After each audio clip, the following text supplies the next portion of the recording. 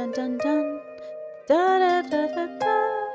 Da da da da da. Good morning. Good morning, good morning, good morning, good morning. Hello, everyone. Da da da da da. Da da da da da. All right, let me just set up some stuff here. Hello, hello. Da dun dun dun da da. All right. Does anyone have an update on Noah Samsen and that girl? I tried to research it. Discord and I are trying to figure out, did Noah ever respond to that? I'm trying to figure it out just so I know. It's Friday, baby. Yeah, it is. It's Friday, baby. All right. I'm not sure. I couldn't find anything on Reddit or anything about Noah and that girl, and I'm just trying to figure it out. Obviously, to harm reduce. I'm gonna pause Elvin's music. Obviously, to better understand the content creators we watch, and just to make sure we're on the right side of what's happening here. Yeah, I cannot tell what the full story is. I'm a little confused. With that said, so there are some Ethan updates in relation to Chris, who we watched yesterday. And I think they're interesting, and I think they force us to have a larger conversation around everything happening. But before we jump in, I want to give you guys an update on the defamation case that Ethan is basically losing. Okay? Oh my God, I'm gonna sneeze. Hold on. Oh, fuck me, bro. Woo! Girl.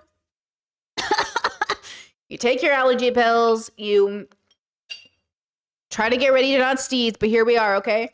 Oh my God. Oh, thank you. Okay. Bless me. Thank you. Thank you. So let me show you this article I found from the Wrap. This is YouTuber Ethan Klein loses anti-slap appeal and producer Ryan Kavanaugh's defamation case. Ethan had a long time feud with Kavanaugh, right? And again, I think that's why it's so hurtful to see Ethan going after Noah and in Mudahar going after Noah. Because, like, girl, why are we setting this precedent, right? But he lost, which, I'm kind of shocked by, but not that shocked by. Because he was accusing Kavanaugh of running like a Ponzi scheme, which he had no backing for, right? So it says YouTuber Ethan Klein lost a motion to dismiss the defamation case brought up against him by the producer Ryan Kavanaugh after the California Court of Appeal upheld a prior ruling on Thursday. Klein, who's famous for his H3H3 podcast and internet troll persona. Internet troll persona.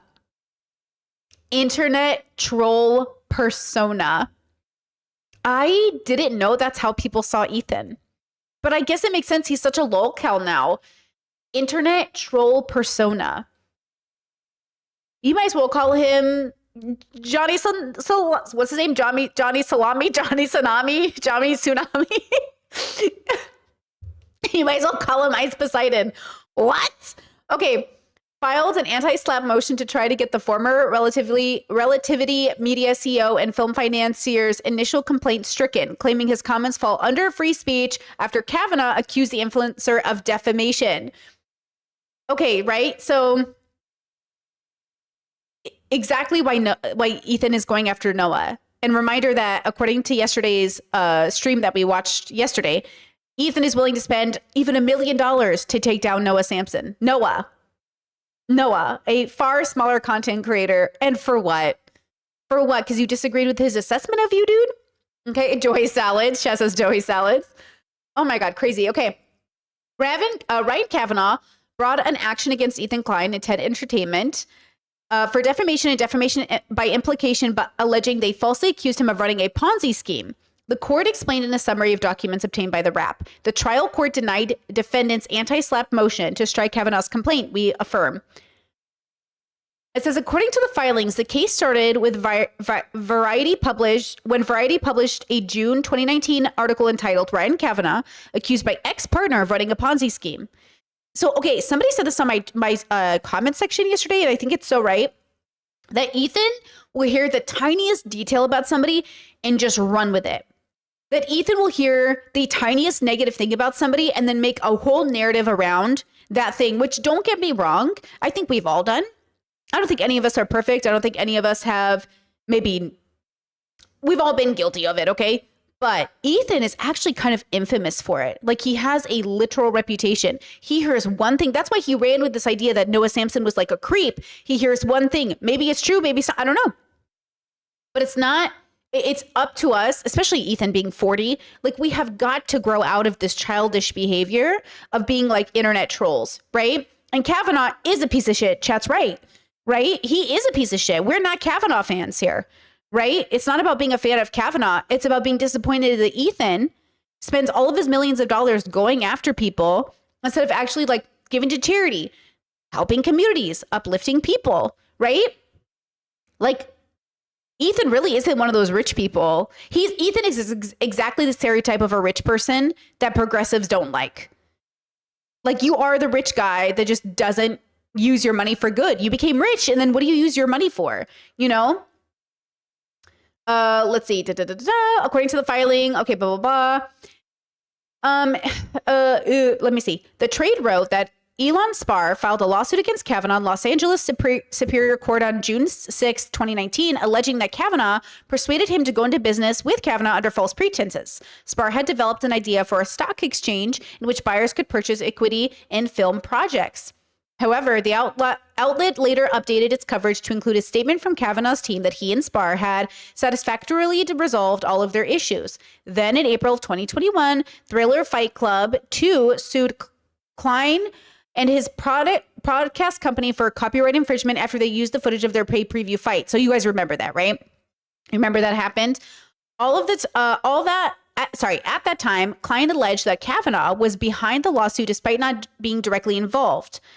Okay, Kavanaugh's complaint alleges that beginning of June 11, 2021, Klein launched a campaign to harass and defame him in retaliation for the Thriller Fight Club 2's copyright action. Klein used his YouTube channels and other social media platforms to disseminate the defamatory accusation in the Variety article that Kavanaugh ran a Ponzi scheme. You know what's interesting? Could Noah Samsen use the same defense against Ethan for weaponizing his community? And I did check in with Hassan to see what Hassan was up to in relation to the Chris video that came out, Chris K video. And Hassan was saying that he doesn't want to sue Ethan because he thinks it's kind of like basically shitty behavior. And I think there's something to that. I think it is shitty behavior, right? What do you guys think about that?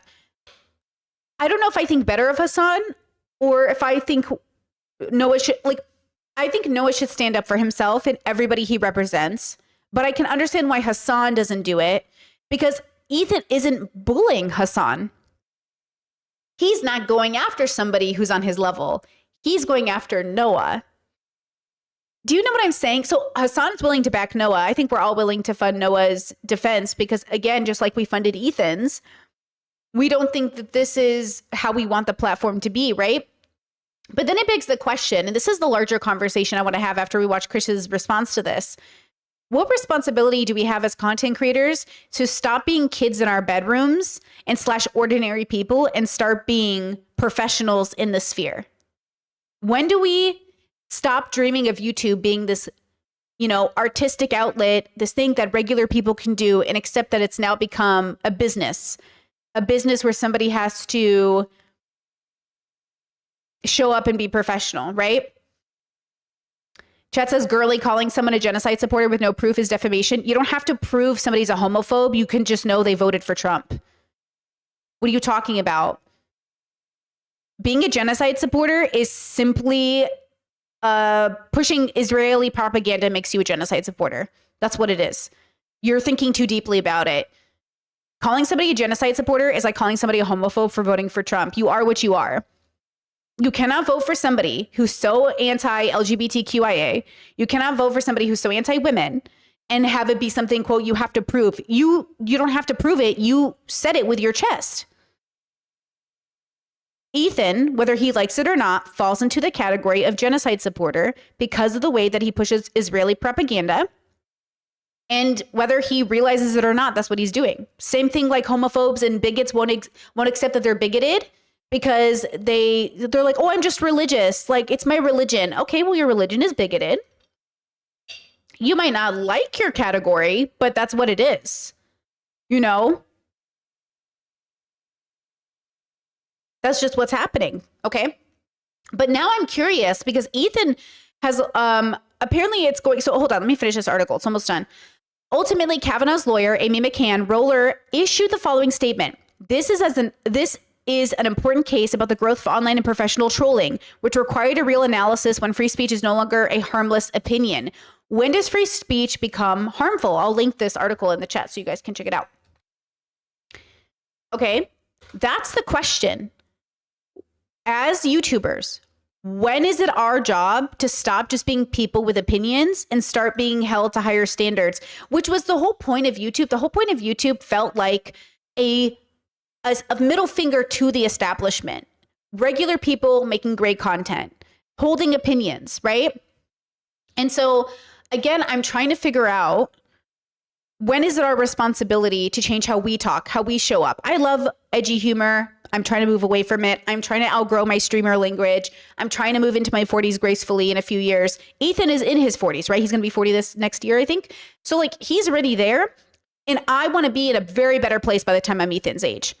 I have a few years, but by the time I'm Ethan's age, I can't still be a edgy girl on the internet, right? We have to kind of grow out of this because we are the aunties and uncles, we're the elders, we're the older people group. And we have to be there for younger people, right? While listening to them and, you know, learning from them because young people also have things to say. Right? So that's my question. Now, Chris responded to Ethan responding to him, and we're going to use his video to kind of highlight this response from Ethan because it's not a very long one, of course, because Ethan is always playing defense. But here's Chris explaining what happened. Last night, Ethan Klein spoke about me on his podcast, and he is still choosing to ignore my video. I'll just show you what he said. Yeah. Surprise, surprise. Noah is promoting Ethan Zionist confirmed. By the way, I can't get over it, man. It's just so easy to get views on YouTube right now by using my name. I'm pretty sure this channel, it popped up on the subreddit, his normal videos get like 200 views. And then all of a sudden, this guy's he's an expert on Zionism and Israel history, and now he's got 80,000 views, probably his most viewed video by far.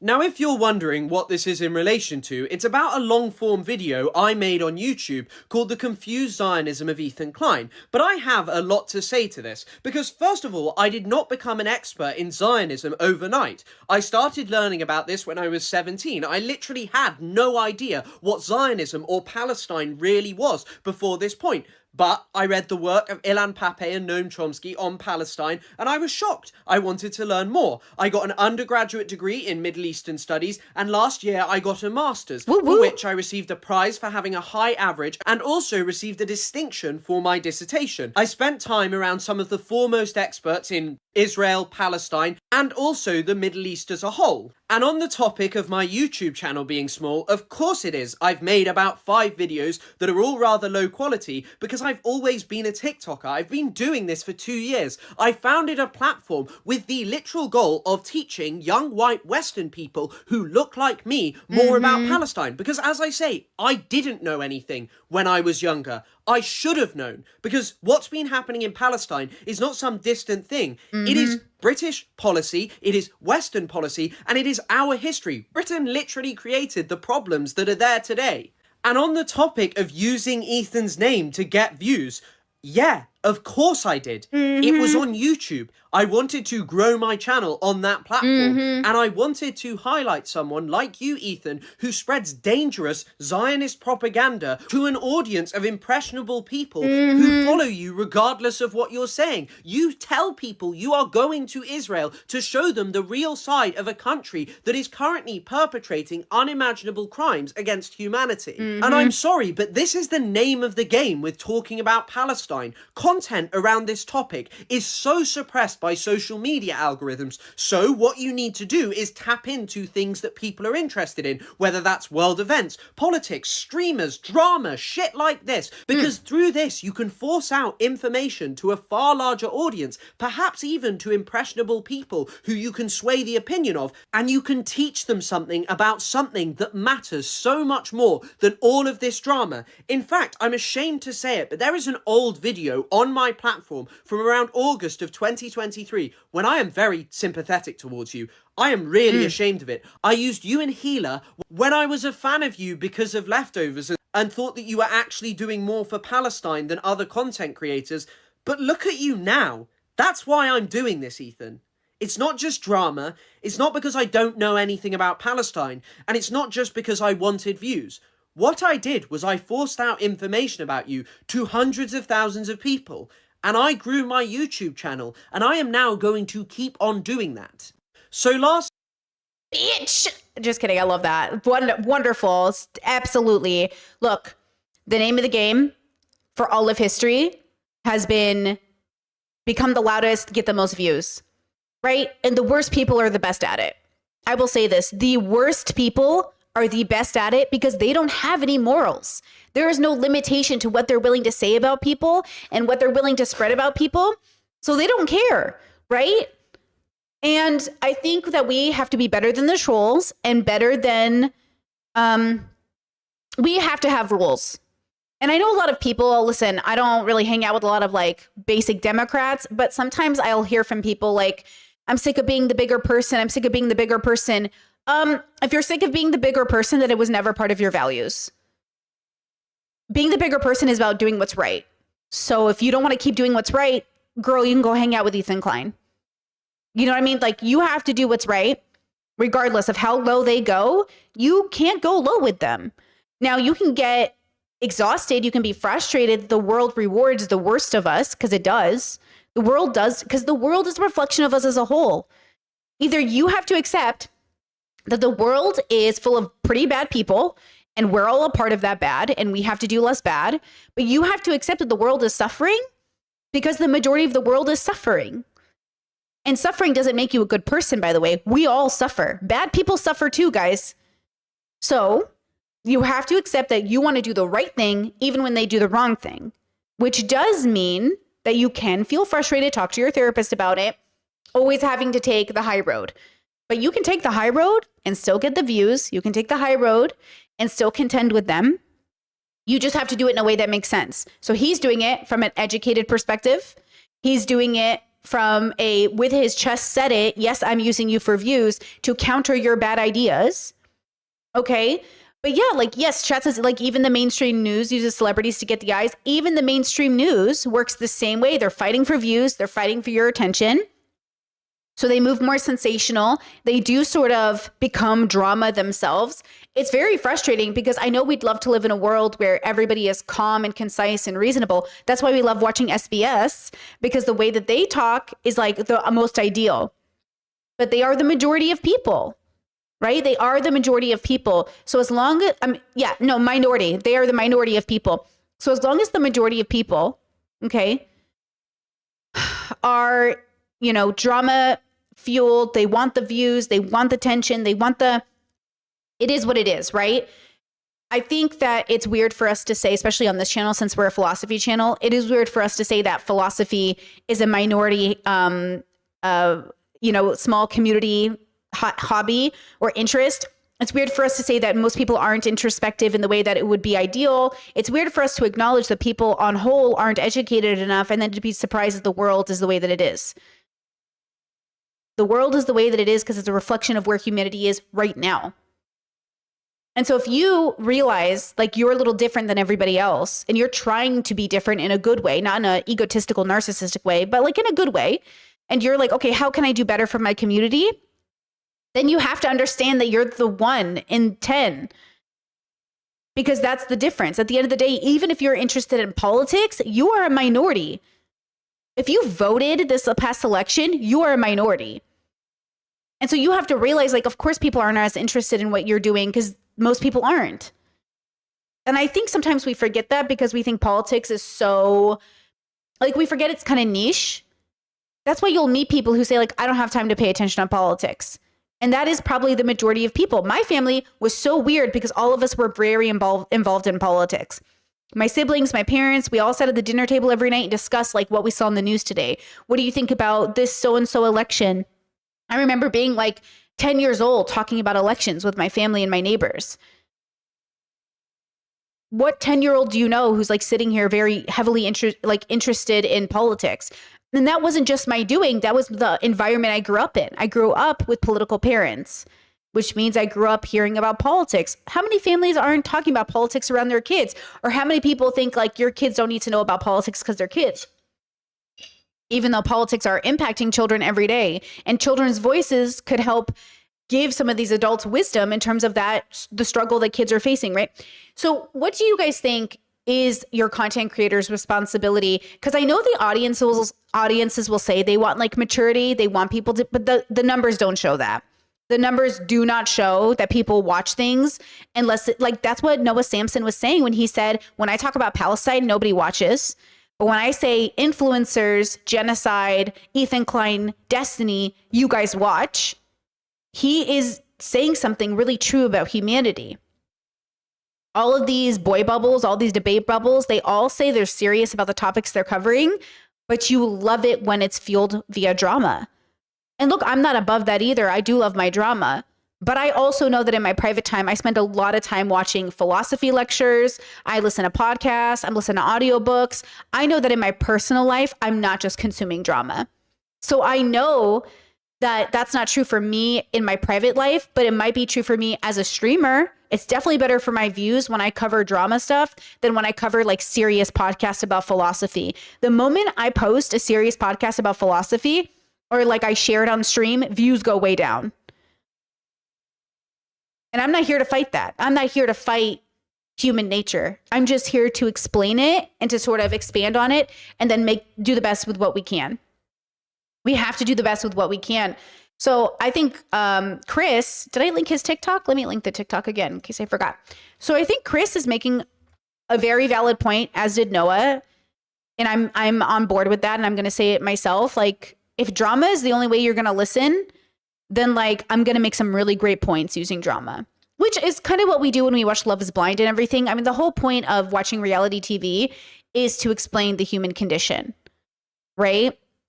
Is to explain. That's what we're doing today. We're going to talk about cults and stuff because we're talking about people. We always think like people rise above their nature. People don't rise above nature. People are nature. We only have deeper relationships with that nature. We rise above our base instinct, our base biology, but we do not ascend nature. We are simply nature ascended. It's very different. These are very different things, you know? Chat says, I don't always want maturity. To be honest, sometimes I just want the fun. And on the other hand, I sometimes do want maturity. Hey, same. Chat says, I think it's interesting to introduce that bridge between sensationalist and calm. Noah and the guy, Chris, stating it clearly when they're relying info is the way they are. Info in the way that they are. And then chat says, it's a balancing game. That's why edutainment exists. Yeah, I think so. I actually think video essayists do that really well. Like video essayists use sensationalism to bring you in, costuming, design sets, long lengths. Like there is a marketing part of video essayists, which is why they get the views because you know how much went into it. But I don't think people would be watching those essays if they weren't dressed up. I don't. I am not convinced that anybody would be watching those essays if they weren't sensational, if it wasn't so branded the way that it was. Not at the numbers that they do. At some numbers, but not at the numbers that they do. I don't believe it. And I think that's why those people put so much effort into creating that content. And it is, guys, it really is a lot. Costuming, design, lighting. I mean, think about Philosophy Tube. The amount of effort she has to go in to post her videos. ContraPoints, the amount of effort she has to post. Like, would you be watching them if they weren't putting in that much effort? If they were just in their bedroom talking into a microphone? Like, even visual aid is the make or break for some content creators, especially since so many people, though they don't have actual ADHD, their brain, because of social media, is picking up symptoms of ADHD. That is not ADHD, because that's different. But yeah, those attention spans and all that stuff, like, you know what I mean? Chat says, I don't watch Philosophy Tube. Okay, well, millions of people do. So it's not really, because I don't even watch Philosophy Tube, but that's not the point. You know what I mean? That's not the point. We might not be one of the millions of people, but millions of people are watching Philosophy Tube, right? I only watch Philosophy Tube on stream. I don't watch her in my real life. And that's no shade to her, right? It's just like, it's not how I consume my philosophy content, but I mean, they're great videos. It's just, you know what I mean? Everyone has their own taste. Everyone has their own interest. Like everyone consumes differently based off of their own personal, interests, right? So it's fine if you watch her. There's nothing wrong with watching her, right? Yeah, there's nothing wrong with watching anybody. But it's how your brain consumes information. It's how your brain digests information, you know? Like some content creators I love as people, but I don't like the way they make content. And that's totally fine because it has nothing to do with their content. It has to do with my brain. And that's the difference too. And even, you know, I always say this, if you're a neurodivergent content creator, you know, be aware that if you're neurodivergent, you're already away from the majority, and you might have to learn to sort of mask through your content in a sense, because like the way you process information, like I hate music in videos as an example. I hate it. I can't hear the people talking. I hate music in videos, but people love music in videos the same way I love music in anime because it conveys a feeling and it moves you, but it works. So, you know, some things to think about if you're ever a content creator as a neurodivergent person. What works for you might not work for everybody, but sometimes you got to make that compromise. You know what I mean? And that's just the autism. Like I can't hear the audio. So I'm like frustrated because I want to hear you, but I can't hear a lot of people when they put music in their videos. I make some exceptions. Like I like FD Signifier. I feel like the music he uses in his videos is tolerable. But I would watch him if he didn't put music in his videos. You know what I mean? But with other people, maybe not. Music makes people think the video is more professional. So they stay longer. It's just, it's human psychology. It's so weird. Yeah. Let's see.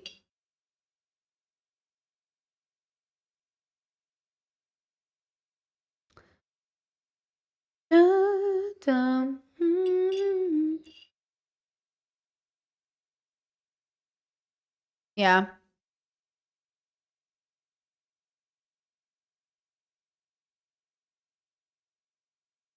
All right.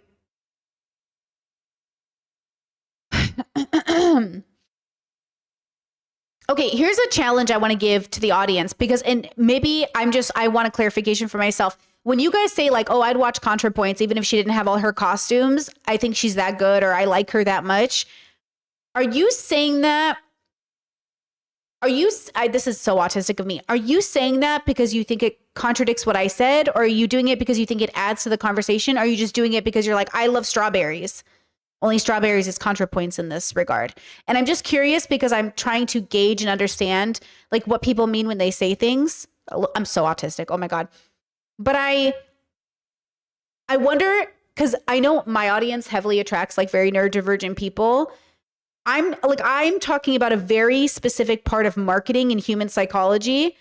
So if you're the one person that would watch Contra without all of her costumes, you do realize you're not the people who watch her videos.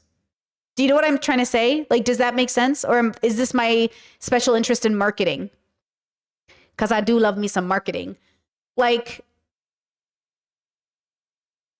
I'm just trying to figure it out. I wonder because I realize like, Lucy Chess says, like, I agree she gets big numbers because of the flashiness, so not trying to contradict you. Okay, so you guys are just sharing that you like her, which is so valid. Yeah, okay, I'm with you. The reason I say this is because I'm always curious how people think, right? My special interest people. And I wonder about this. Like, do you know when you are a consumer that is the minority and when you're a consumer that's a majority? Like when you shop at Costco, do you know the difference between the customers that go to every sample station and the customers who don't? Like, do you know if you're the customer who gets the sample and buys it and is convinced by the sample, or if you're the customer who's never convinced by the sample? Do you know what I mean? I wonder this because I know for a fact I am not the person who's convinced by the sample. Actually, I'm the consumer that if I eat the sample, I'm less likely to buy the product. I am more likely to buy the product if I don't taste the sample. Do you know what kind of a consumer you are? I'm so curious. I find that fascinating about my brain. I am more convinced by the packaging than I ever am of the sample. The sample will be like, nah, this isn't as good as I thought it was. The box looked better. I'm a sucker for marketing boxes. If the box looks good, I'm gonna buy that. I'm like, oh, I really love this box. which is like so fascinating, right? Ooh, chat says maybe I don't like being sold stuff. I hate samples, but the interaction of the sampling, not the sample itself, it feels pushy sometimes where I feel like I wonder if it triggers almost like my PDA in a sense where I'm like, don't tell me what to do. Cause I know you're trying to seduce me into eating or buying this thing because I tried your sample. But then it's also a guilt trip. Oh, you had a sample and you're not going to buy anything? It's like, don't guilt me. I'm going to buy it if I want to buy it. You know what I mean? I wonder about that. I do wonder about that all the time. And I do love me a Costco run. Wait, is Costco the one we're supporting? Yeah, right? Costco's the one we're supporting, right? Did they get rid of their DEI? Or no, they went harder, didn't they? I'm trying to keep track. You know? Yeah. Costco, yes. Sam's, no. Okay. Costco, yes. Sam's Club, no. Okay, got it. Yeah, I'm all about that. Costco. I'm all about that Costco. I really would love a Costco pretzel. Ooh. I told my partner, let's go to America. Just go to Costco. You know. Chat says, can you show off your earrings? Yes, these are one of my favorite pair of earrings. They're made out of records, like music records, by a guy in New Orleans. I went to the New Orleans market on one of my road trips, and this guy makes them out of pieces on a record. And their eyeballs and all, he showed me like all the pieces where they came from, how he breaks the records, he smashes them, and then he repurposes them as earrings. I love that. Recycle, bitch. One of my favorite pairs of earrings. I've had them for years. Love it. I really do. All right, girls. Okay, good convo. I'm glad we started off this way because, oh my God, you want to talk about marketing? Girl, you want to talk about marketing? Get ready. This is crazy. Oh my God. Take a deep breath. Okay. Everyone take a deep breath. Okay. Okay. On TikTok, there was a viral video that was going around, or not a viral video, sorry, a viral topic. That's really how we should say it. Steam has a new game in its category, in its library, that basically puts you in a protagonist's, the protagonist has to, it's a man, has to basically assault and dominate women to win the game. Okay. So I see this TikTok from this woman and I'm like, I have to research this more. Let her explain it and then we'll get into it. I do not care. I am fucking sick. There is a game going around, going viral right now, with the core objective to gang rape women, men gang raping women, and the more you gang rape, you get more points. I already know I'm gonna get spacked for crying. Listen, ask me if I care. Ask me again if I care. Sorry that I actually have empathy for my fellow women of this godforsaken planet. We do not deserve this shit. And the thing that's fucked up is that this is not some crazy game that you have to go searching for. This is literally on Steam. You can find it right now on Steam. So any gamer or anyone of that nature who has a Steam Deck or has access to Steam is able to get a hold of something this destructive. I don't understand how anyone is able to ever even conceptualize giving birth in this planet when this is the type of people we have to share the world with. In the UK, just a couple weeks ago, for example, that we had a case where schoolboys gang raped a girl around the school premises, and now I am just wondering, did they have a hand to play in this game? Because there are over 130 million users that actively play this flipping shit. Waking up to this when I've just posted the petition in my bio for Kwekwe, justice for Kwekwe, the 7-year-old in South Africa who was raped in school. I hate this planet. Get me off. Get me off. Do not fucking ask me as to why I don't want children. Do not ever fucking ask me that question with your brown, stinky, smelly tongue ever again. You guys are gonna see me upset in this. Okay, now I just want to say a few things. Updates, and we'll get into it. Steam did take it off its library. Yes, that's true. I see chat confirming that. That is true because of videos like this.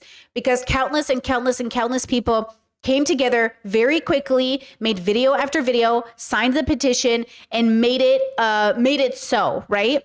This is why doing something can matter. Now, it's not going to save you. If you're going through a meaning crisis and you don't know your reason for being on the planet, signing a petition is not going to save your life, girls. But it might help move society in a better direction. Okay? So because the community came together, this game is now taken down. And so that's a reminder that when you do things, it can impact people. It might not save your life, it might not give you meaning, but it really does help people move in a better direction, I think. Now, check this out. So this is No Mercy. This is like a little tidbit of the game, very creepy. This is LBC. You guys probably know their TikTok, maybe. Fury over rape and incest game that tells players to be women's worst nightmare as tech secretary slams PC giant. Okay. It says the world's biggest PC gaming platform is marketing an incest and non-consensual sex simulator on its platform. The computer game No Mercy centers around a male protagonist who's encouraged to become every woman's worst nightmare. And never take no for an answer. Technology Secretary Peter Kyle, who's responsible for overseeing the government's online safety strategy, described the game as deeply worrying and demanded the tech giant take it down. The game launched on Steam last month and is described by its own developers as containing violence, incest, blackmail, and what they describe as unavoidable non-consensual sex. Okay, No Mercy is a 3D choice-driven adult visual novel with a huge focus on incest and male domination. After your mother's affair shatters your family, you take on a new role, not to fix what's broken, but to claim her for yourself. Okay. Unveil her deepest secrets, subdue her, and make all women yours. All reviews, 167, very positive. Release date, March 22nd, 2025. Developer, Zerat Games, and publisher, same. It requires, okay, disgusting, by the way. Girl. Okay. It requires a card to buy, but has minimum minimal age verification checks with campaigners warning it could be downloaded by children. Adult themes exist in video games, but I'm so shocked and surprised by this. LBC's tech correspondent Will Garrett said, "There's probably about 3.5 million active Steam accounts in the UK. I just don't see how this can be openly, easily available, and also importantly not removed when people like myself have reported it as unsuitable." LBC created a Steam account with full access to adult content by simply ticking boxes claiming to be 18 plus and was able to download No Mercy for $9.99. Tech companies make it as easy as possible for kids to go on and put in a fake age and put in a card. Child mental health expert Nova Eden said, "P.S. Roblox 100% so dangerous for children." I've been watching so many content creators who work in child safety talk about Roblox being so dangerous. Minecraft, a little safer for your kids. Roblox, not safe. Be very cautious and careful. And look, going back to that content creator who, let me link her, Kimberly. Let me link her TikTok, who said, "Don't even tell me why I'm not having children." I think, truthfully, the dilemma with bringing a baby into the universe is because we're evolved animals on a planet having a biological experience.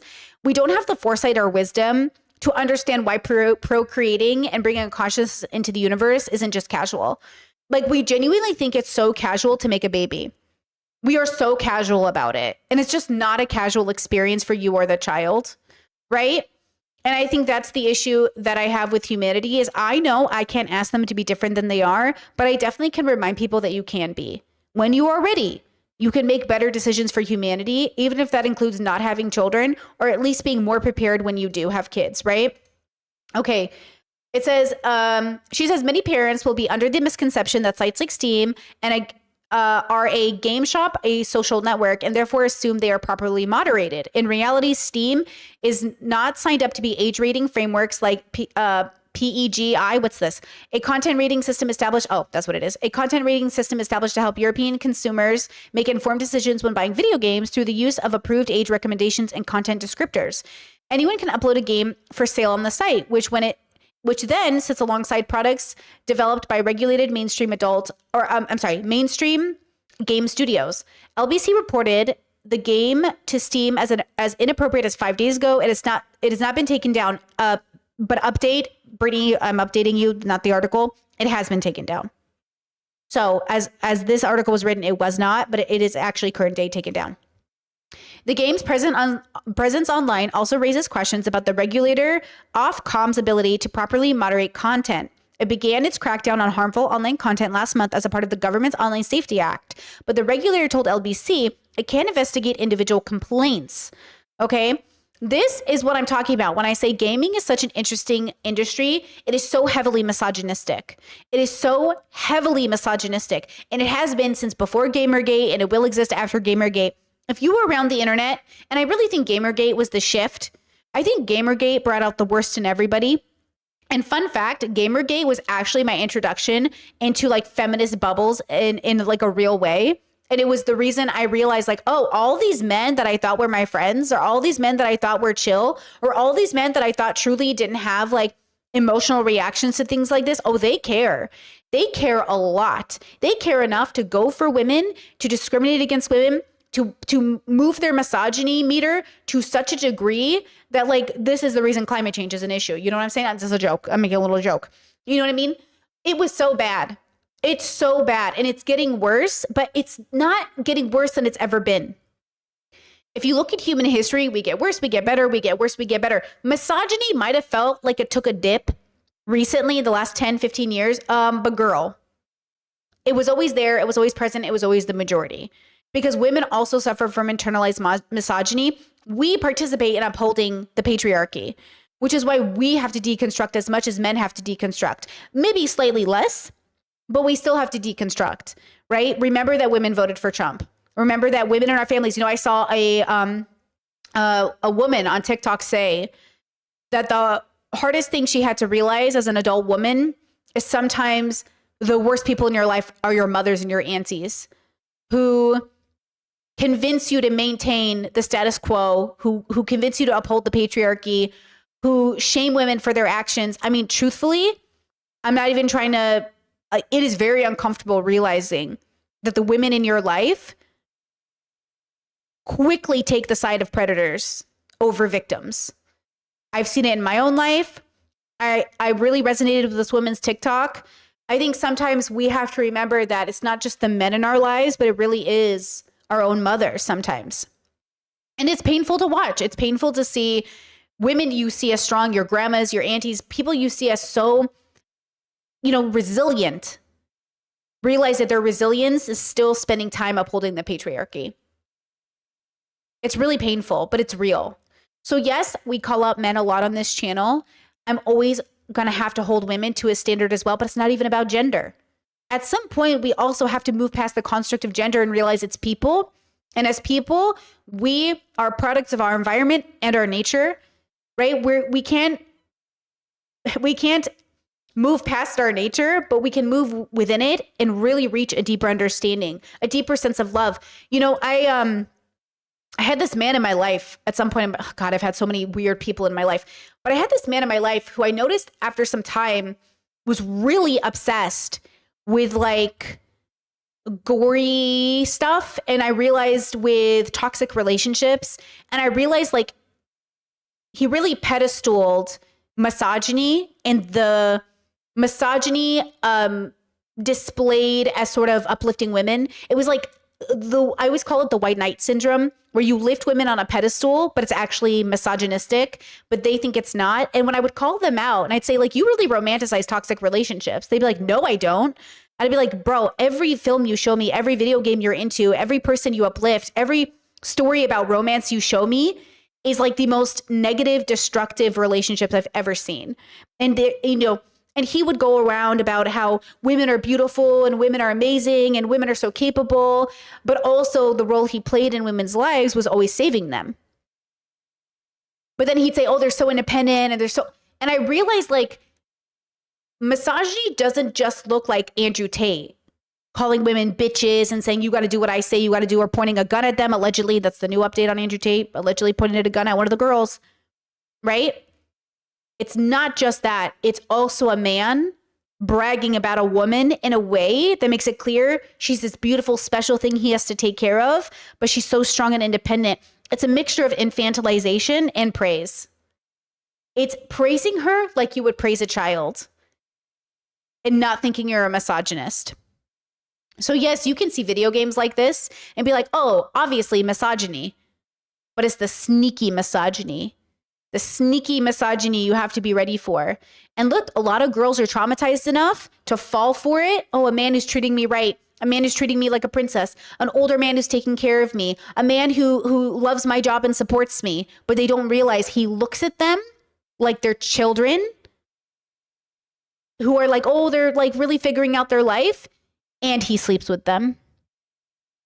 And he feels ownership over them, and he feels entitled to them. And you know what I'm saying? They don't see it. And so when you call it out, you know what I'm saying? The reason I wanted to talk about this is because I do think we struggle to see how dark and horrible humanity is. Because in our day-to-day lives, to be honest, you're probably doing pretty okay, even though you're stressed, right? And at the same time, that's really, really true. Like in your day-to-day lives, you're probably waking up and going home and watching Netflix and everything's stressful, but you're doing it, okay? And on the other side of the world or in a different place, you're watching people get arrested unfairly, people being killed, people being, I was going to show you a video today that I don't have it in me to show it to you. I think it would but I think if you come across it, you should watch it.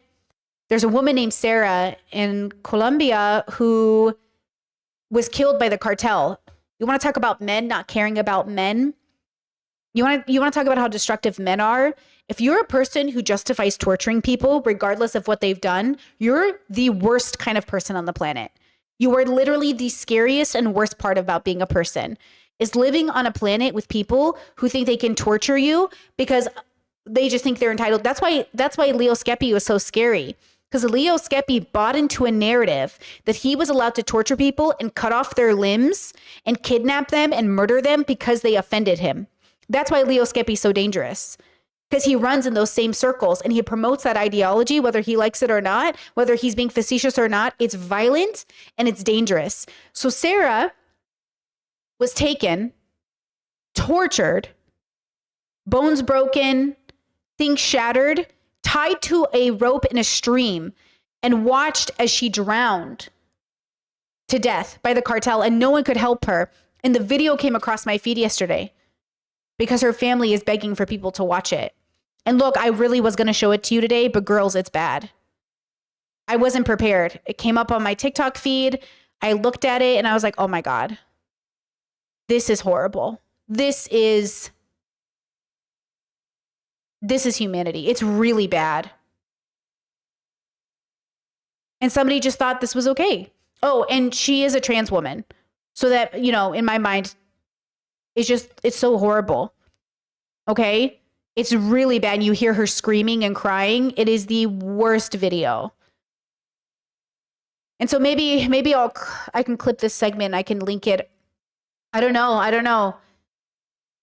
And I know I see a video like that and I think to myself, like, oh my God, like men are the worst thing to ever happen to humanity, but it's not men. It's the mothers that raised them and justified this behavior. It's the fathers that taught them this way. It's the patriarchy that keeps them feeling justified in these actions. It's the Trump administration not actually targeting gang members, but innocent people and deporting them. It's everybody doing everything incorrectly. Why does a baby grow up thinking they can do this to people? Because you raised them in an environment that justified violence as a way to gender affirm your manliness. How did a baby grow up? How did a baby boy grow up and end up becoming a person that tied another human being in a body of water just to watch them drown? What happened?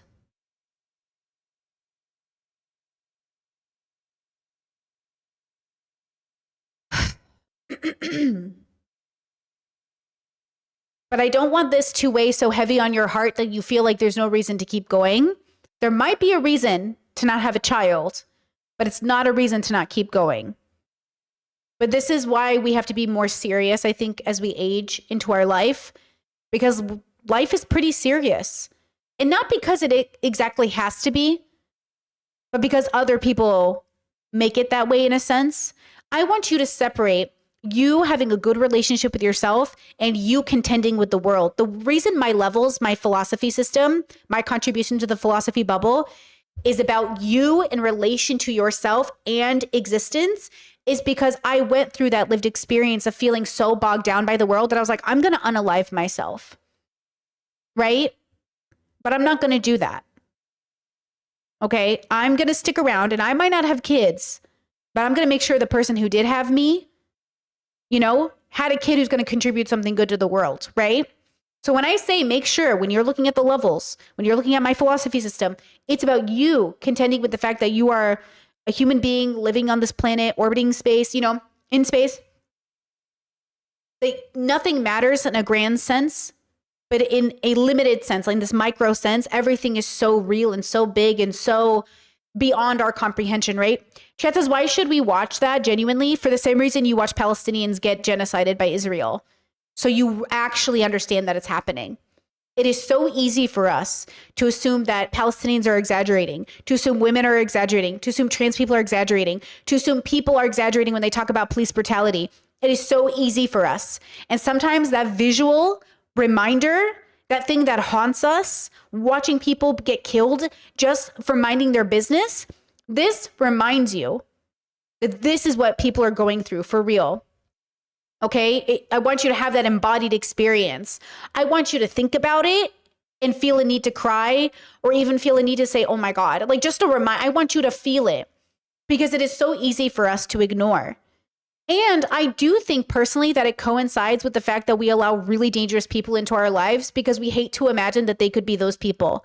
But somebody's son grew up, joined the cartel, kidnapped this woman, tortured her, and then watched her drown in a river.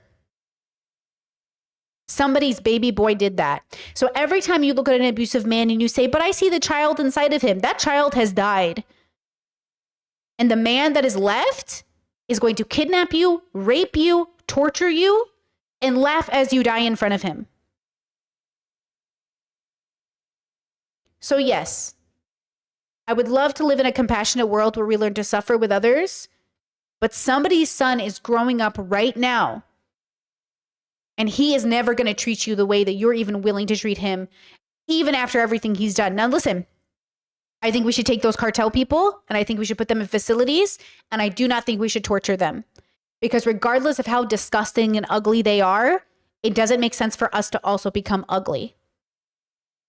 Okay. Chet says, how do you watch that stuff and not feel suicidal? Genuinely asking again. It makes me, so I don't know, down in the pit. Okay. So when I used to be there, this is like, what I really feel like I can contribute to people, like to humanity. I was suffering under the weight of the world. I was suffering under the weight of my own life. Until you have an embodied experience where you radically accept that you are an animal on a planet, or at least an unknown entity on a planet, until you fully accept that we are just simply here and we don't even know why, it is going to be very hard not to feel burdened by the world. Because the world gives you answers that they don't even think are real. Like, oh, the world is suffering, so believe in a God. That's how religious people get through it, girls. Do you know why religious people don't crumble under the weight of the suffering of the world? Because they don't have to. God's going to take care of it. But if you don't believe in a God and you don't know why you're here, then it's going to be very hard for you to process this reality. You have to tell yourself a story that allows you to realize what you are. I personally am looking for the truth. So I am not looking for just a story. I am looking for the actual facts. Why are we here? How did humans get here? Who made us? Did we evolve? What are we? So I personally, Brittany, I find I am the most calm and the most rational and the most compassionate when I go for the most facts, the most reality. But that's why religious people aren't committing suicide at high rates, generally speaking, because they let God take on the burden of figuring it out, right? But that's the thing is God wasn't enough for me. It wasn't enough. Politics wasn't enough for me. I am not sated. I am not kept sane by politics. I am kept sane by accepting that I simply exist. And I'm not exactly sure, but I'm pretty positive we're just like evolved biological organisms on a planet. And that's pretty comforting. But I don't know. But whatever the truth is, at least there is a truth. There is a reason. It doesn't really matter what it is, but what matters is that I know that it's there. You know? And I think that's kind of the key. So anyways, all of us choose a narrative, right? All of us choose a story to tell ourselves to get through the day. And I think it's really important that you know why you chose the story that you did. You know, Chess says, thank you for explaining, girl. Your thoughts and words have helped me a lot over the past year. Let's go. And that's what I want. Because I remember sitting in my therapist's office and she's like, who told you you had to save the world? And I was like, everybody. Everyone told me that. My whole life, everyone told me, you better be on the right side of history. You better do the right thing. But then when I grew up and I saw the adults doing the opposite of what they preached, I was confused. My whole life, people told me, you have got to save the world. It's your job. You have to do the right thing. But then they voted for Trump. And they voted for mothers to be deported. And they voted what's the right thing if not to save humanity? What's the right thing if not to be kind? How could the right thing be voting for Trump? How could the right thing be genociding the Palestinians? How could the right thing be the cartels killing people? How could the right thing be these gang members called police officers harassing citizens? How could this be the right thing? In what reality does anyone want this to be the right thing? Now, whether or not the right thing actually exists in an objective sense, I'm not sure, but maybe. And that's what I'm really contending with in my life right now. Is there such thing as the objective, and are we experiencing it? Girl, you know? All right. With that said, don't lose hope. Just because the world is melting around you, stay firm in your values.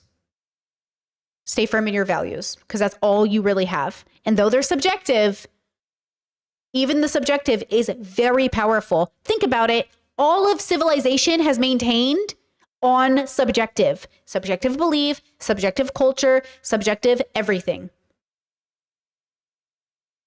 So subjective is pretty powerful, right? Pretty powerful. All right. Speaking of subjective belief, let's talk about twin flames. Let's talk about cults. Okay, let's talk about how people get wrapped up in this bubble, bro. How does this happen? How does this happen? Because people want a story that makes sense to them. We watched the Twin Flames documentaries on Discord together, right, guys? I don't remember if we've ever watched Twin Flames content on YouTube together. But I know we watched the documentary series, I think for Netflix or something. I don't remember, Hulu, on the Discord together, right? Which, P.S., we have some watch events happening the next couple of Sundays, so come please join us on the Discord with yoga, Holy Mountain, everything everywhere all at once, and the Discord 101 discussion. We're also going to watch Heretic, and there's a lot of movies we want to end up watching. We like watching movies and then dissecting them together. So if you want to come join us, please do. 18 plus, because we don't want to talk to teenagers or kids. Thank you. Let's watch this video together. This is the interview by CTV News. Came out 2 weeks ago. I guess some of you have seen it maybe, but I feel like this is the update I've been waiting for. So let's see what this is about. I'm very excited. Let me get the tech going. Give me a second. Give me a second. Okay. Whoa, loud. Is that okay in volume? Let me know. Scary Jeff and Shalia. We're gonna come and eat your children. I'm not hiding anything. Like, I'm literally telling you I'm Christ. Jeff Divine. I'm sorry. Right out the gate. I'm not hiding anything. I'm literally Jesus motherfucking Christ. Okay. Relax, Jeff. Is a cult leader, a narcissist. Hold on. Let me turn it down. Their volume is so good. Let me know if it's going to be loud now that I've changed the volume after this. A psychopath. You. My business depends on all of you. I think he gets off on seeing them become his creation. Some of them have started having gender-affirming surgeries. Has a crime been committed? Is there about to be a crime committed? No one forced me to change my gender. Jeff never said that he was God. No, we're not cults. Better?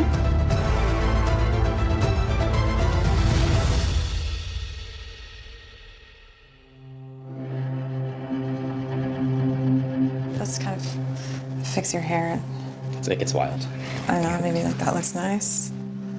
So you're gonna be filming us sitting down? Is that what you mean? Yeah, Okay. we're gonna film all that.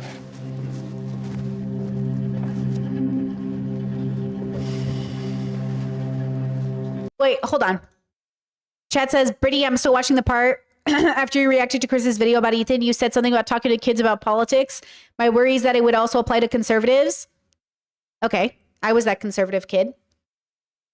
Yeah, my conservative parents talked to me about politics. Yeah. And that's how it works, kids. People get to have babies and they get to raise them in their religions. Okay, hold on. Before we get into twin flames, hold on. This reminds me of this. I'm sorry. God, I watch so much content. Hold on. This reminds me of this. Hold on. Pause. Give me a second. Why do I have all these TikToks saved for you? All I ask is if you have an autistic kid, don't raise them this. I'm just kidding. Hold on. Listen to this. Absolutely insane watching Love on the Spectrum is seeing how many of these parents are indoctrinating their children and forcing their autistic children to convert to Christianity. You have Adan, who doesn't believe in premarital sex. His entire house was like literally every wall had a cross on it. Then when he showed up to have that conversation with Danny regarding him not believing in premarital sex, he had on like the black shirt with like the big cross, said it went against his values. And I'm not saying that autistic individuals cannot have their own beliefs, but like, come on, that was very much from the Catholic Church. Like the amount of guilt that was clearly seeping through that poor man because his parents are obviously forcing him into Catholicism. And then you have someone like Tanner who's specifically looking for a nice Christian Southern woman. The fact that someone like Tanner is being forced into a religion is so incredibly problematic. And this is not to say that their parents are not doing a phenomenal job in terms of raising them, because we all love Tanner. We see the way that his mother is. But now you're forcing a belief on someone who has a disability, who live by a religion that they may not necessarily fully understand. They're just regurgitating what their parents are telling them. Like, I'm sorry, but I'm not pro forcing a religion on someone who is autistic and may have an intellectual disability, and you're making them believe something that you're choosing to believe in. You're forcing them to believe and live by a religion that has been proven time and time again to take advantage of individuals, of children, of women, of people who are disabled. Like, you have people in the Christian church who believe that you can pray someone's autism away. You have Catholics who believe that autism is someone being possessed by the devil, that it's somehow demonic. I love the show, but it infuriates me so much to see people indoctrinating their children to be forced to believe in a religion that just, why? Like, how does that serve them as autistic individuals? It doesn't serve them. It serves you as their parent. You needed to feed your own ego. I think that's Okay, first of all, red flag, this woman has autistic mom in her bio. Listen, my new pet peeve is parents who identify with their kids' autism. It's not your autism. Stop using our label. It feels fucking weird for people to be like, I'm an autistic mom. Okay, yeah, I'm gonna need you to stop using that. Like boy moms, like you're gonna need to stop using that. Thank you. I don't like it. It's very weird. I don't like her. She's like infantilizing them and not infantilizing them. Religious people are allowed to love their autistic kids. Okay, but also all parents raise all kids, allistic or autistic, in religious homes, and those kids have a choice to leave or not leave. Okay, so I just want to like make that clear. Chet says autistic mom, meaning she's autistic. I think it means that she has a kid who's autistic. But if she means like I'm autistic and I'm a mom, like I feel like anyone who uses the word autistic mom usually means they have an autistic kid. But I don't know, maybe that's my bubble. Okay, but this is the stuff that I think is so fascinating. How do you reinforce something like this? And how does this apply to autistic kids? Right? Look, I'm not even a big fan that people have kids in general. Since I think 90% of the population like definitely isn't equipped to be parents. And a big part of that is that they're religious, or not religious specifically, but specifically like bigoted. Like, I don't love the fact that bigoted people have children, but hey, look, what are you going to do? I also don't like the fact that people who can't pay for their kids have kids. I don't like the fact that people who work all day and have tons of money but never spend time with their kids have kids. I think, you know what I mean? I'm not a big fan of kids in general. Like, if we're bringing kids into the universe in a way that we're not equipped to handle it, you know what I mean? Like, I don't like any of that stuff. But I don't understand her point of saying that, you know, specifically because they're autistic and possibly intellectually disabled, that it's even worse for them. Like, I don't know what that means. You know, it doesn't even make sense. Chet says, as a Catholic, we don't believe that autism is demonic. Yeah, obviously, I was raised Catholic. I've never heard that my whole fucking life. But I will say this, RFK Jr., fuck him. He says by September, oh, look at this video. Fuck me, bro. Look at this video. Oh. We have now, the autism rates have gone from... Okay, hold on. This motherfucker is low as shit. We have now, the autism rates have gone from Now, most recent numbers we think are going to be about 1 in 31, 1 in 20, so they're going up again from 1 in 10,000 when I was a kid. And we are going, at your direction, we are going to know by September. We've launched a massive testing and research effort that's going to involve hundreds of scientists from around the world. Chad says he always sounds like he's dying. I heard he had throat cancer, guys. So we're actually just making fun of somebody who had cancer. So just like, let's shout out to Val Kilmer, who actually passed away from pneumonia and had throat cancer. Love him. God rest his soul. God has rest his soul. But like, I understand we want to like make fun of his voice because we hate him, but just a reminder that like, right? Not the vibe. Okay.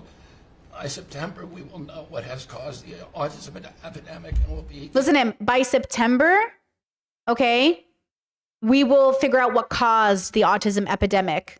Wait until they find out it's your daddy's sperm, baby. Wait until they find out it's your daddy's sperm. Wait until they find out it's you. Okay, wait till they find out it's the genetics. We'll be able to eliminate those exposures. So big. Think of that. So it was 1 in 10,000 children had autism, and now it's 1 in 31. Not 31,000, 31. That is that's a horrible statistic, isn't it? And there's got to be something artificial out there that's doing this. So you think you're going to have a pretty good idea, huh? We will know by September. There will be no bigger news conference than that. So that's it. If you can come up with that answer where you stop taking something, you stop eating something, or maybe it's a shot, but something's causing it. It can't be from 10,000 to, can you imagine that, Margo? That's a big number. Thank you very much. You're doing great. Thank you very much. Just kidding. So listen, he wants to eliminate autism from people. I don't know how you're going to do that. You know what I mean? We often talk about this on that channel. Like if you could cure autism, but autism doesn't really, like, it's not like separate from you in a sense. Like I think you exist outside your autism, but also autism is how your brain is wired. So it's like a little confusing, the idea of like, we're going to eliminate autism. Like, does that mean you're going to, for future children, make it so their brain is more neurotypical? Or are you saying, what are you saying? You know what I mean? And then of course, because they're anti-vaxxers and because they are anti-science, what are they really saying? You know what I mean? What are they saying? And that's the concern. And by the way, a lot of us got light diagnosed. The numbers would have been so much bigger, right? If we all got diagnosed as children. They're just big now because we're all getting diagnosed, not because there's an uprise of autistic people, right? But that's the thing, is they think it's the, you know, the vaccines. By the way, do you guys remember during the pro-life interview that lady who got punched, Savannah? Reminder that she said SIDS has a correlation of being caused because of vaccines. SIDS. Like, these people are either on purpose trying to piss everybody off, or you were literally too fucking stupid to be involved in this conversation. Another example of somebody too fucking stupid to be involved in this conversation. Not her. We love her. She's beautiful. She's smart. She's fine. She's everything. Not her. The man she's talking to. Too stupid to be in this conversation. Yeah, could you explain it one more time? I think we all would like to have an explanation where we can understand it. I think we're quite following. You are not sure what intersex people are, if they exist or not, but you want to defund a program about something that you don't quite understand. I'm trying. That's why I'm seeking clarification. Yeah. So the truth that is rooted in our biblical understanding that God set forth from the beginning of creation is that your gender is fixed at birth and you cannot change it. Again, I want to clarify gender as a social construct or a biological sex. And again, you haven't yet answered my question about where do intersex people fall into that equation. Yeah, those intersex individuals are still XX or XY, so you can't change that. Yeah. Do you know what I'm saying? There should be a requirement of a certain level of education before you open your fucking mouth. Do you know what I'm saying? And for him to be able to reference the Bible America is laughed at by so many countries around the world because of how fucking stupid we are. That is literally what Americans do not understand about how the world sees us. They think we are so fucking stupid. And look, we're not. We're not that fucking stupid. But some of our leaders really are. And some of our voters might be. But America is also full of an amazing amount of very smart and introspective people. But there should be a level of just like a requirement of basic understanding. And by the way, this is what talking to Ethan Klein feels like. Talking to Ethan Klein feels like talking to this guy. That's what Ethan doesn't understand. You sound like this guy. That's why nobody engages with you on a serious level, because you don't understand. It's like we all had to go and do some level of work or research, and then you're coming into the conversation, and it's so exhausting to even be like, why are you here? Why are you even here? Okay?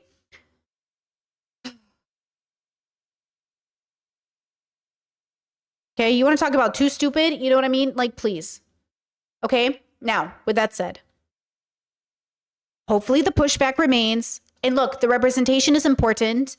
I think, my doctors told me, like, I didn't have to tell anybody I was autistic, right? They're like, Brittany, you don't have to share this diagnosis with anybody.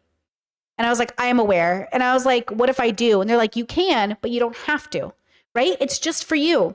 But if you want to share it, that's okay. And I was like, well, it feels weird not to share it with I talked about you guys with my doctor. I was like, or the doctors who diagnosed me. I was like, well, listen, I am a content creator and I feel like it's important to be there and to be present and to represent people and to also share this journey that I've been on. And it feels weird not to tell them when they've been so a part of that journey. And they're like, this is your medical history. You can share if you want. There could be legal consequences. Countries might deny visas. You might not be able to immigrate to certain places. You could lose job opportunities. And I said, well, shit. If I'm not going to stand up and say something about it, like who is? Who's going to do the advocacy work? And look, I don't even consider myself that hardcore an advocate like I used to be. So like, I don't even mean to own that word. But just by existing, you become one, right? When you're out there and saying, you know what I mean? Like that is, so yeah, like I understand the possibility of the consequence when the administration is literally saying ADHD medication is addictive and an issue and the kids shouldn't be on it. When we're dealing with an administration that is saying like autism or autistic people, like in some way have magically appeared and it must be from a poke or something they ate,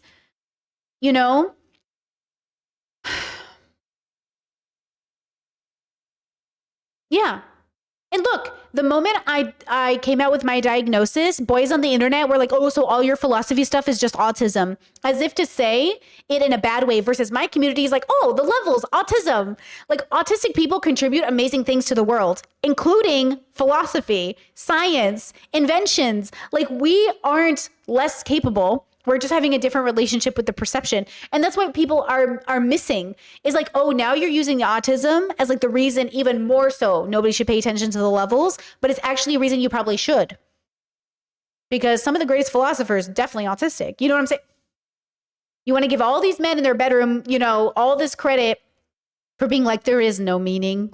God forbid a woman contribute to this idea that there is a meaning. It's just not what you thought it was.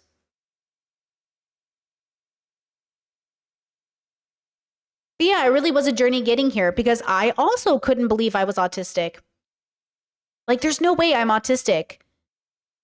But then it's so obvious now looking back at my life. I'm like, oh my God. And that's the difference of parenting. When I say being prepared to be a parent, one of the worst things about being a parent is realizing how unprepared you are, how you didn't perceive or even contend with the reality that you would have a kid who had an issue that you didn't even understand was something you'd have to pay attention to. And I think, again, if I ever became a parent, there would be parts in which I would fail because I couldn't be a perfect parent. Nobody can. But at least I know as a person, I am open and willing and ready to accept that my kid might be mad at me because I missed something. Something I have seen universally is like people just are so offended when people feel like you might have missed something with your parenting. And I know it hurts your feelings because it hurts our feelings when anyone comes for anything we do. But ultimately, we're never going to break these generational curses unless we face ourselves and talk about those feelings. So whether you're a Gen Z parent or a boomer parent, y'all got to stop being angry when you realize you weren't perfect. because you were never going to be anyways. And how much more could you show up for your kid if you could just accept that? If you could just accept like, hey, you're failing as a parent, but you're not failing as a person. You need help. It's okay to fail a test. You can study and get better next time. It's okay to fail sometimes as a parent. You can literally get better for next time. And then I think, we don't allow parents to talk about how overwhelmed they are with being parents. People are overwhelmed with being parents. Now, one of the reasons we chose not to become parents is because we realized when we would be overwhelmed, we didn't have enough of a village to help us.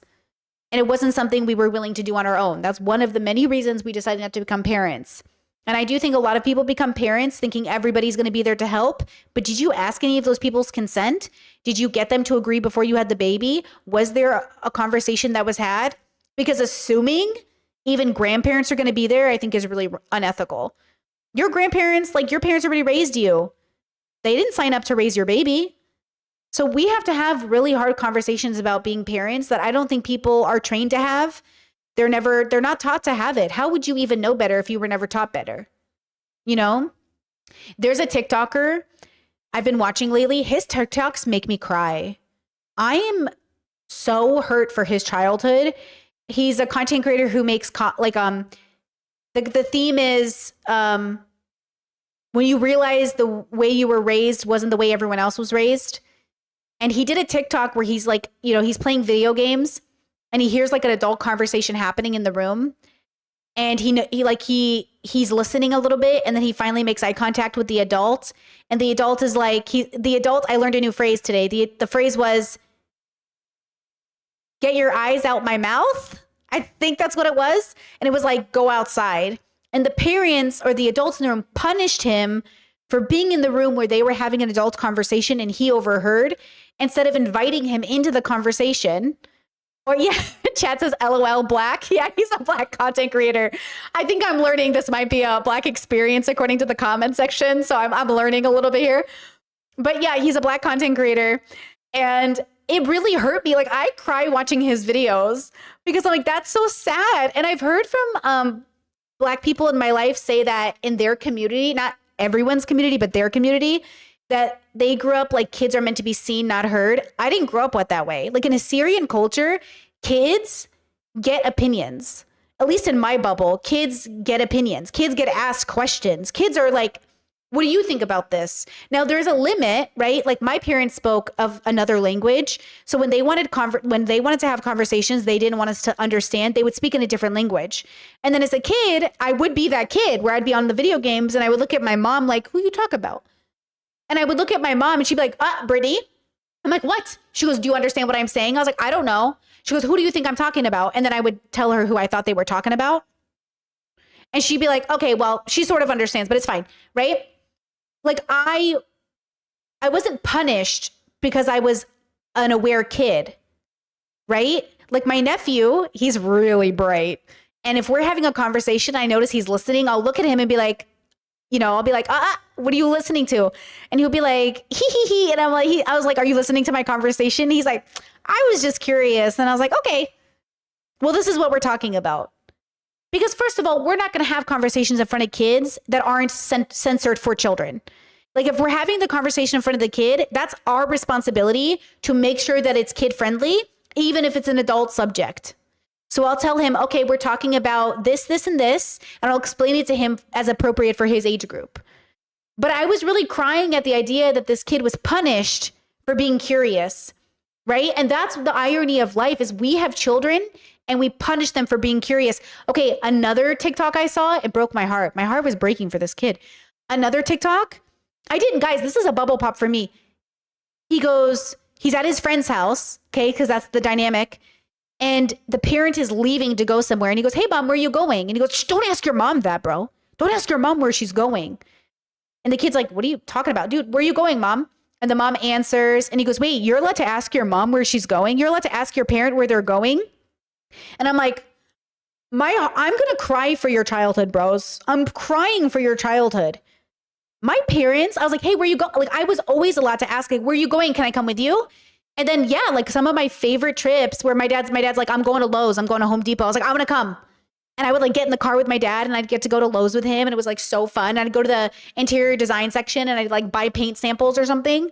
Like that's breaks my heart that your kid is just curious where you're going. They want to be involved in your life. And your reaction is to punish your kid for being curious. So wait, hold on. I learned a new one. Hold on. The other saying was, where are you going, mom and dad? And the out or get out my business because before I'm in your business. Was that it? I'm learning all these new things. And what I'm really learning is regardless of where you're raised, if the parents forget they're raising future adults, they will forget to involve them in future plans. So one of the things that parents do universally that I think is a mistake is they try to give children childhoods without forgetting that those childhoods also have to involve a preparation for adulthood. And that's the problem is like, you can't leave your kid out. A regular Wednesday for you is your child's childhood. So what might feel like just a normal ass day for you is literally the foundation of your child's whole future. I don't think people are thinking about it. I think this is a universal global trait that parents are forgetting. This is your child's future. This is what they will reference when they are adults. My husband and I, we talk about our childhood so much. He remembers exactly how old he was when he realized the adults in his life were kind of dumb. And I was like, oh, and I realized my nieces and nephews are probably looking at me thinking, ugh, Auntie Brittany. And I'm like, oh, like kids are judging us. Kids are paying attention to us. Kids are forming their own. I remember how old I was when I was like, I think I can't trust mom and dad. I think mom and dad might be lying to me because they want to protect me against this thing called gay. I was like, oh, I think my parents aren't these people. Because I had a childhood where I felt like I could talk to my parents about anything until I didn't. Until I reached the age where I was like, oh, there are things I can't talk to my parents about. The LGBTQ stuff fucking triggers my family. My family lineage, my uncles, my aunties, all of us could have conversations about everything except that. That is like the thing that triggers the fuck out of my family. We literally, they'll ask their 9-year-olds, what do you think about racism? What do you think about this? What do you think? But the moment you talk about gay stuff, it's like somebody just died. Anyways, all of this to say, parenting is universally hard. And universally, 90% of parents, I think, are failing to remember you are raising an adult person. You are raising a future person. And I think they're forgetting how significant that is because they themselves are probably suffering from trauma. I know my parents fucking are. I can see my parents' trauma. The more I aged into adulthood, the more I saw where my parents suffered as children. My grandma had 17 kids. You think the kids got enough attention from their mother and their father? My mom is one of 17 live births, right? My mom is one of 17 kids, guys. You think she got enough attention? You think they all got enough attention? Okay, my dad's one of 9. I'm one of 10. Do you know what I'm saying? Like, we have to break those generational curses. We have to break those things. And my grandma was married as a child, for the record. A lot of my aunties and uncles were married as children. Well, a lot of my aunties were married as children. My grandma was married as a kid. It's really fucked up. Yeah. So, with all of this said, when we talk about breaking generational curses, sometimes that looks like not having those kids. And sometimes that looks like recognizing the way your parents were traumatized and how they carried on that trauma. When I went to therapy, I became so compassionate towards my parents. You know, a new door opened up when I just realized they were me on a different timeline. Like my parents are just us. Our parents, all of us, they're just us, guys. And that's the point. Now, I did see something. You know who I saw something by? Oh my God, I can't believe she did this. You know Shira? Sprinkle, sprinkle. I'm not a fan of Shira Seven's philosophy on life, truly. Like, I'm not a fan of Shira. If y'all don't know, I'm going to tell you. But if y'all don't know, hold on. But this video was one of the best things I've ever seen from Shira. Genuinely. I'm not a fan. Again, I'm not a fan because she says a lot of things I disagree with. But this I really agreed with. I'm going to tell you, you are supposed to be better than your mother and your grandmother and your great-grand. You're supposed to be better. You're supposed to make better decisions. You're supposed to look better. You're supposed to act better. You're supposed to know more. If you're not doing that, and if they're trying to keep you from doing that, they're doing it wrong. Each generation is supposed to improve upon the next. Okay? Just like a car. Each car design is supposed to be an improvement of the last one. So if they're not helping you improve, redirect your energy and improve yourself. We're supposed to get better every generation. You're not supposed to stay the same or get worse. Some parents don't want you to surpass them, or they're mad at themselves for making dumb idiot mistakes, and they don't want you to surpass them because it's gonna discredit them as, you know, someone that's knows what they're doing. So the best thing you can do is change paths and courses to become something that your mother could never become, and put your goals on that. And understand why women, and especially mothers, do this to their daughters, because they've made big mistakes and they don't want you to outshine or do better than them because it makes them look like they messed up. You know what I mean? And it's their ego. So just make yourself look good to where you know you look good and you don't need validation from anyone else, not even your mother, and go out there and, you know, become better. Sprinkle, sprinkle. Sprinkle, sprinkle. Yeah, I don't usually agree with her, but I will say that I think this is somebody's real life and that you need to hear that. My mom used to say to me growing up, like, I want you to be better than me. I want you to be better than me. She wanted me to be more Catholic and more humble and more pious, but my mom would say to me, I need you to be better than me. Be better than me. Be better than all of us. But I also think my parents struggle with the idea that they're grown and they're the adults and that we should expect them to be smarter than us at the same time. So my parents would say that. My dad would say that, like, I want you to be better than me, smarter than me. But then they do struggle with that normal parent thing where it's like, hey, your kids might surpass you one day. The irony is hilarious. My parents told us to surpass them, and then they kind of they didn't like it, you know, which is normal. You know, they're humbling themselves as they reach their 70s, you know. Hold on. Chad said, also growing up emotionally repressed, I think you should go through the stages of grief. Like, I repressed my negative thoughts about my parents, and that is a phase that needs to be moved past 1000%. I can't tell you how important it is to mourn, grieve for the parents you never got, to accept that they are exactly the way you would grieve for humanity. I want you to grieve for your parents.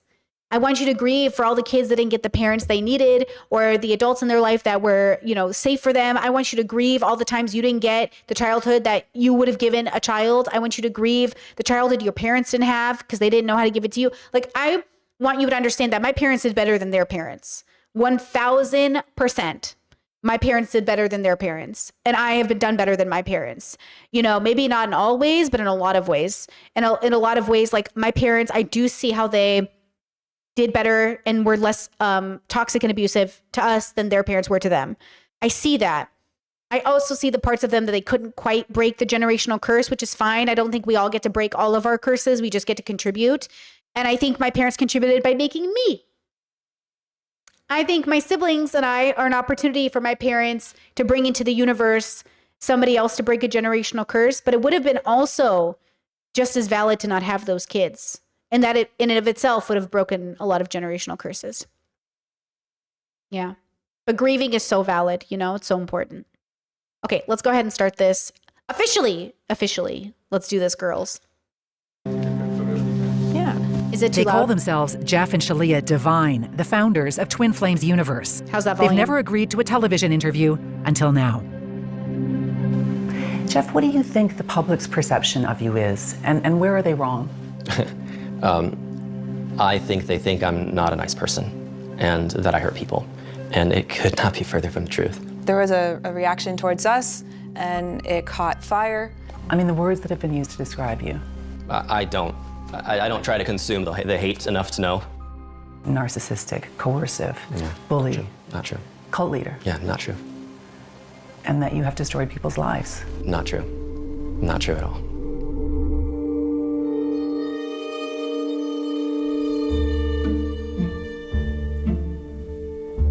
Twin Flames Universe is a spiritual movement with a seductive guarantee. Follow their program and you'll find eternal love. And for the record, remember when I used to do calls? Guys, I'm officially done with calls, okay? Moving straight into content creation. But people would be like, oh my God, Brittany's running a cult or something. Y'all, I never guaranteed anything. I was just trying to raise money to make content. How is an artist supposed to make content in this world if we can't raise money to do it? That's what Patreon is. Patreon raises money so we can make content. That's why the calls were so expensive. Because at the end of the day, one, the demand was there. And two, the money I'm earning has to go towards paying bills and paying for tech so I can keep making content. That's why Patreon exists. The difference is, and this is why I say not all courses are bad courses, but what the course guarantees you is the problem. I never had a course. I never guaranteed anything. It was just a way for me to make money so I could make art. But what's ironic is like you can buy a photography course and it's very valid and very good. You can buy a workout course that's valid and very good. Or you can buy into a course that guarantees you millions of dollars, which is not true. That's the problem. When you're stupid enough, no offense, to fall for an Andrew Tate cult that's like, ooh, I'm going to guarantee you money. Bro, the only reason he became rich is because you bought his stupid course. That's what I'm trying to make people understand. The differences are so important because I'm not a fan of whatever this is. But the audacity for people to see a woman being any slightly successful on the internet and to assume because she's charging people for calls, she's a bad person. I'm sorry, why do you feel entitled to my time? Okay? Like, that's the most ironic point. Is like, I don't know why you feel entitled to my time. And people have said that. People have said, I just want to talk to you for free. I don't get why you have to charge people. I'm sorry, I don't get why you think you are entitled to my time. Are you fucking psycho? Like, how crazy do you have to be as an adult to think you are entitled to somebody's time? Like, literally, they're like, I just think you should be able to do calls for free. And I'm like, I feel like that's stalker behavior. There is no way I, as a grown-up in the real world, would ever assume an entitlement to someone's time for free. I just couldn't imagine it. But then I have to remember that adult people took their kids to Julian and, why am I forgetting her name? What's her name's house, right? Jenna Marbles. Adult people took their children. They stalked Jenna Marbles and Julian and took their children to their house. Like, I have to remember that I live in that world where, like, y'all do not understand boundaries, bro. Look at this. Look at this. Boom! We married. I'm married to my twin flame. I love it. This is so devilish. I know how to make them want you. Oh, and I'm gonna teach you how. See, twin flames, automatic red flag to my brain. Not just about making them want you. Jeff and Shalia preach that the path to your twin flame is paved with spiritual and financial riches. Follow them and you can have a life just like theirs. See, that's the issue. Nobody can guarantee you a result. And if somebody's guaranteeing you a result, that's the problem. This is my pool, my slide. This is my house. This is the back of it. Here you may recognize the Porsche. And good old Corvette. Looking good. Don't get upset or jealous, because you're gonna find out how easy this is for you. You could have this too. And by the way, twin flame is just toxicity. That's all it is. Chad says Megan Fox is pregnant with her twin flame's baby and he cheated on her, so they are separated. I mean, MGK and Megan Fox were always going to fail because they're both toxic. It's a toxic relationship, right? And I'm more of a fan of Megan Fox in general as she ages. But literally, that's why I say we covered this. We covered their relationship. And I said, this is toxicity.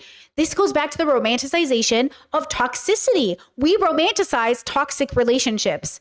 We romanticize twin flames. And guys, when I say high compatibility partner, I'm being very scientific. We're talking about data points. We're not talking about magic. There is no magic. There is just data. We are data. And like high compatibility partners are about values, not about magic. And so when you bring in magic and the universe and meant to be and blah, blah, blah, what are you doing? Humans love magic, bro. We love stories. Look, if magic is real, I love that. I have no access to magic. So when I'm talking, I'm never talking about magic. I'm always talking about data. And I swear to God, if I had a degree in science, people would take me more seriously. But I do not know why people can't accept that, like, it's not about magic, except people love magic. Religious people love magic. I get it. Most of the world is religious. But twin flames is just another weird magic bubble. Okay? I'm sorry. Angel numbers, magic bubble. All of this hokey hoke. Like, I love it. I love that you're magical. I do. But, you know, it's really a pipeline for crazy. It really is a pipeline for crazy. I'm sorry. Twin Flames Universe is a multi-million-dollar for-profit company with hundreds of thousands of Facebook followers. It's almost entirely online. Their website showcases glowing testimonials from believers who claim to have found their true love and their true selves. I manifested harmonious union with my one true love. Rediscovered my true gender. Finally accepted myself as the divine masculine. Some claim miraculous cures. I have been symptom-free for years now. I no longer have PTSD.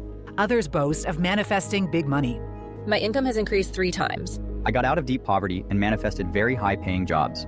So just what is a twin flame? Well, it's like a soulmate on steroids. This person was designed for you by God, and you were designed for this person by God to be your eternal companion. No offense, but this girl's wearing like a $5 collar and like, what is this dollar store? Like, what is this? You know what I mean? You're gonna take advice about magic in the universe for people who look like they fucking can't even afford their rent? No offense. Not that I think the poor don't have answers, but let's be so fucking for real. Okay? Okay? Like, look at them. They look like they're playing a literal dress up. Okay? I'm not saying it's about the money because, you know, Jesus was in poverty, but I'm saying, do you know what I'm saying? Girl, it looks like they're playing adult. They literally looks like they're playing dress up. And of course, they're your ultimate lover. We're talking mega romance here. They teach that what's keeping you from your twin flame is inner trauma. That once you heal your blocks, you'll manifest your true love. Everyone's a therapist except nobody's a therapist here. There's a stable of followers who offer one-on-one coaching at a cost of $550 a month. Today, we'd like to introduce to you and invite you to our Twin Flame School. With Jeff and Shalia. Group sessions called Online Ascension School cost $3,333. Welcome back. Welcome back. Welcome back to another juicy life purpose class. To master success, purpose, and wealth, there's the Life Purpose class for another $3,333. There are e-courses, a book, pre-recorded videos for sale, and if you want it all, the everything package, $8,888. Your life's gonna change. I promise you. You're doing the work, you're having a real relationship, life's gonna change. Of the hundreds of thousands of Facebook followers, more than 2,000 are students paying to heal their way to their dream life. One of them, Simmer Sekon, a Canadian nurse who owns a cosmetic clinic in Toronto. I feel that seeing the coaches and the community being loving and accepting, supportive, and also just seeing that they themselves have a life which is their dream life, that's what I'm hoping for. Finding your twin flame. Yes, yes. Simmer came across Twin Flames Universe online in 2023 in the grips of a painful divorce. I booked a free consultation, had a good connection, and that was kind of my start of being part of the Twin Flame Universe community. Once she healed from the divorce, Simmer switched gears and coaches. The new goal, finding her twin flame. Once I was balanced, then my new coaches were more positive. Let's find our, ultimate lover.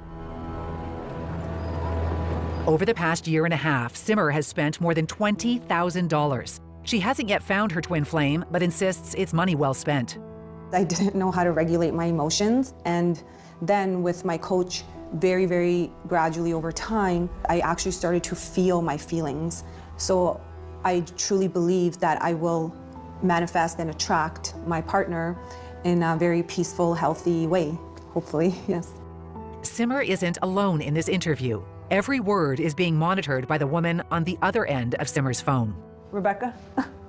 Rebecca isn't part of the Twin Flames universe. She is their gatekeeper, hired by Jeff and Shalia. To me, Simmer being able to switch coaches shows into, they're not a cult, because if you were in a cult, there's no way that would be allowed, Rebecca is with a crisis management firm in the U.S. called Red Banyan.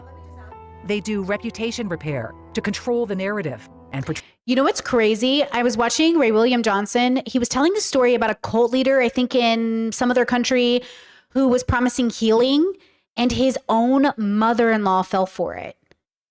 His own mother-in-law. And I was like, oh, I could never have imagined. And I was like, oh, you hear stories about people, but you never think it's going to happen in your own family. And that's the part about humans that is shocking, when you realize your own family members are falling for it. And you're like, what are you doing? Why would you do that? Why is that a thing? Why are you falling for this? And at some point you got to let it go and you got to let them do it. I mean, look, I do think some religious institutions are not like this. This is different than a Catholicism or Islam or something else. but there is a part of it where it's also similar, right? And that's why categorization is so important for my brain. So I know how to react and how I do things. Like if my friend came to me and said, oh, I'm Muslim, I'd be like, okay, I don't get it, but okay. But if they came to me and said, hey, I'm doing this twin flame stuff, I'd be like, oh, why? And why would I react that way? Why wouldn't I react the same way? Because they're different. They're similar, but they're very different. My friend coming to me and saying like they found Islam again or I found Christianity again. Okay, like there's a lot of reasons why that could be reasonable. But this feels like mental health emergency, or not necessarily mental health, but like a lack of curiosity. There is a lack of curiosity that people have with engaging in like whether or not this thing is really helping them. Listen, some of the worst money I spent a lot of money one time. I hate talking bad about people because I don't think this is that person's fault. I think it was my fault for saying yes to paying them this money, but it was like it wasn't worth it. And a part of the reason it wasn't worth it is because that person, but see, there was a part of it that was worth it because I learned like one of the biggest lessons I could have ever learned. See, that's the problem. It's like I would recommend this for somebody else, but maybe not for me, which is different than this, who I don't think anyone should do. Do you know what I mean? Like, I don't think anyone should do this.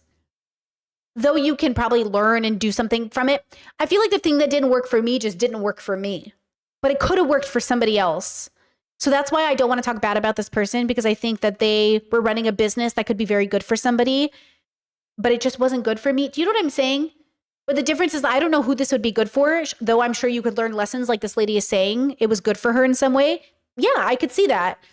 But would I recommend it to people? No. You know?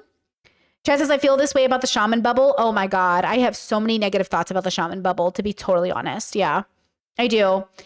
And look, even when you're doing something really, really good, the wrong person can get involved.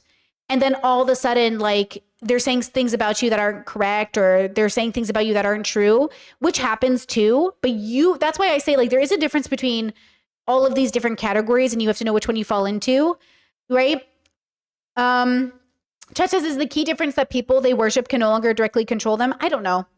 I don't know if that's the difference. I don't know if it's just that Christianity and Islam have like thousands and thousands of years of history, whole cultures, government bodies. I don't know if it's just so integrated into our larger communities, it feels less bad. It's like, you know, when you hear Christians talk about yoga, do you know that Christians, a lot of them think yoga is demonic? That's like because of a lack of understanding. I feel like a lack of understanding is really the issue here. Because I feel like the more they understand, the less likely we are to fall for scams or fall for things. It's like, how did my parents, who taught me about scams my whole life growing up, also fall for Trump? Right? Chet says, that's my mom. That's my mom too. My mom thinks yoga is literally demonic. My mom is so mad that I do yoga. She's just like, Batsy, please. Like, yoga's so demonic. And I'm like, girl, like, please. My mom taught me that. She goes, they think they're gods and they think they're going to ascend into godhood because, you know, there's not an understanding. Chet says, what's demonic about a workout? Well, fun fact, yoga is not a workout. It's like, I don't know if you guys know this, but yoga is not a workout. Just like veganism is not a diet. My mom knows yoga isn't a workout. She thinks people who think it's a workout are falling for the trap of what yoga is. Yoga is a practice. Yoga is a practice. It's not a workout. Veganism is a philosophy. It's not a diet.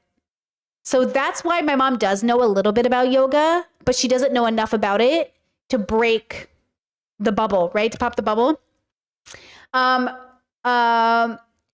Ren membership for 21 months. Hello, says my teenage rebellion growing up was meditating and doing yoga in my room in secret. Ooh, who needs drugs when you have yoga? I love that. That's beautiful. I love that. Yeah, Chad says a practice pertaining to what? A practice, well, they believe yoga is a practice pertaining to, well, depending on which part of yoga you're adhering to, but it's a meditative practice. It's a practice into self. It's a practice into relationship, right? So it depends on how you research or feel about yoga, but yoga isn't just about working out, right? It's very spiritually based. And the spirituality is the threat to the established religions.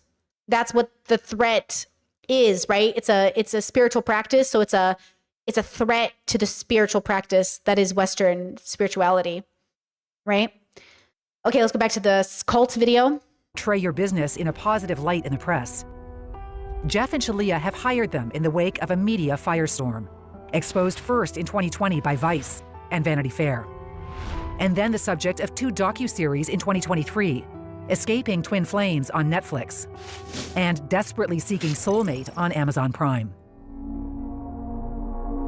In late 2024, this email popped in my inbox. The subject line, "We're not a cult." The message, a denial of the allegations piling up against Jeff and Shalia, and an invitation for me to tell the real story. In a phone call with Jeff, Shalia, and the PR company, I made it clear we'd be digging into all of the allegations against them. They agreed with full access as the walls close in on Twin Flames universe. I'm gonna get a drink. That Fiji there in the corner is mine. In northern Michigan, where allegations of brainwashing, forced labor, and tax evasion have flooded into the IRS, the FBI, and local police. Just let me do one more thing. Okay. With another crisis PR member in the wings, Jeff and Shalia say they want to set the record straight. It's traumatizing to have the whole world bearing down on you, and you go online and there's hundreds and hundreds of hateful comments. The PR company shared some of those hateful comments. Well, if they're not a cult, they're definitely a scam. How about that? Like, you might not be a cult, but you're definitely a scam. Does that make you feel better? Because I know we use the word cult way too loosely, right? But definitely a scam. Like, you know what I mean? If I ever see you in Michigan, I will beat the bricks off you. I can't wait to see you and your hippo of a wife go to jail. You little tiny Corvette. Okay, the fat phobia was unnecessary, Chatter. I hope you both get eaten by rabid dogs. Tick, tick, tick. Your time is running out. I'm coming for you. Why did you feel that now was the right time to share your story? It was just outrage, outcry. Like, it just wasn't our time. It was the time of the other side to share what they wanted to share. Yeah. Why now? Same. I mean, that's our answer. Yeah. Coming up. If you could give me a moment to collect myself. Thank you. Ugh.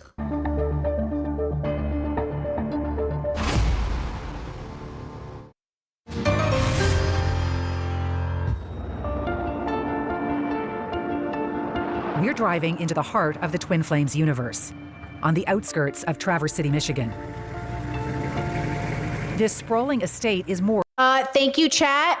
You genius. Said, didn't you recently say men that look like Jesus are red flags?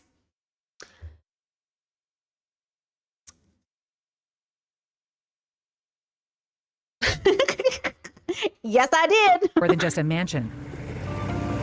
It's a promise of everything that's possible if you follow the teachings of Jeff and Shalia Devine. For years, this house and the grounds have been a fixture in their online videos. I gotta show you that waterfall, though. There's a little waterfall coming out of the spa. Nice little living room. We got $15,000 in crystals here. Ew. Whoa. All right. To tell the story of what's happening behind this door, we first need to go back to 2014, just before Shalia met Jeff for the first time. Oh my God. We're about to meet. I'm sitting in the car and I'm waiting. Okay, do you guys ever do this with your friends growing up? Do you ever see somebody like rise to fame being a troll or something? And then you sit with your friends and you're like, we could do that. Let's do that. Let's here, let's start a business. And this is how we'd scam people. And then we look at each other, we're like, we're not going to do that. It's like, do you ever sit with people and think like, yeah, you could figure out how to scam people, but like genuinely, one, way too much work. And two, why? When you could just get a job. The amount of work you spend scamming people, you could just get a job. Like, you know what I mean? You could literally just get a life. Like, you could do anything else, you know? Discord said, remember when people thought you were a crystal girl? Bro, I tell you right now, not that I hate the crystal girlies. Like, you do you, girls. I'm more of a rock girly because I like rocks and trees and dirt. I'm more of a nature elf girly, you know, that doesn't believe in magic. I just believe in what is. I try not to believe in very many things. I try only to figure out what I know. You know, yeah. Goblin core, rock gremlin, you know what I mean? Like, I'm very dirt. Like, I like dirt. I never bought a crystal in my life, but I've taken many a rocks into my home. And again, I'm not trying to judge people. I also I've had a friend who started, it was really scary. I had a friend who started dabbling in fucking magic bubbles and angel numbers and fucking the metal rod thing and trees can talk to them. And I was like, hey bro, I think you're heading in the direction of fucking psychosis here. Because at the end of the day, I don't want you to start believing things that just are so far from the truth. I want you to believe in things like the good in people. We don't know if it's worth, but you know what I'm saying? I don't want you to start believing in things that are going to drive you crazy. I don't want you to go crazy in a world that's already built to make you crazy. And so my heart really just feels for people that they want an answer to the universe, so they fall for twin flames, or they want an answer, so they fall for MLMs, or they want an answer, so they stop falling for that. No one can give you the answer. You can only go look and research and be curious and find out what is a fact. And this is the problem, right? I really feel for people, but I know what's going to happen. All of us, regardless of how logical we think we are, we're capable of having really illogical moments. All of us, no matter how smart we are, we're capable of being scammed. All of us, no matter how wise we are, have moments of definitely being unwise. I mean, I'm always unwise. May I earn wisdom before I die, you know? And I'm so excited. Yeah, I got those butterflies happening. It begins as a love story, one that has spawned a lucrative and controversial spiritual movement. A movement defectors call a cult, one that controls, coerces, and even convinces followers into changing genders. Yeah, we like to go out to Tim Hortons. She was born in Toronto, Megan Plant, and grew up a small-town girl outside North Bay, Ontario, before changing her name to Shalia. How did we initially meet online, Shalia? Well, it began. See, I would love to be a fly in the wall. Again, if that mystical God existed and could give us the objective truth, it'd be like, they really believe everything they're saying and they actually aren't actually a cult because they don't even know that what they're saying is wrong, but they're literally they believe in it. Or they're definitely a cult and they're definitely a scam and they're definitely just trying to take money from you. We don't know because we can't read their mind. So we're using the data to come to a conclusion, right? But I wish somebody could just be like, they are literally scamming you. I wonder if they know, in the privacy of their home, when nobody is around, do they know? Do they talk about it? Or are they so in it that even they have bought into it? In a little country called Canada. Introduced virtually by a mutual friend, Shalia was deep into New Age spirituality. Jeff was a business school grad living in Hawaii, trying to develop a lifestyle and adventure business. Over the years, Chad says, Brittany, do you do yoga from a teacher from the internet? Fun fact, we do a monthly yoga taught by a professional who has certification, has taken classes and courses, and she teaches us monthly yoga. We do one class, 30 minutes, easy peasy lemon squeezy, very accessible. Our next class is April 13th. Come join us. And it's a really great class. It's fantastic. And then, of course, I just do yoga in general from the internet if I need a guide, or I just do it on my own. But the person who teaches us yoga in the Discord is like a professional. He changed his name to Ender, then Ionethos, then Shafira. For the first 4 months, they dated online. She was cute on Facebook, and then she was really cute on Skype. And then in person, it was like, oh my God, I lost my kid. From the second time, I love him. And when I just knew. I just knew. In that first blush of new love, the couple set up this YouTube channel called Awakened Intimacy. Thank you so much for joining us on our second video. Those early videos were sweet and just so normal. Jeff and Shalia shared everyday moments of their twin flame love. That is twin flame kisses. All right, I love you too. Yeah, I love you. Fresh-faced and clean-cut, they were a totally relatable, sometimes goofy couple who looked madly in love. We moved. Jeff is making his entrance like a princess. Hi. They were broke, lived in a dingy apartment, drove an old beat-up car. But Jeff made it clear he wanted to be rich. We're gonna be really wealthy. And but I'm not saying that because I want to make up for some childhood trauma or something. I'm saying that because a great deal of wealth is appropriate for me. Their views exploded from hundreds to thousands to hundreds of thousands. We got married. We got married, everyone. Twin Flames got married. Twin Flames got married. What a surprise. They wrote a book. And we are authors of the book Twin Flames Finding Your Ultimate Lover. In 2017, they created a business to teach others how to find their twin flame. Then they renamed themselves Jeff and Shalia Divine. This is a really wonderful opportunity to meet other people who are pursuing the same dream as you, to be in their permanent harmonious union. When I watched the video, that's when I thought, I'd like to try that. I'll try it for a month. Canadian Angie Moggy lives on Manitoulin Island in Ontario's Lake Huron region. An administrative assistant for a First Nation reserve, Angie was deep inside the Twin Flames universe for more than 4 years. Angie says she was indoctrinated, sucked in at her most vulnerable. I had been diagnosed with ovarian cancer, and so I became very fascinated with spirituality. They seem to be... My fear, because I don't really hang out in the New Age bubble too much, but I did read a book or two from that bubble. And what scares me about New Age, magic, people that are obsessed with like spirituality in a negative sense is they are using it in contrary to the science, and they are using it in the darkest times in their life to, I think, manifest like even worse into their life without knowing it. It's not that people will take advantage of you. It's that your own brain might trick you into thinking you're hearing voices you're not hearing, or into seeing angel numbers on a microwave that means something that's not happening. Like, I'm deeply concerned that people are so desperate for answers, they're falling for anything that feels out of this world. Look, if it feels too good to be true, it is. Anyone who guarantees you outcome, anyone who guarantees you riches, anyone who guarantees you tomorrow, like, they're lying to you, even if they don't understand it, right? Anyone that guarantees you salvation, like, guys, this is not the answer.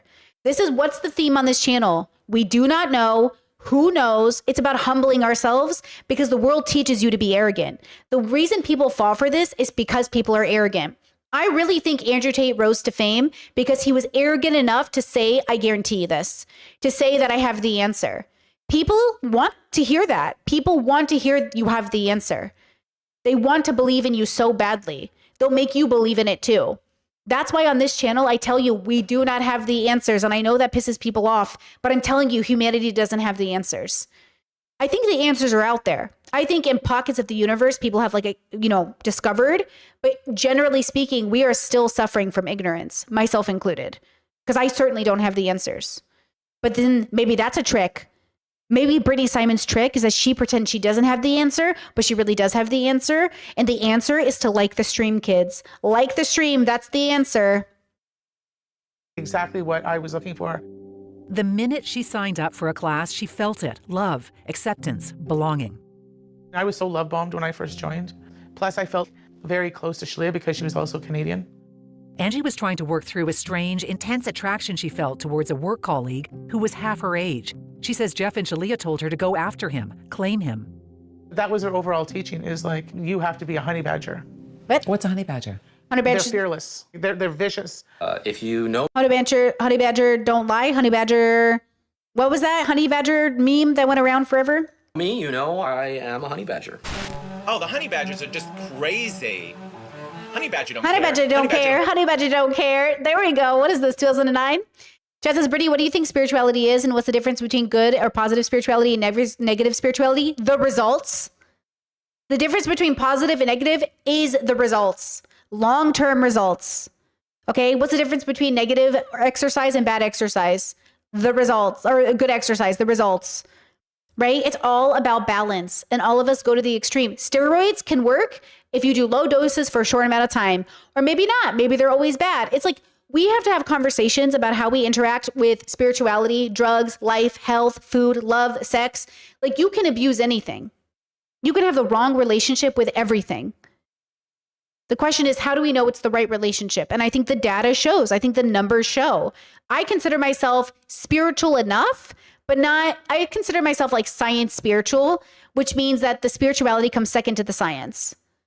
It doesn't come first to the science. Usually religious people, spiritual people, that comes first to the science, but mine is science first, data first, objective first. And then I think spirituality fits into the objective. I want objective spirituality. I don't want subjective spirituality unless I acknowledge it's subjective and I'm just having fun with it. Like I love tarot cards because I think they show a pattern, but I'm not saying they're objective. I like Myers-Briggs, but I'm not saying it's objective. I'm saying it's fun and spiritual, but it's like categorization. It's not like, it's not, it's metaphysical. It's outside the, I love all that stuff, but I don't want there to be like this is true. This is real. Like my mom thinks you should bless your house with holy water so demons don't come into the house. Okay. Like I'm not fucking with this energy right now. Do you know what I'm saying? Like I don't fuck with that energy.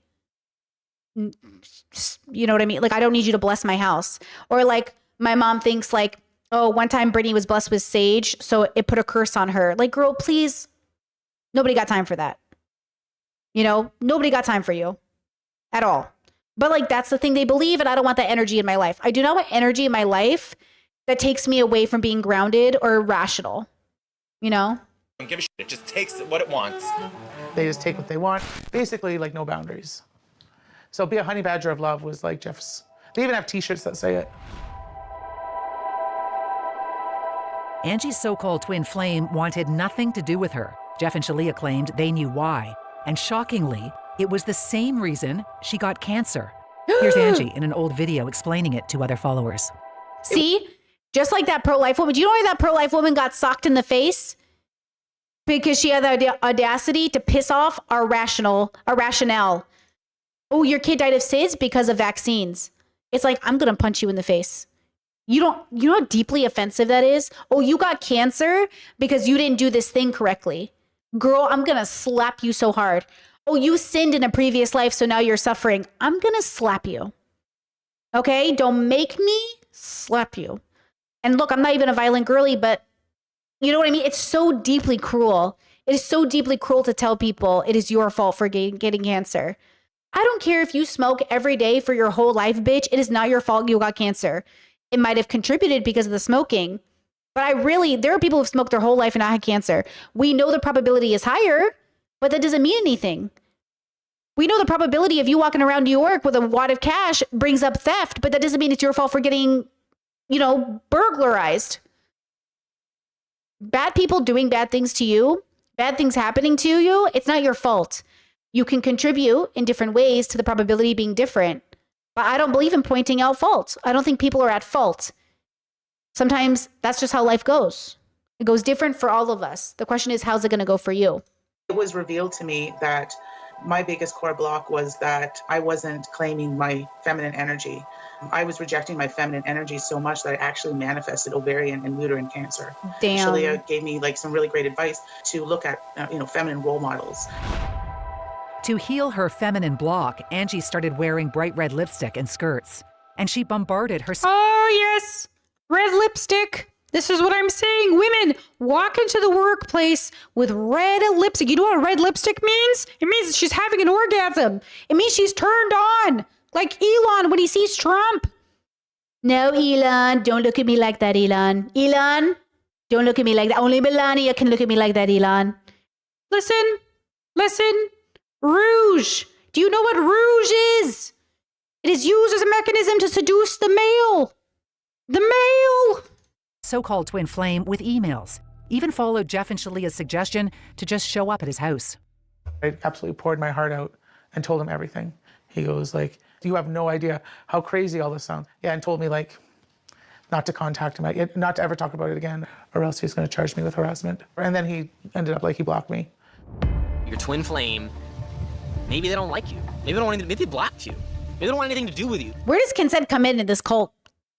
Okay, where's the consent? I'm gonna promise you, if you follow me, they are gonna fall madly in love with you. I pinky promise. Yeah. Okay, but you gotta pinky promise you're gonna follow me and not be afraid.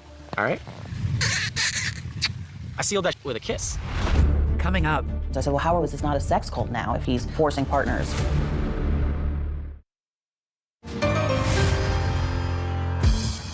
This is the Porsche. It's a $100,000 Porsche. This just came yesterday. This is the finest Corvettes you can possibly buy today. Most of this income comes directly from my wife and I, my twin flame and I, teaching others how to have beautiful, healthy, loving, romantic relationships. There have been people who have had restraining orders placed against them because they're taught to keep going after their twin flame and not take no for an answer. Victoria Bonilla in Virginia, just like Angie in Ontario, once dedicated her life to Twin Flames Universe. It was just people coming together to heal trauma.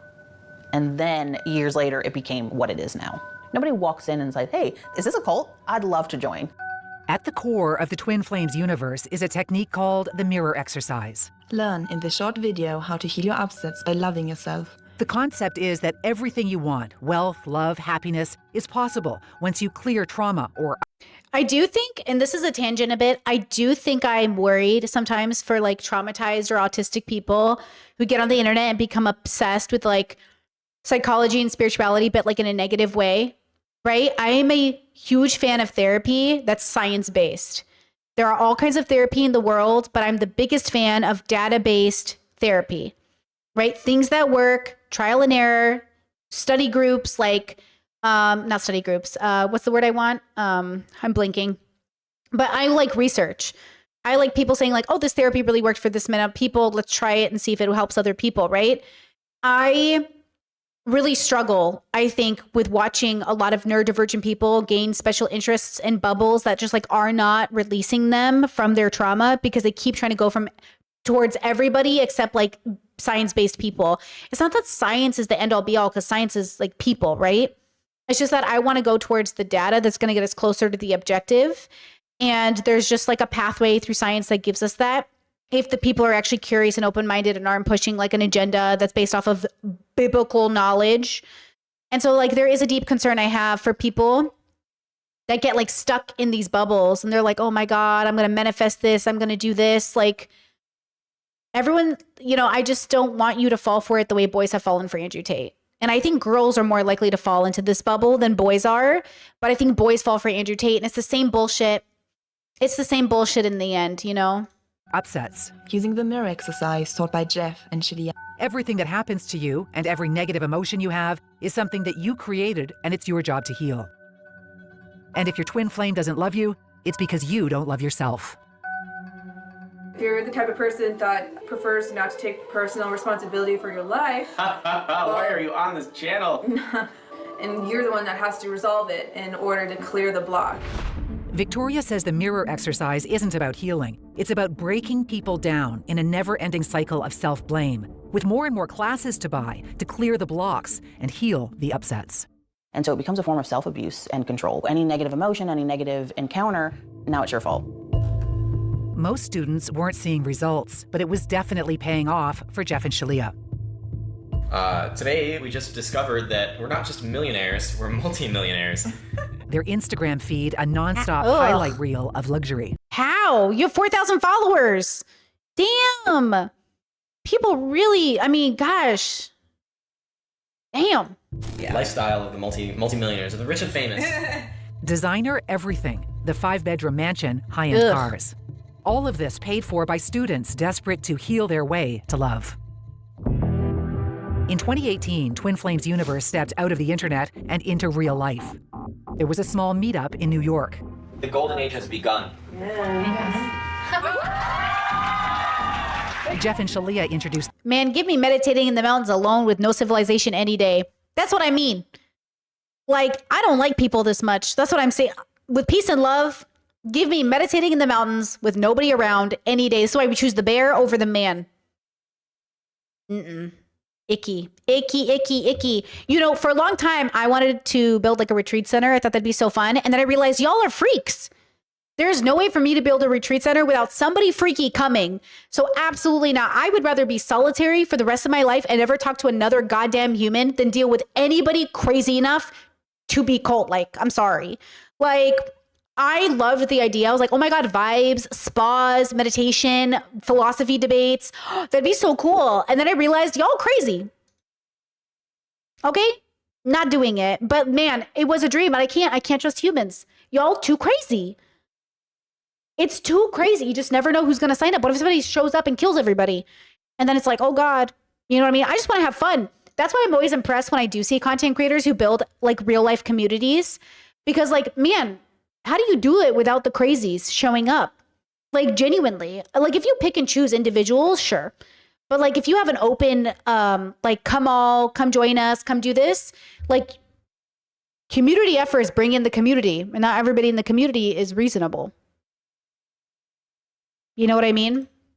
The concept of soul family, pairing up followers into spiritual family members. Yeah, exactly, chat. You can't control the level of desperation for acceptance and community that people have. Oh, I learned that the hard way. I did. I learned that the hard way in my life. So autistically. I didn't know how desperate people could be to be that they want to be accepted that bad. Like, girl, you know what I mean? You got to work on that validation seeking, you know?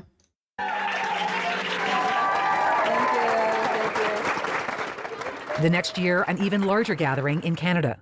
We're in Toronto, Ontario, here for our very first Twin Flames Universe Ascension workshop. About 100 followers include. Hold on. Chat says, I'm not that I'm saying these people should be allowed to keep scamming, but the more I learn about the cults, the less convinced I am that people are victimized by them the way the media shows. The victimization comes from the fact that the people who are running the scam know better. That's the victimization.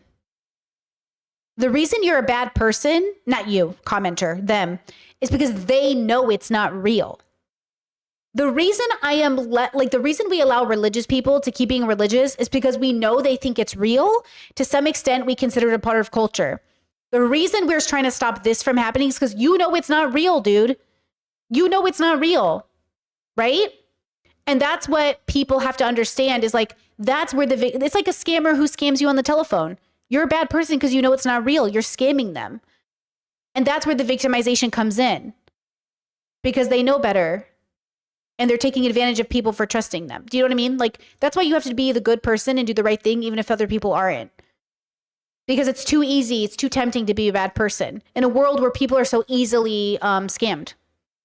Don't do it, you know? Including Angie and Victoria went to the 4-day event. This was the best weekend of my life, and we're so looking forward to the next one.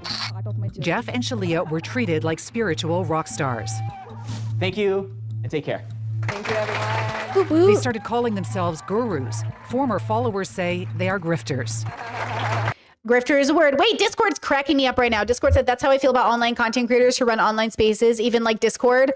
I really don't like people that much. And while the idea of online related to my content, if I ever get into content creation, sounds fun. Some people's vibes are so rancid, I wouldn't want to even deal with it. You say as you're on my Discord. I've been thinking about that, I love my Discord. I think it's great. I had to kick a bunch of people out because they were being so toxic, and the Discord went super chill, right?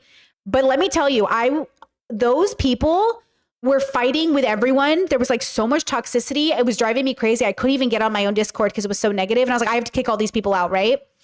Chat says, no, I love the Discord now, especially now. I love it too. Once I kicked those people out, it chilled out. There's less people, but it's so chill and it's so cool. And it's just like sharing recipes and stuff, which is what I always wanted. But I had to learn the hard way that like people are so narcissistic that they want to be the main characters in people's Discords. And I'm like, oh my God, I'm so exhausted. And once I ban them, but you know what I mean? Like it's weird how negativity brings in engagement, but it also makes it so scary because it's like, oh my God, you're trying to be such a main character in my Discord right now. It's like, get out of here. I'm not even this much of a main character in my Discord. You know what I mean? But I always wonder how J-Reg and other people do it, because J-Reg's been working on a physical community in Canada. Like him and other YouTubers, like I've even been invited to come hang out. You know what I mean? And I was like, how do you do that? How do you create a physical space with people that don't eventually go crazy? Or maybe it's because they're young and they have the spoons. I'm not sure. Do you know what I mean? But yeah, like even when you make it 18 plus, even when you make it adults, even when you say like, I expect you to be like reasonable and rational, there's always just enough people. All you need is 1 or 2 or 3 people. And that's all it really was. 99% of my Discord has always been chill. All you need is 1 or 2 or 3 or 4 people, and all of a sudden shit blows up. Which is why I've gone in the direction of more professional. That's why I stopped taking calls, because as much as other people can take calls and it's chill, I just like don't want to do that. I want to make content, but like that's why I'm saying we have to become more professional so we can put down really hard blocks with people. But at the same time, how are you a community person and professional? What part of being a part of the community feels like it needs to be a job? This is the struggle with saying, oh, it takes a village, with saying that it's not about one person. Yeah, but when you make a community, You invite the community, and the community is unhealed because humanity is unhealed. So how do you expect people to build a community and not accept that a part of that is like emotional labor that you might not want to do at work? And this is why I think people will say, keep work, and keep it professional, because there's a part of you that wants to go to work without having to do emotional labor for people. And that's why I think as YouTubers, we have to be careful about wanting to build a community and wanting to have a job. Because how do you put that professional line down, right? And I'm learning. I'm definitely learning, you know? It's interesting though. Yeah. The entire Twin Flames universe business model is built like a pyramid. New students at the bottom, then students who have paid tens of thousands of dollars to become coaches. Above them, master coaches who have paid even more. At the very top, Jeff and Shalia. Students paid them thousands directly for online group meetings, and then hundreds a month to coaches for one-on-one counseling. Each coach is also expected to pay for sessions with other coaches, and all coaches have to give 50% of their earnings to Jeff and Shalia. Everyone in this pyramid is expected to work to bring new members in. Oh, this is literally an MLM. This is literally just a pyramid scheme. Yeah. Wait, that is literally what that is. That is literally just a pyramid scheme. What? It just becomes your whole life. It's not just sapping their money, it's also their time. And listen, I'm sorry. This is why I was so annoyed when the boys were like, Brittany's running a cult. What is the one thing I told every single person in my life? Bye. I am never going to make people feel like they have to stay in my life, even if you're my own sibling. That's the difference. I need you to understand this because, and this is why I can talk about it so confidently, because I am so disappointed that the boys on the internet couldn't come up with a better conversation about my content because they couldn't engage, because they weren't, I'm telling you, they were not smart enough to engage with the levels. I'm so sorry. You were all fucking idiots. But literally, that's the red flag for me. Is like, I don't care if every single one of the people I know now never know me in the future, because me holding on to you is unethical. And the same way holding on to a friend is unethical. Holding on to a sibling is unethical. You cannot keep people in your life. This convincing you to stay in your life, you need me. This is the red flag in friendships and relationships. It is a red flag for a friend to say, you must stay in my life. It's like, okay, girl, consent. And this is why I say friendships are so toxic. Life can be so toxic because we think literally we are entitled to keeping people in our life. And that's why, by the way, cults work. It's why I think these MLMs work, because they convince you. Because guys, this is so correlated. My autistic brain is so I'm bringing out the paint. I'm bringing out the paint. I'm bringing it out. This is so fascinating to my brain. I'm bringing out the paint. Give me a second. We're going to the paint. I'm sorry. We're doing it.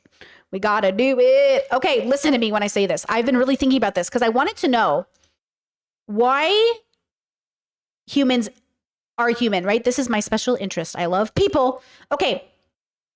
No, hold on. Okay, so, okay, big bubble, okay? So, okay, MLMs, MLM, boom, religion, okay, religion, boom, Discord communities, boom, niches, okay? So, the way we are all connected, girl. So we're all in a social bubble. Yes, we all want community. Yes. But do we want community through an MLM, through a religion, through a Discord online space, or through niches, niche communities, niche community effort? But then we realize we're bubbles within bubbles of socializing. So now we're dealing with social situations. And how do you learn to socialize, right? You learn to socialize by the bubbles you were raised in. And all these bubbles socialize differently. And then we overlap and interact, right? So now we have a situation where all of our bubbles are overlapping and interacting, and we're all arguing about the best and healthiest way to be people. And now we're not understanding, like, we're all still in the social bubble, right? So when we have these conversations, okay, the reason I'm fascinated by them is because we can't tell the difference. Human beings are very bad at telling the difference between a scam, an MLM, a cult, a person just trying to make money, a person doing their best. Like, people cannot tell the difference. Why can't our brains tell the difference? Why could I not tell the difference between a shitty guy and a guy just going through a hard time? Why do I struggle to tell the difference between a person who's a piece of fucking shit and a person who's just struggling and going through a hard time? Because I'm flawed. I'm limited, right? My compassion comes out. I see the little kid in them. I want to believe in the good of people, right? But oh my God, no matter how introspective you are, you cannot always tell the difference. And then you don't want to be a person who jumps to conclusions, so you hesitate. But now I've learned I'm going to jump to the conclusion that gives me like the safest bet, but I'm also open to changing my mind, right? Chad says the ego I would need to think I deserve this sickens me. To deserve entitled to people's lives, I'm telling you, bro, right? I think, you know, when I think about bubbles and I think about socializing, I always think about how our trauma plays into it. So now, hold on here. So now, whoop, boop, nope. Hold on, wait for it. Boop, okay. So now, here is, okay. So now when we're growing up, okay, we have the bubble we were raised in, childhood. I'm going to put childhood. Okay. This is our childhood, and our childhood informs us of which direction we are going to look for community. Okay. And in this bubble here, this is a very specific path to the community you end up choosing. And the community you end up choosing is going to have a direct correlation to how you perceive information based off of your childhood. So if you grew up in a childhood that never taught you to look out for scammers, you might have a higher probability of ending up like in a cult as an adult, right? Or maybe you were so traumatized as a child, like severely abused, that any ounce of community makes you feel loved. I remember when I first joined the BDSM communities, I never felt so seen in my whole life. I never felt so loved, so like validated. And then I realized as I was integrating myself into the community and showing up all the time and volunteering or whatever I was doing, I didn't really volunteer in the BDSM dungeons or anything, just to be clear. But anytime I would show up and give my time to the space, it began to crumble around me when I realized everybody was just traumatized. And even those who weren't traumatized were still dealing with like the differences between all of us and the nuances that came not with BDSM, but with being a person. BDSM communities are great. There is nothing wrong with the BDSM community any more than there's something wrong with the religious communities. The difference is that cults and MLMs and scammers, they're just full of the same people, but different kinds of people at the same time. The reason I am so obsessed with categorization is because I feel like all of us are coming into spaces with different ideas of what we're doing there. And so different things occur because we're all bringing our childhoods together. We're all bringing our cultures together. That ultimately, like in some situations that are directed by people taking advantage of the vulnerable, you can put responsibility on them. Like we can put responsibility on these two people because they're forcing the hand. But the truth is, no matter the community you built, it's usually a group participation. So what's the difference between a community becoming the way it is because of group participants and a community becoming the way it is because of the leaders involved? Because I'm telling you this right now, there is a big difference. And you have to pay attention to which one you're dealing with, because it really is the difference between the chances of healthiness and the chances of unhealthiness. There is so much health to be had where the community is primarily the issue. There is very few chances of health to be had where the leaders in the community are convincing enough people to be unhealthy, which is why Trump is such a threat to humanity. Because Trump is a leader who's convincing innocent people. Well, not innocent, but bear with me here. He's tricking them and they believe him, which is a part of their responsibility, but they're victims as much as they are not. There are some people who aren't, and that's the part of the community is responsible. Stay with me here. Stay with me here. I have a whole theory about this. Stay with me here. Stay with me here. Okay. No, hold on. Stay with me here. Okay. So Trump, stay with me. Trump has this big bubble. Then there's this bubble and there's this bubble of Trump voters. The Trump voters who are tricked and the Trump voters who are participants in the community. So there's two kinds of people who are Trump voters, okay? For the sake of this argumentation. These Trump voters who are victims, they need help to get out. They have a chance of getting out, right? They have a chance of getting out. These people, It's not even that Trump's the problem. They're the problem. They're the problem because they're not victims of Trump. They fully just agree with his narrative, right? They fully agree with the narrative. They're just shitty fucking pieces of shit people. These people are fools. And look, there is a sin of fool. To be a fool that's your responsibility in a sense, but you're also a victim. These people aren't fools or victims. They're just bad people. Right? And so the question is, which one are you falling into? Which category are you falling into? And I think that these people here, the people that are shitty people, want to convince us they're these people. So they want us to feel bad for them. But no. I made a face. I'm so autistic. Do you want to say no? No. Girl, so funny. Okay. And that's the difference. Are you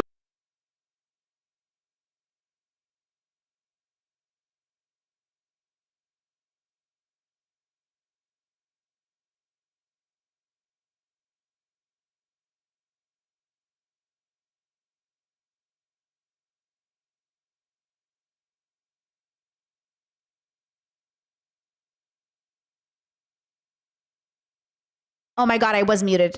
Sorry, I pressed a button and everything went crazy. I'm muted. I'm sorry. I'm back. Yes. Girl, I'm sorry. So, okay, hold on. Let me go back to my Paint page. Let me redo that. Okay. So, boomer in the chat. Okay.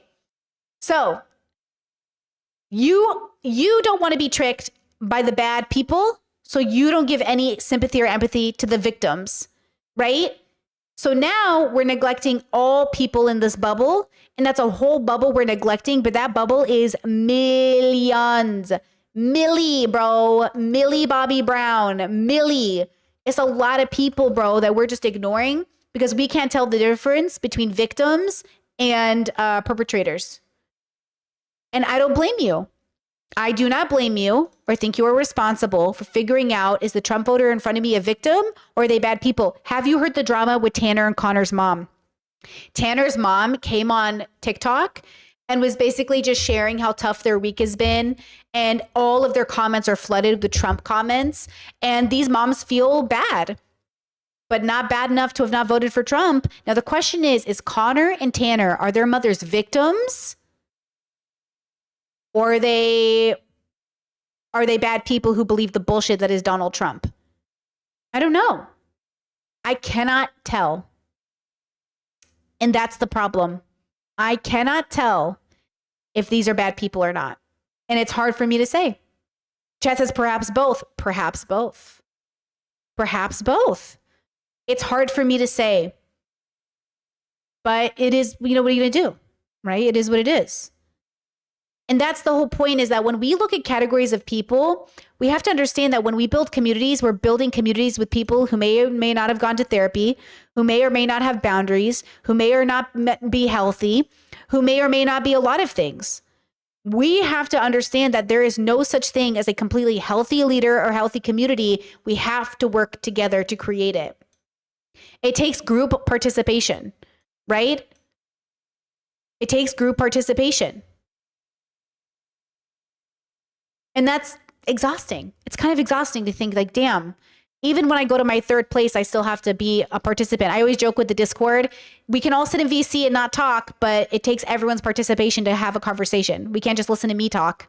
That's like the joke, but seriously, you can't just show up to a third place or make a third place your third place without participating. When I was in my physical time in life, when I was like really physically active with communities, the third places were created by our participation. You have to show up.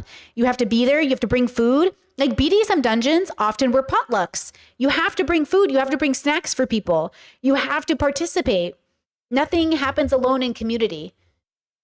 But if the community is unhealthy, like something has to happen. Usually the people in charge have to make it happen. But if everything is like rotten, then you might just have to start over.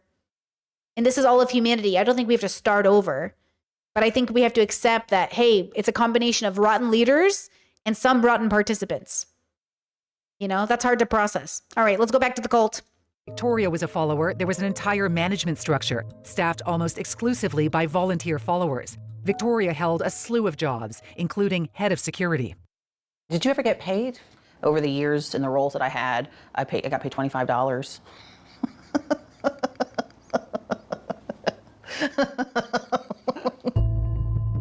While the public face of the community was all about love. My business depends on all of you. And I want to make sure that all of you doing your f***ing jobs. Recorded meetings revealed Jeff berating followers for not volunteering enough of their time to build the business. I need you to take on a job at Twin Flames Universe. If you want to dilly-dally, you're going to burn. And if you can't honestly uphold your position, get the f*** out of it, because we're going to bulldoze you over. So no more of this f***ery, of this, ballyhoo, this nonsense, this bananery.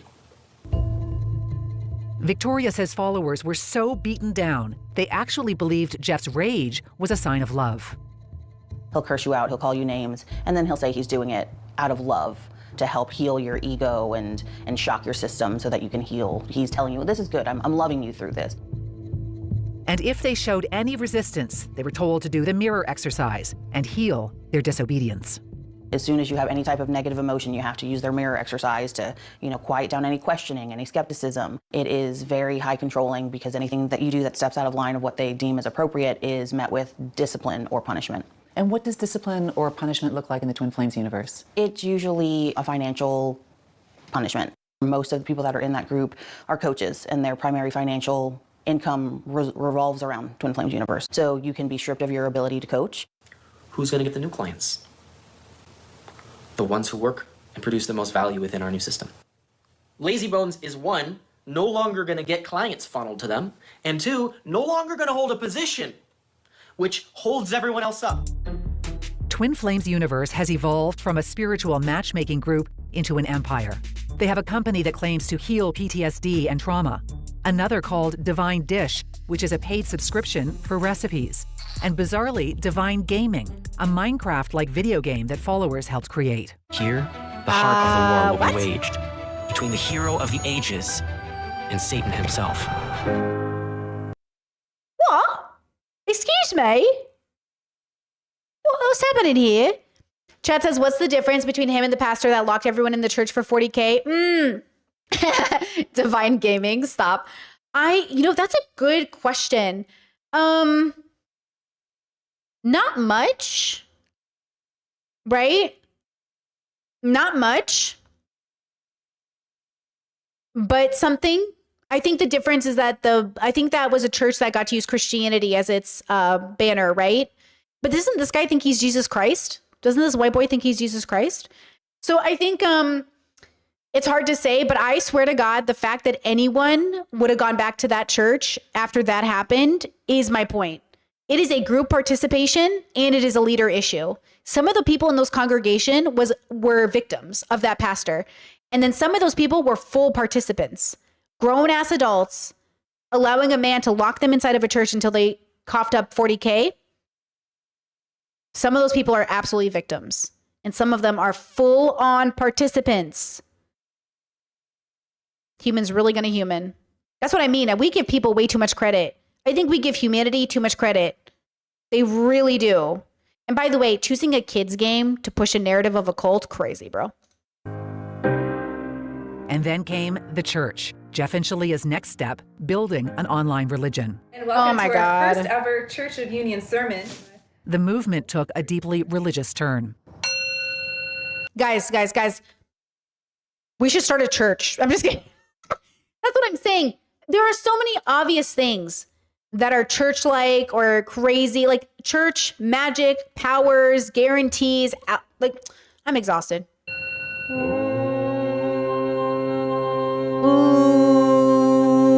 With Jeff and Shalia now spouting much more than just New Age philosophies. Has Christ come again? He's got the beard and the hair. Could I be the Christ? I'm not hiding. White boys who look like Jesus are predators. Watch out for the red flags. anything. Like, I'm literally telling you I'm Christ. God's been telling us, we're the second coming of the Christ. The images of Jesus is the image of Jeff. That's the prophecy you've been looking for. I'm banging the Christ.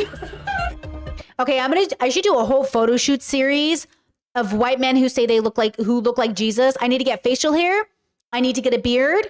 Oh my God, I would look so cute as Jesus. I should cosplay as Jesus.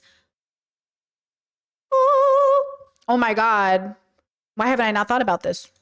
I feel like originally it was just a business model. He saw a way to make money.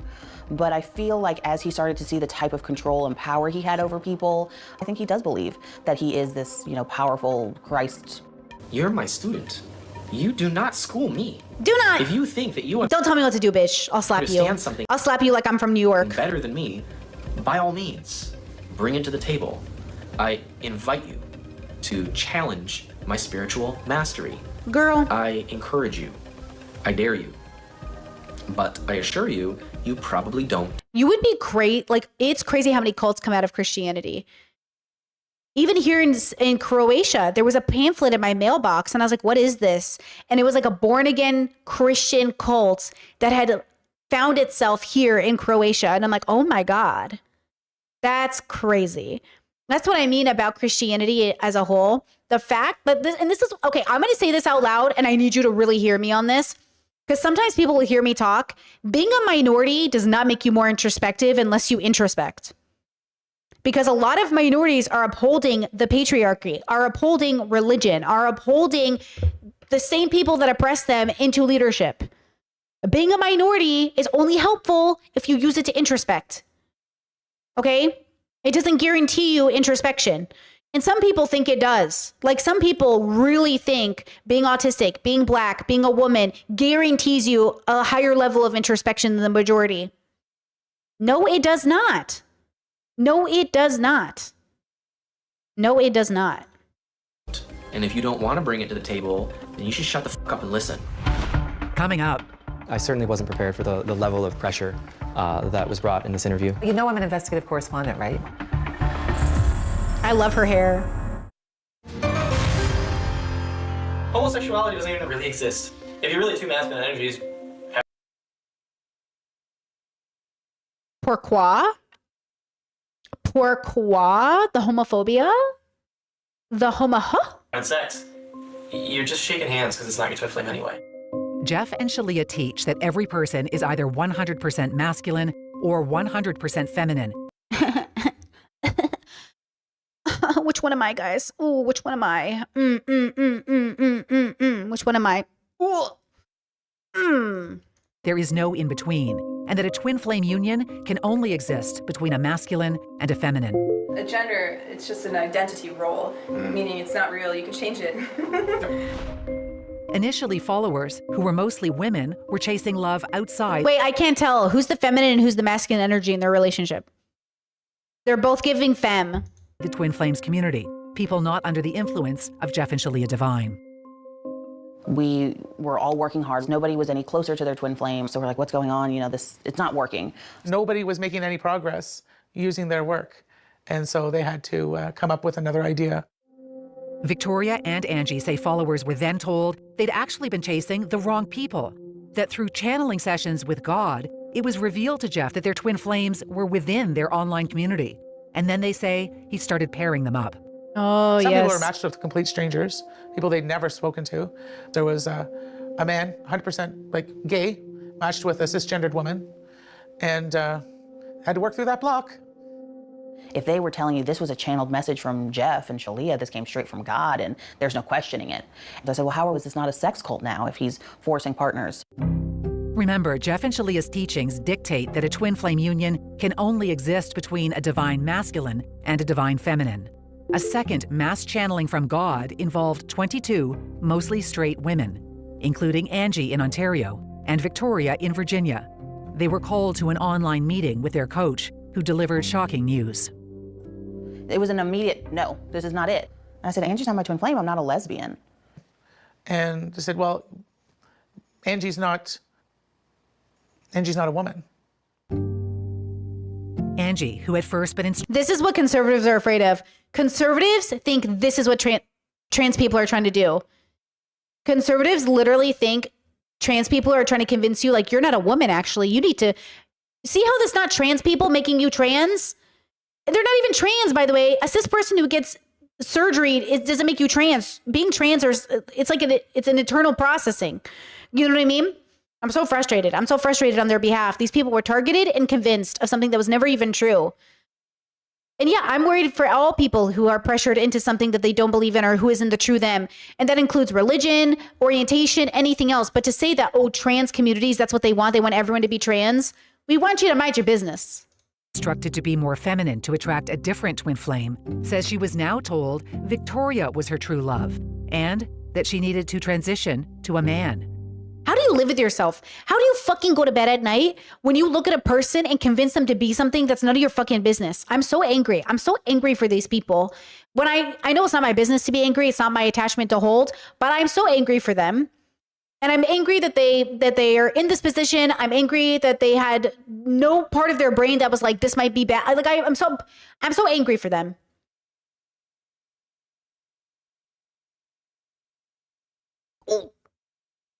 Experts are clear. Gender identity is not something someone else discovers for you. I end up having like a severe panic attack. I just like completely lost it. They wanted me to cut my hair. They wanted me to wear men's clothing. They wanted me to change my name. And it's like, can I work up to this? Like they were just so much pressure. And if they said, no, I'm not? Then they were kind of threatened. Like, why are you so triggered about this? Why is your immediate answer no? That's a block. They were encouraged to get coaching, to heal through this block, to see the truth that they were men. Did no one say, like, this is crazy? He's telling us what gender we are. There were a couple women who just straight up left from that moment. They said, I'm not a man, I'm not doing this. And they left. And then some of them stayed and are still in there.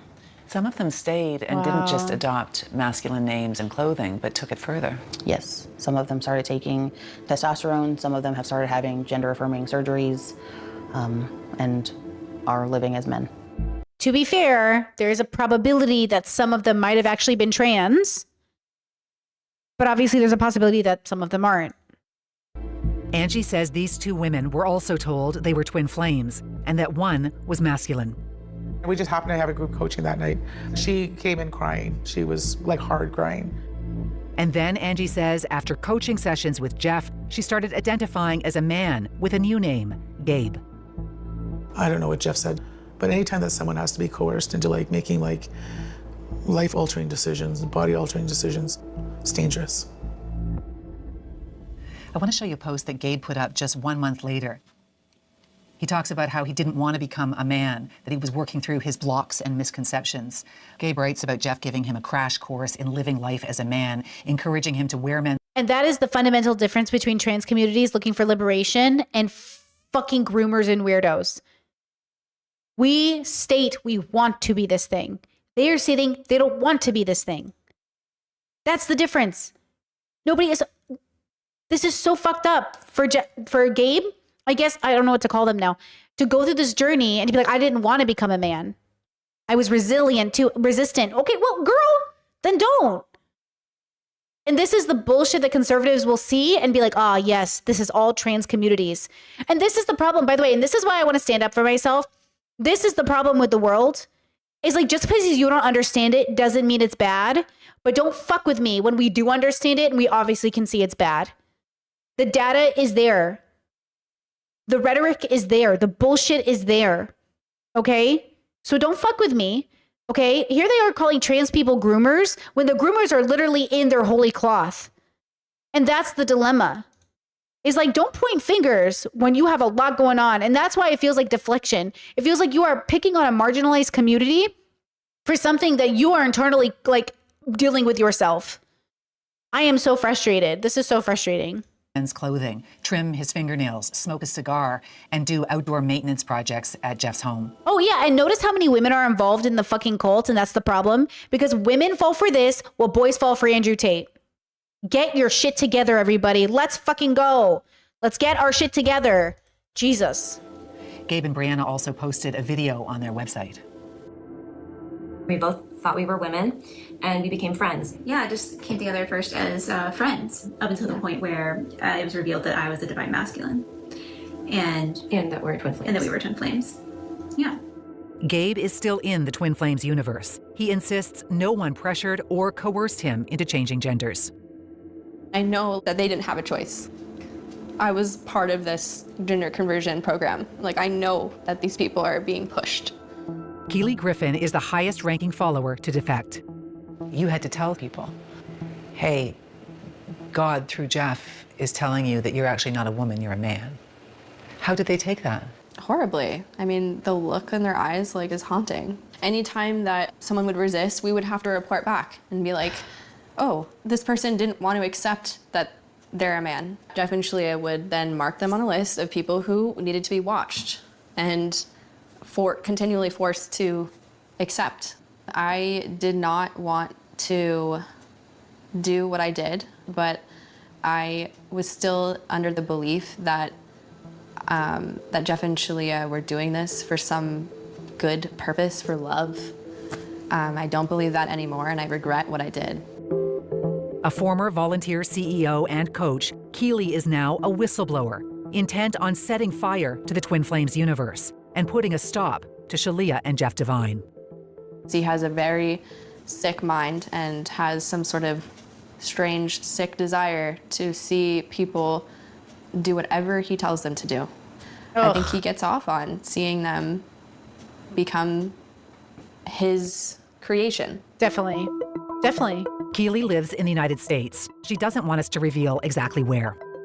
All of Andrew Tate, the stuff keeps coming out of Andrew Tate. Something just came out about a gun this week. All of Andrew Tate's rhetoric is around, you'll do what I say. I'm in charge. I'm smarter than you. I'm bigger than you. There is a correlation between people who run scams and cults and a need to take advantage of people to feel bigger and better about themselves. That is a part of some of the pattern, right? I don't know too much about cults, but what I do know, which is limited, is that that can be like the red flag, right? It's like they have to be the number one. They have to be. That's why even Trump, the way people act around Trump is so like cult-like, where he's like the biggest, baddest bully and they just do whatever he says, right? There's something about that is so clear to me in terms of a pattern, but you know, what do I know?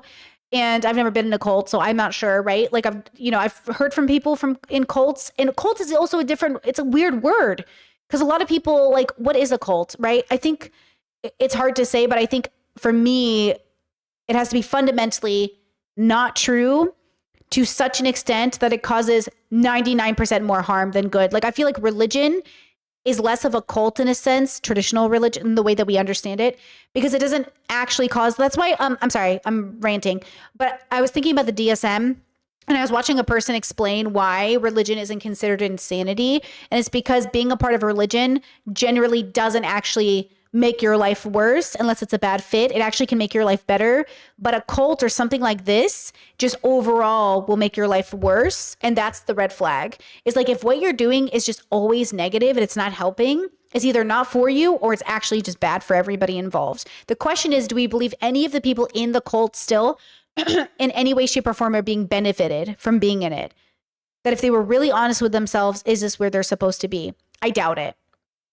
Right?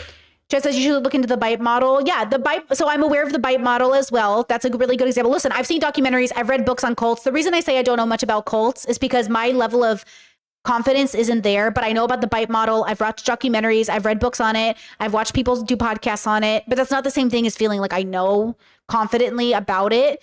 But I will say from what I've learned about cults, it really is like, it's too dark for me. Like it gives me a lot of anxiety because I already was born into a religion that wasn't even a cult, right? Like I was already born into a religion. The idea of being a part of a cult feels like a horrible trap to me. It feels like prison. That's why I don't like cults. They remind me of prisons. You're trapped. You're literally trapped. It's a horrible feeling, right? Super chat, thank you so much, from TJ Leaf, says pro-abortionist arrested after sucker punching pro-lifer advocate in viral street interview. Certain people are incapable of being civilized. Pathetic. You mean the pro-lifer? I know, it is what it is. Hey, what are you gonna do? You know, thanks for the update though. I mean, obviously, like you can't just go around punching people, but also you can't just go around aggravating people. So what are you gonna do?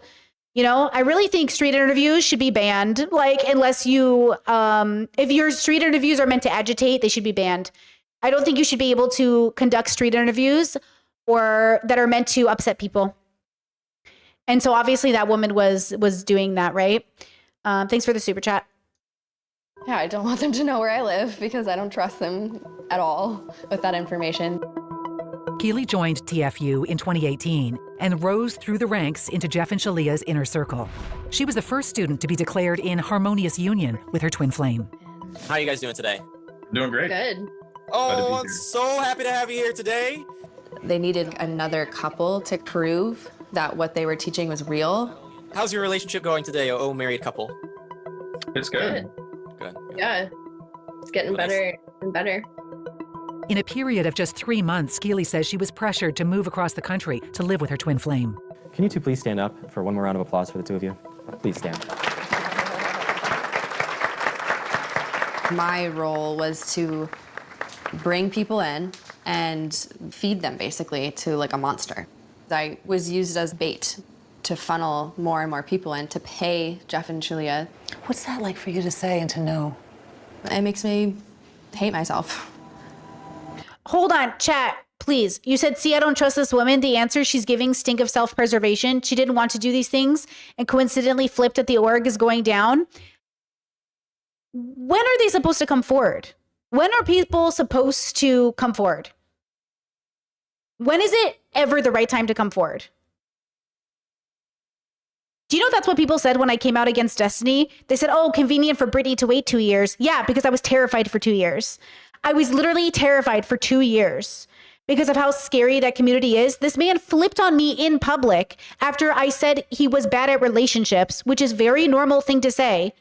He flipped and turned all of his viewers on me in seconds. In literally seconds, I was being swarmed by people. And I waited 2 years to say anything because I had to make sure I felt safe. And then what was the response from people? Oh, convenient for you to wait 2 years. There is never a good time to come forward. There is never a good time to admit, hey, I made a mistake. I was like tricked, right? Chat says, I typed this when the high level woman was on screen. I know that, but the high level woman is exactly the person we need whistleblowing. The high level woman is exactly the most tricked. Listen to me when I say this. I guarantee you that Kyla, not so erudite, is the most tricked person in Destiny's bubble because she's the closest to him. She's the most tricked person in that bubble. I guarantee you. Because she's the most close, she feels the most convinced. I was not close to Destiny. So I was not the most, like, even susceptible. I always kept an arm's length with him. Even when Kyla would say, like, oh, he really likes you. Okay, bitch, I don't care. Thanks. I'm glad he likes me, I guess, but I don't give a fuck. Okay?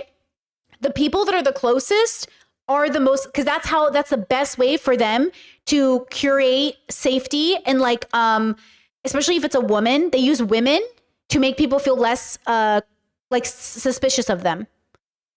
I'm not saying it'd be different because like, look, she isn't one of the leaders. She's just high ranking. The wife and him are the perpetrators. She is a victim, right? Chet said, I don't think she's the most tricked if she's blinded, the blindfold she put on herself. Yeah, of course. All of us are responsible for when we're tricked, and all of us are not responsible for the way we've been targeted. Yeah. You're a biological creature. You're an animal on a planet. You can convince yourself of anything. People convince themselves of things every day. Women will let men beat them, or not let them, but they will be a victim of a man's beating and convince themselves they can fix him. Yeah, you partially blind yourself and you're still a victim. You know? Two things can be true at once. I just don't think she's a ringleader. I don't think she is like them, right? Them and then her. In my opinion. Okay, right? Yeah, chat says, I'm sure Cassie had witnessed Diddy doing terrible things to people. It doesn't make her an asset. Guaranteed you, Cassie saw Diddy rape people. And she was also a victim of him. It is not this simple to come forward. But it is important for us to also, okay, girls, hold on. We bring out the paint again. This is exactly the issue we have with identifying people. Okay, we struggle. It's very hard to know the difference. And I'm with you on being cautious. But it's very hard for us to know the difference, okay? Oop. Okay. So we have the main bubble, the cult bubble. Within the cult bubble, okay, hello? Okay, apparently I don't know how to do this. Hold on. Within the cult bubble, there's the cult. And let's see, there are the people who are in it. And let's see, let's draw it like this, I think. Okay. So here are the main leaders. Here's the top girl, and the top girl has somebody under her, and they feel connected, but they're still not in the main bubble of the cult, right? And then there are the people who are the victims who aren't even attached, right? They're just the victims around. And we on the outside, you can't see that. We on the outside, we're looking in saying, oh my gosh, see how obvious it is? But we don't know what's actually happening within the minds of the people attached to the main middle of the cult, right? We just think we know because we're seeing it. But these people look more like victims because they're not close. But these people look less like victims because they're close. But we are over here. We couldn't even imagine what it would be like to be here. So we judge easier, right? And I get it, because there are situations where the main cultist picks up and convinces one of these people to now become one of these people inside the main cult. But nobody does that in this cult. In this cult, it's only the two of them, the couple, and then they bring you into the inner circle that makes you feel close, but you're never really in their bubble, right? You're never really in it with them, right? Even Andrew Tate has his bubble and the goons around him. But the goons, there's like Aiden is over here. Sneeko's over here. Maybe the other boys over here. But some of the boys are here. But only Tristan and him are here. Only Tristan and Andrew Tate are in the main bubble. Everybody else is close, but they're not here, which means they're always being tricked. There is a part of trickery happening because they are never allowed in the the really true, I know what's going on, right? They're never in it. Okay. So then here's Destiny. This is Destiny. He's alone. He's on an island. He never lets anybody in, but people get close enough to think they're in. So here's Dan and Erudite, okay? Dan and Erudite, they think they're in, but they don't know. I know things about Destiny to this day. I don't even know if they know. Nothing that the internet needs to know. But I know things about him that he told me, whether they're true or not, that the internet doesn't need to know, has nothing to do with the internet. But I wonder if they know. I even wonder why he told me. Sometimes I don't know if it's a lie, right? It was to garner sympathy. He told me something so I would be sympathetic towards him. But see, I don't know if it's a lie. Then I wonder, why did he tell me that? Because he was trying to make me feel like I was close. And right away I was like, feels like a red flag. Feels like a weird red flag that you're telling me this thing that I feel like is weird. Okay. And right away I was like, I don't know about this information, right? Okay. It was to garner sympathy, like I said. So it was nothing like that the internet needs to know. It's not like it was about other people. Okay. Now, then there are the people who orbit Destiny. Okay. And I was somebody on the outside who collabed with him thinking he was just a normal YouTuber, like just a normal content creator. I didn't know this whole thing was happening. I thought he was just a content creator. So I was having fun and I was like, la, la, la, la, la, la, la. And I was just like, oh, this is kind of fun. And then I realized, hey, something weird is happening. Something weird is happening. And I didn't know what it was. Do you remember that guy? Oh, what was that guy's name? What was that guy's name who was obsessed with me? J-Stock. Remember J-Stock?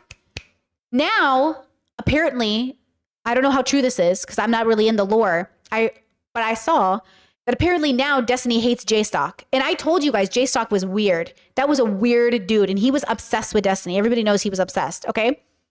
But now J-Stock was in the thing and Destiny made him emotionally feel he was here. And J-Stock would make Destiny mad at me. He would create clips of me out of context to piss Destiny off. And then Destiny and Dan would say, what's up with this Britney bitch? Why is she obsessed with you?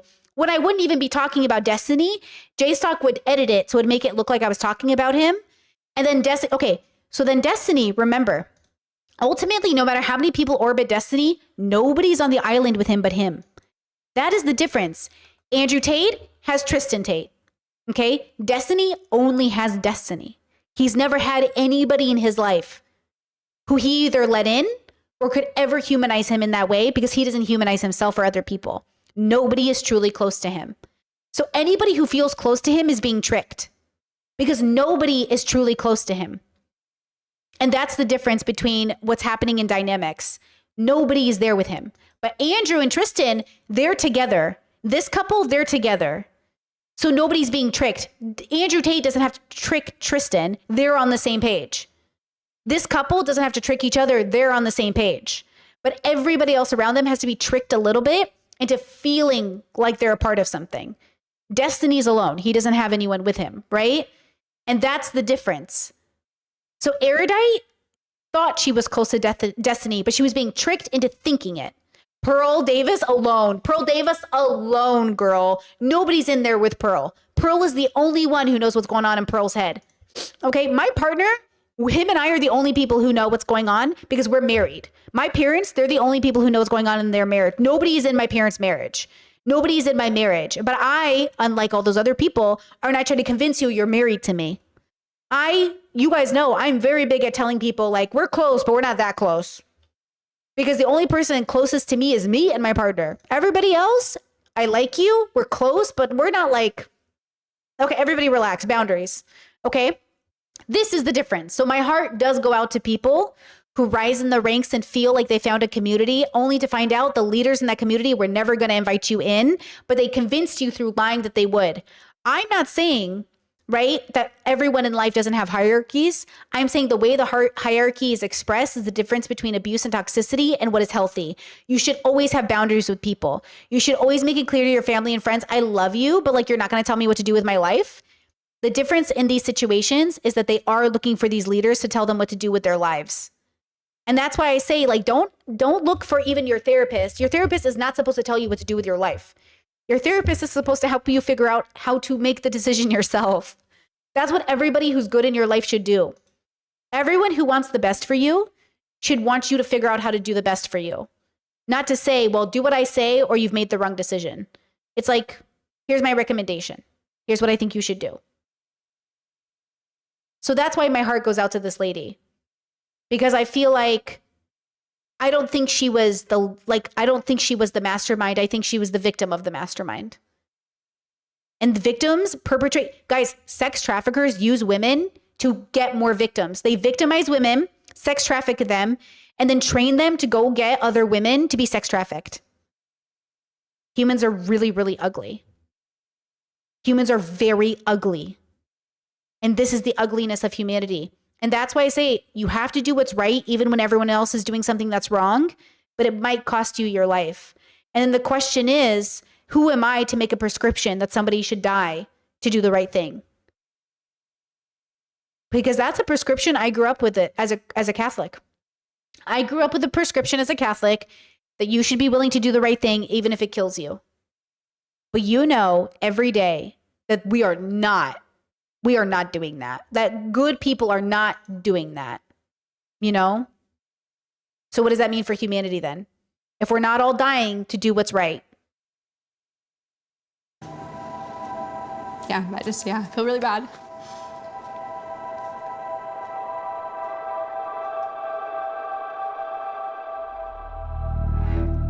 Jeff and Shalia had a message for those who were struggling with their new pairings and their new genders. Disobeying them was disobeying God. So when God tells you something, you need to respect it. If he says that's your twin flame, respect it. If he says you are this, respect it. And sometimes it's going to be really, really, really hard. But if you don't, then you're a coward. And this is so that you understand that your choice has been out of order, so you can make a new choice.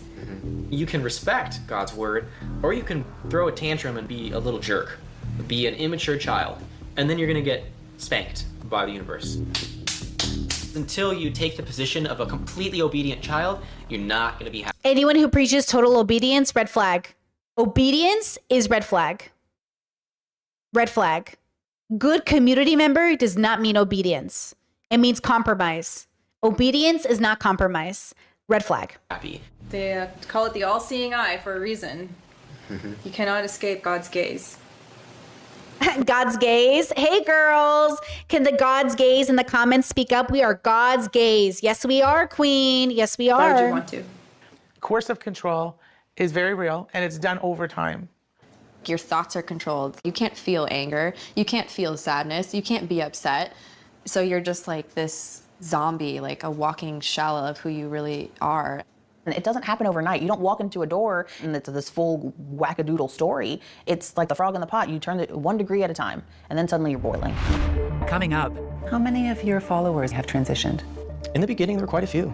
And that's, many of them.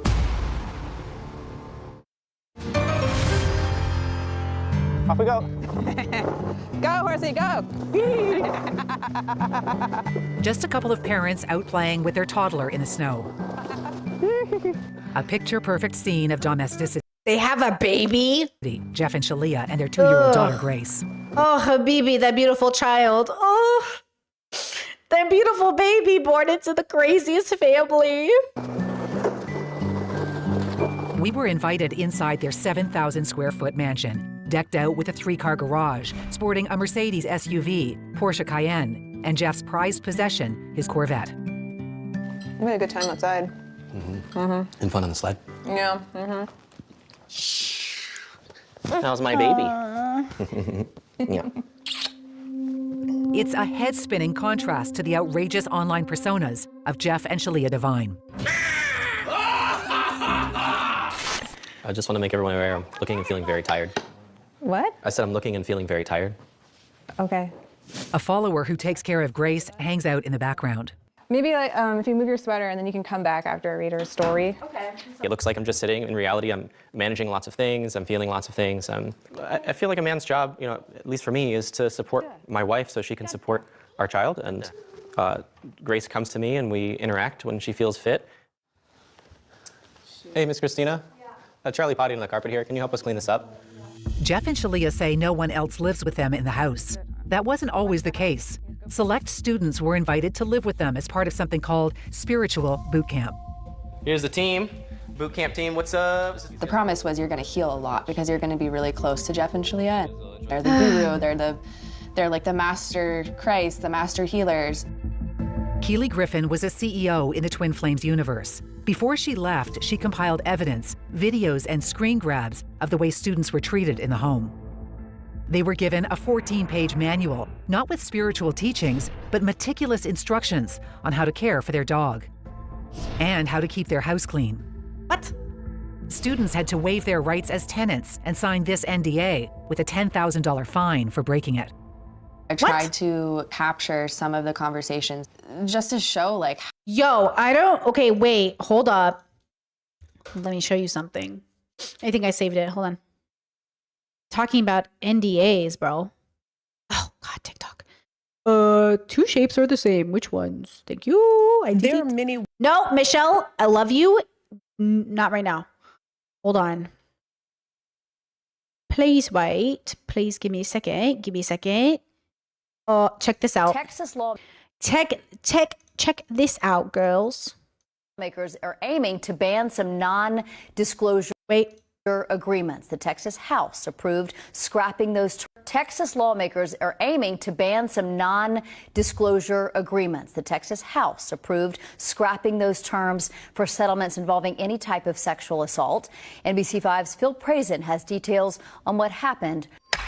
There being 149 ayes and 0 nays, House Bill 748 is passed to engrossment. A unanimous vote in the Texas House for Trey's Law, spearheaded by Plano Representative Jeff Leach. The proposal bans non-disclosure agreements not just for child sexual abuse, but for any sex assault or human trafficking settlements. The use of NDAs and settlement agreements is essentially lawful hush money. It is institutional abuse on top of sexual abuse. The bill brought Republicans and Democrats together. Political rivals agreed on the details. Silence is no longer for sale in the state of Texas. Information about abuse is information the state of Texas should decide as a matter of public policy needs to be in the public domain.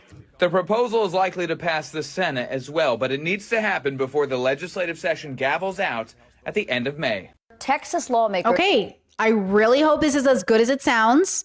I really hope there's no catch. But yeah, win for Texas. I mean, I don't know. I'm so ignorant to maybe the way it could be bad. You know how it is with these policyholders, sometimes they present something that sounds really good and then you realize actually it's a trick. And this happens to like sex workers all the time where they propose legislation that sounds really good, but it's actually really bad. I hope this is one of those situations where it's really good, because I've like, even with the Diddy case that's happening right now, so many people have settled outside of court. And I'm like, why the fuck are we allowed to settle outside of court for rape? I don't understand what's fucking happening.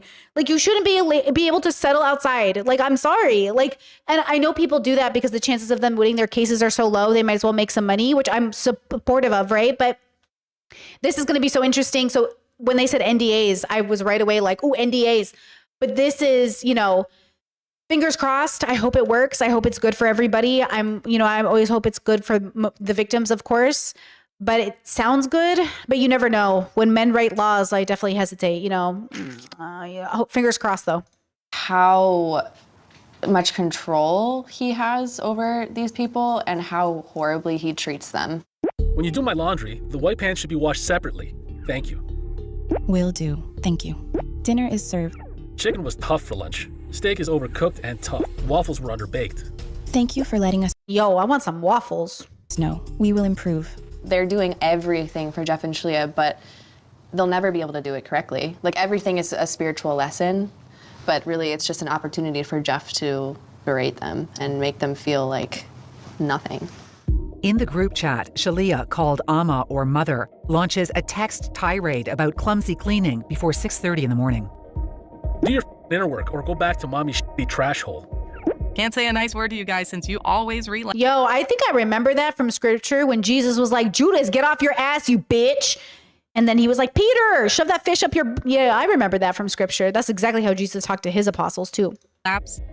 This is why you don't get treated with kindness and appreciation. You make people pity you. This is what you feed off. Pity. How sad. That's gross, TBH. When the boot camp student apologizes, Jeff texts back. Groveling and being afraid of me don't make me respect you.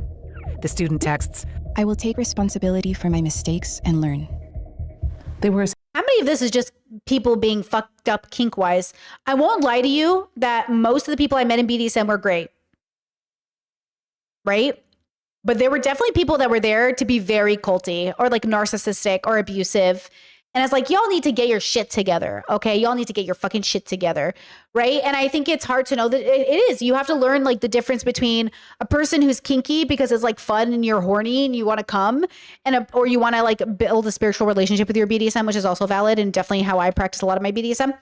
And the difference between somebody who just wants a harem full of bitches and to be like the top dog who gets his dick sucked every time he comes home from work.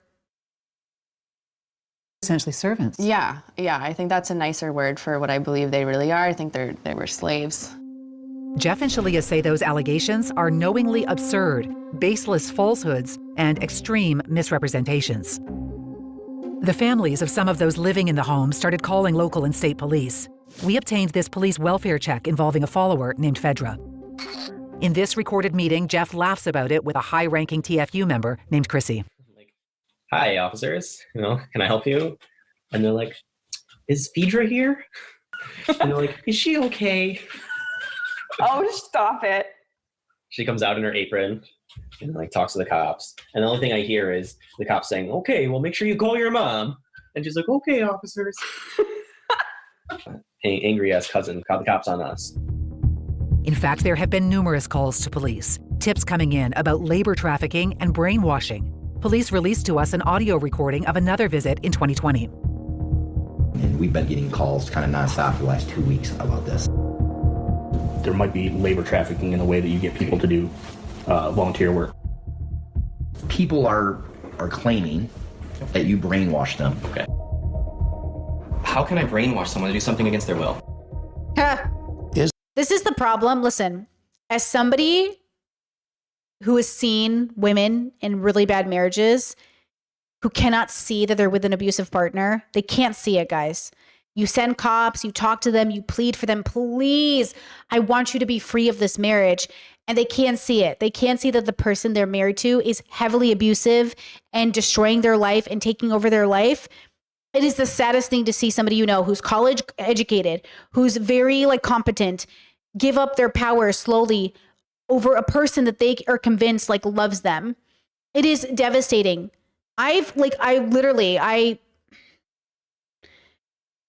And you just have to hope that one day they realize it, just like these people, that one day they're going to realize it. But it is like, you can send a cop, you can send people, but at the end of the day, adults can consent to what they think is real, even if it's harming them. And that's why I'm just like, I'm so frustrated with these people that target vulnerable people, that are convincing people, that take advantage of people. Like, it's really horrible. Is there a crime? Has a crime been committed? Is there about to be a crime committed? Mike Borkovich is the sheriff for Leelanau County, Michigan. Of course, your immediate concern is Jim Jones in Guyana and David Koresh. And we start looking around at different people and different cults. Have you found any evidence of any wrongdoing, any crime? We haven't found any evidence of any wrongdoing or crime. The detectives showed up at my door to investigate me, and they were breathing down my throat to try to find out if, I was some psycho cult leader brainwashing people. Big scary Jeff and Shalia. We're gonna come and eat your children. Keeley also has documents about something called the Golden Parent Initiative. Jeff wants to control people. He likes to have every aspect of their lives controlled. In this post, Shalia invites couples to birth so-called golden children. They would grow up to be paired with other children from within the community. Keeley says those who couldn't physically get pregnant were told they could use a sperm donor who had to be approved by Jeff. Is it Former Jeff? members believe it was an attempt to breed a new generation of followers. Ugh. Today we're gonna talk about how to survive a twin. No offense, I want to say this, but please don't get mad at me. Sometimes when I see homesteading people, they're like, I want to homestead with other couples. I'm like, I know you mean well, but sometimes I do wonder how many of these hippies are just creating like little communes of cults. I'm like, I don't know, guys. Like, I don't know. Like, I think there's a way to do it healthy, but I'll tell you this. Here's what's healthy, okay? I knew a woman, a cowgirl, and she was like, my best friend and I both moved up to this neighborhood together, and we were going to raise our kids here together, and then she abandoned me. And I was like, oh, like your friend who's your best friend, like she had kids, you had kids, and then you moved into the same neighborhood. She goes, yeah. And we were supposed to live out our life here on this acreage, like in different houses on different properties, but she moved to a different neighborhood and left me. And I was like, oh, yeah, I think that's probably good that your friend was able to pursue her dreams and left with her family for another place. I understand the sentiment of saying, I thought we were doing life together, but this is why I say be careful with who you think you're doing life together with, guys. I never would want one of my siblings to be like, hey, I thought we were going to live here for 30 years. Why are you moving out of this neighborhood? It's like, girl, please move out of the neighborhood if you want to live here. This is why I say I love my parents, because my parents would never guilt their children into staying near them. My parents have never guilted any of us into saying, like, I can't believe you're leaving. I can't believe you're moving. My parents were like, okay, good luck. Do you need some money on the way out? Do you need anything? Can I take you to Costco to get you new clothes? When I came to Europe, my parents were like, do you want us to take you shopping? Do you need anything? And I was like, no, I need you to help me pack up my computer, but that's it. Take me to the airport. Like, my parents were like, okay. Like, they're not about to beg their kids to stay somewhere when they know that they left their family. My parents were the rebels of their family. My parents left. My dad started his own business. My parents didn't live in the community the way they could have. They weren't about to tell their kids to do that. That's a blessing. Having parents that don't make you bad or feel bad about pursuing your dreams is a blessing. It is such a big, I couldn't have asked for a better thing from my parents. With all their faults, it's really a blessing. And that's the difference. Is like people who make you feel bad for wanting to do good in your life, like that's on them, girl, Flame cult. In the wake of the media frenzy and the police visits, Jeff posted this strangely edited video online. What is a cult? A cult is like where an organization is systematically sapping you of your energy for its own insane ideas. Sounds like what you doing. If you're in a twin flame cult, they're gonna want your money. That's obvious. It's kind of hard to get into a cult on the internet, isn't it? No. How are you gonna drink the poison if it's on the internet? Like, don't you have to be a part of a community? Like, see, this is how you know he's running a cult. Because it's obviously not that hard to start a cult on the internet. And obviously it is as easy to drink the Kool-Aid over the internet. This is how you know he's running a cult. Because he's saying things that sound obvious, but they're obviously wrong. Lives on a farm or something. A farm? Well, guess what? They wanted me to start building this farm that the coaches were going to live in Michigan. A compound? A compound, yeah. Keely says Jeff and Shalia pressured her to find farmland and move to Michigan. And when she didn't, They told us, like, you need to make this move now, or you are completely out of alignment with your guru, and like bad things are gonna happen. 16 followers now live in northern Michigan. I fear for the lives of the people in the cult. I think that it's only gonna grow, and there's plenty of horrible things that will happen when Jeff and Shalia have all of those people literally within like arm's length. Coming up, I've never been so happy in my entire life. I'm such a better person. And I love myself so much. And he's taught me that. Okay. Traverse City, Michigan is known as the cherry capital of the world. Our story stems from the arrival of the Mount Morency cherry. But this tight-knit community is now on the map for another reason. It's home base for the controversial spiritual community Twin Flames Universe. Once only online, 16 followers have now moved here to be closer to their leaders, Jeff and Shalia Devine. It's giving Teal Swan, also red flag. It's giving Teal Swan. It's giving, we have a physical location for you to come join us. Like, what's the difference between putting on a seminar for work and building a cult? The vibes, bro. I think it's vibes, but also my friend was at a work conference one time, and they sent me a video of it. They're like, bro, I'm going to kill myself. What is this? And it's a guy on stage being like, you have to find your purpose. You have to find your passion. You have to just, and it was like, bro, look, everyone is weird and everywhere. The tech bubble, so culty, so weird. They're always putting on seminars that are so weird, and everyone has money and they're bored. Look, group activities, higher potentiality for weird shit to happen. But there is a way to have a healthy community. I'm convinced that there are plenty of ways to have good communities as long as we're willing to admit that it might not be a cult, but there's still going to be some drama. You know, Chad says, why do they want leaders? That's so weird. They're adults and can make their own decisions. Okay, I think this is why religion is still so prevalent. And remember, billions of people, majority of the world, believe in religion because they want leaders. That's why Andrew Tate does really well. He's a leader, right? He's the leader, right? I'm telling you, there is something about human beings as an animal species that have evolved to wanting somebody to tell them what to do. They do. They want somebody to guide them. And I don't blame them, but also, you know what I mean? Like, also, this has limitations. It's one thing to talk to somebody and bounce ideas off of them. That's so different than saying, like, tell me what to do with my life. It's like, okay. But see, they say God will tell you. If you listen, God will whisper in your ear. God will tell you what to do. God will guide you. You know what it's hard. But I think it's obvious. Like, some people are just people. And some people are kind of like, it's like the difference between true crime people, like the people who end up getting in these situations, and like another person's life. Like, somebody right now is having one of these like crazy scenarios happen to them.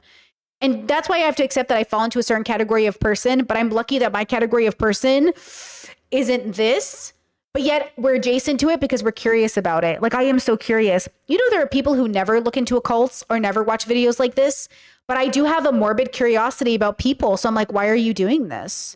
Which then kind of opens me up to being like, what if one of these people slides into my DMs? You know what's happened before? I've had Andrew Tate adjacent people slide into my DMs, and I'm like, uh-oh. Like, you talk about people, you kind of open the door. That's why religious parents, my parents in particular, will say, don't even entertain the thought. You open up the chance for the demon to come through. Because I do kind of think, like, once you've put it out into the universe, now the right person connects you, and all of a sudden you could. That's why you don't answer the DM. That's why no matter how tempting it is, you watch, you observe, you comment, you don't engage. Okay, girls, no matter how tempting it is, no matter how famous they are, if Jared Leto slides into your DMs, you do not answer that. You do not answer. Sam, I am. Thank you. In 2024, there was a chat. So true. Everyone is just trying to cope. 100%. At the end of the day, we're all just coping. 4-day spiritual summit in Traverse City with about 100 followers from around the world. And remember, science has proved we want consistency, community, and structure. Those are the three things that keep religious people healthy. It's the same thing that moves people in different directions. Look, I would rather a person become Muslim or Catholic any day than become this. I would rather you sign up for Islam than this. Because at least Islam, okay, there's so many good things that could come out of Islam that nothing good comes out of this, in my opinion. And that's the difference. I would rather you sign up for religion that's traditional and cultural and has a lot of benefits than this. This is not good for you. Jeff and Shalia have been keeping a low profile since the media frenzy surrounding their community, the avalanche of exposés and docuseries. They have refused all interviews, but now they've hired a crisis management PR team and want their story out. I'm driving into the heart of the Twin Flames universe. Jeff and Shalia have invited me to a Christmas party with their followers, some of whom have uprooted their lives and moved here to be closer to their controversial gurus.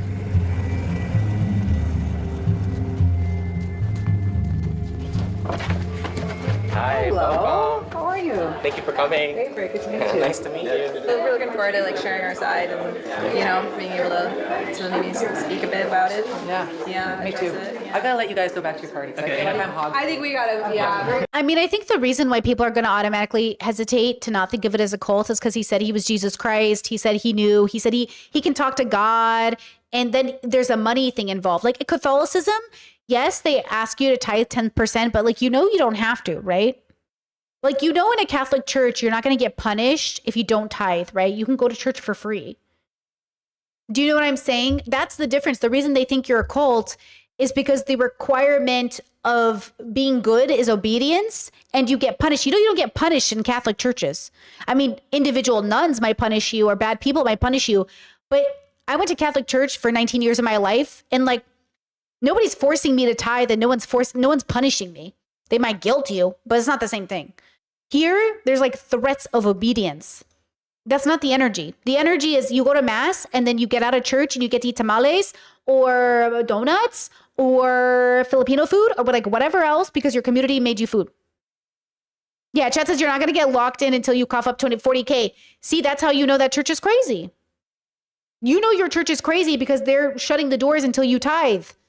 That's crazy. That means you're off your rocker. Okay? So the church I was a part of, a regular ass Catholic church, just a regular ass normal Catholic church. You just show up, you go to church. That's it. You eat a donut, you go home. Okay, so everyone's ready? Pretty soon for White Elephant. I'm going to grab some sparkling grape juice here. Actually, wait. You know how they say at work, if they're we're a family and we're in this together, it's a red flag? They do that in these kinds of places. I don't think I've ever heard that in church. I don't think I ever was in a Catholic church that said, we're a family, we have to stay by each other. Oh, I've never heard that. Has anyone else heard that? I've heard we're part of Crisis Church and Crisis Family, but I've never been told by a priest, this is your family now. I've never heard that. Maybe it's similar, those are the red flags you have to look for. Yeah, I'll get some too. We'll mosey on over together and then we'll... This is the Twin Flames Universe Inner Circle, some of the 16 members who have moved here from across the country and around the world. They're all coaches, volunteers with the church. Some also work in this house as a nanny, cook, and cleaner. Mom, you're getting baby zoned here. Baby zone, should we find a toy or something? They gather in... Hold on, you know what? Somebody in chat suggested this, and I should have pulled it up when you did. You're so smart, chat, sorry. The BITE model. Let's just go over it really fast because I think it's important. I just grabbed this one really quick. Let me know if there's a better one to look at. BITE model. Methods used to control people by undue influence. Okay. Behavior. Control of physical environment, rigid rules, rewards and punishments, dependence and obedience. Information. Deception. Propaganda. Discourages access to outside sources of information.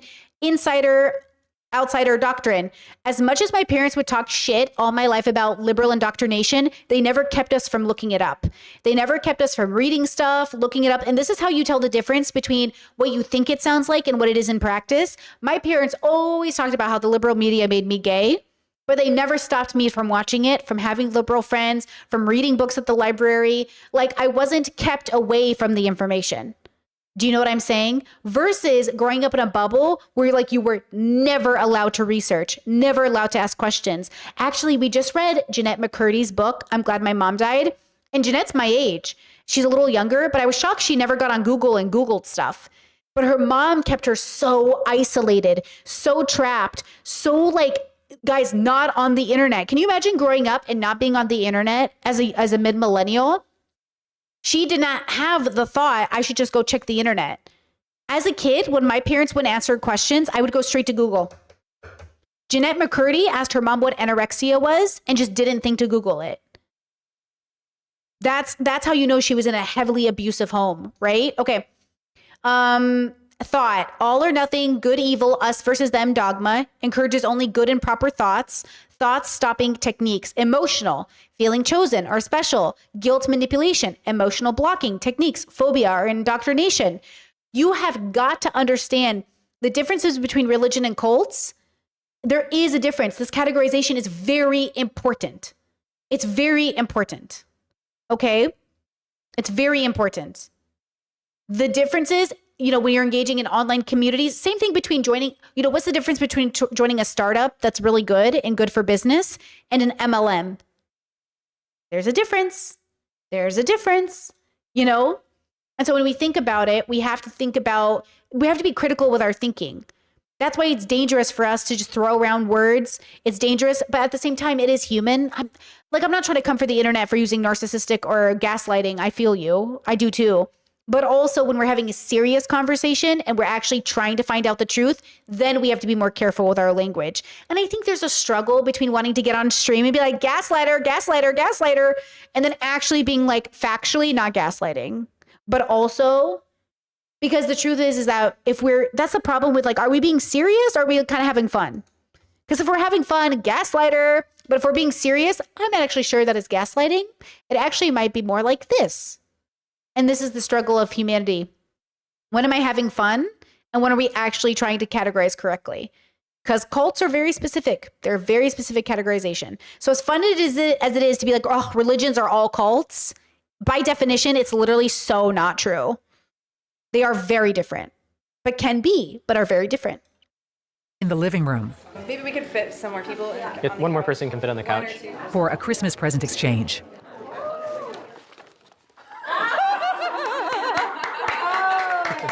That's hilarious. It's Apple Boy. Thank you. A nice inside joke. We'll keep this one. It's Oracle cards.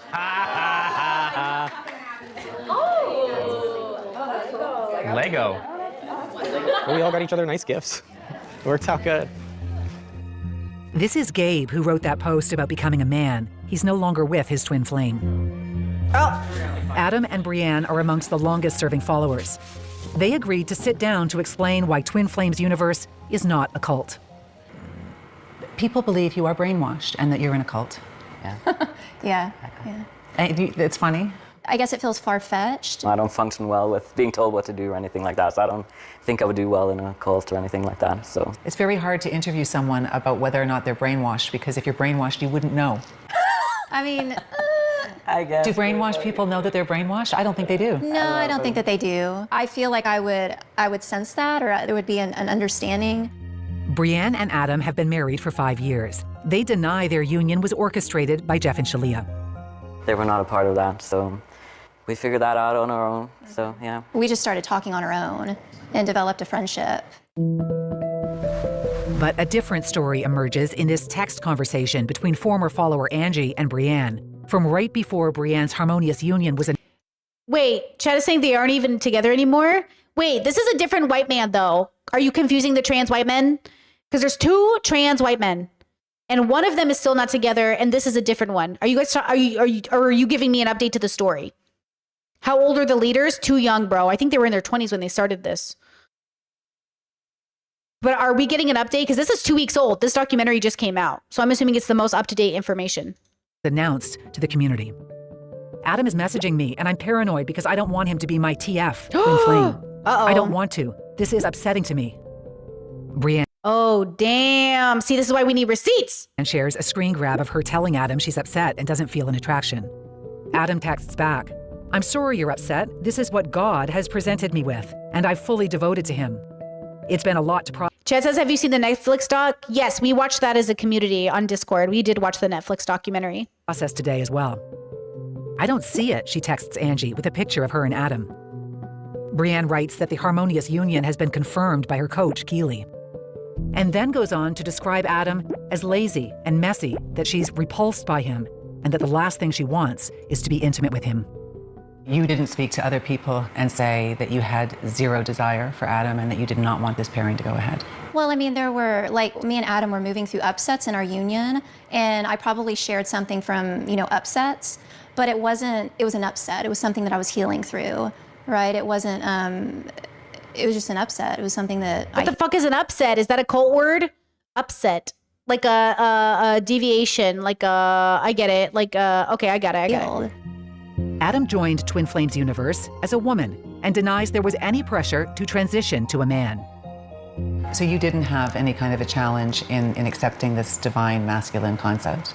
I feel like I had, but this was just an upset with myself in terms of like accepting that I had Yeah, I don't know if I would call them trans. Chat saying are they really trans though? I don't know what they are. But I would say that if I don't know what they are. I don't know if they're really trans or not. I would say probably not, right? It sounds like they were coerced into transitioning. And that's the part that's scary. Is like, did you want to be trans? Or, you know what I mean? Like, is this what you wanted? It doesn't sound like it was. It sounded like they've been convinced to accept it as reality to fit into the bubble. Like, okay, what would happen if we took all these people and just gave them a vacation in Hawaii for like a year? What are the chances they would go back to the cult? You know what I mean?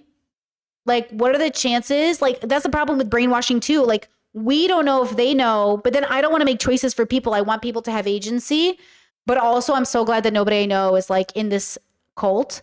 But also, I do know people in really bad marriages. Like, you want to talk about culty marriages? Like, I really do know somebody who's married to somebody that it's basically might as well be a cult of two people because it's so abusive of a relationship. There's so much brainwashing. There's so much like manipulation and abuse. And like no one, hundreds of people have tried to intervene in this relationship and no one can get through. That's how dangerous, like if your whole community is worried about you, girl, your whole community, not one person is happy for your marriage. Not one, you can't find one person. You know what I mean? It's not just like we weren't happy in the beginning. It's like we weren't happy years into, you know what I'm saying? It's so difficult to try to save somebody who like, and I just wish, sometimes I wish we could kidnap her and keep her away for like a year. And she's got kids. I wish I could kidnap them and just take them away from him for long enough for them to see it. But you can't kidnap people to save them. Those poor babies, bro. My hope is that, you know, those kids reach out via the internet one day and they see and they get it and they get what's happening. But yeah, like that's the hope for any of these people is they get on the internet and they see what's happening. But you can't get people to see it until they pop the bubble. So look at them. They're being interviewed. There's intervention. People are doing intervention, but they're not going to see it until the bubble pops. They're not going to see it. A little bit of like, it's just me, like, oh, this feels a bit weird, but it's like, you know, right, who you are. You know that there's something, right? This allegation that people are being pressured, coerced, or led into making a decision about their gender is horrifying. Yeah. Well, I agree that would be a concern, right? It's like if that was a thing, but... 18 members of the Twin Flames universe have transitioned. When you look at the numbers, do you find that at all? That's interesting. That's a lot of trans people. I think that's higher than trans community numbers. You know, that's pretty high. But also, okay. I mean, I'm pro-trans. Obviously, we're very LGBTQIA people here. But you see how us as a queer community, we're like, I don't know about that. As a queer community, we're like, yeah, changing your gender because someone else told you to is disturbing. Exactly, chat. That's the difference. Is that if they were trans, I'd be celebrating them. My concern is that they've been convinced through this cult, who a man who thinks he's convening with God has told them to change their gender. That's crazy. At all unusual? I don't feel like it's so many, though. We don't know how many were questioning their gender before joining the group, and they insist they weren't pressured. It was their choice to transition. Brianne and Adam are both certified Master Ascension coaches, a level above regular coaches, certified by Jeff. They don't have any expertise. They're not therapists. Keely Griffin, who left TFU in 2021, says she and other coaches were wholly untrained to handle people's trauma. These clients are coming in with all sorts of issues, like being molested as children, and then they're told by the coaches to just do the mirror exercise. Which means you take responsibility for your own abuse. Exactly, like that's your fault now, which is like just so traumatizing in itself. I was in these sessions listening to people telling me. This was like the Teal Swan situation where Teal Swan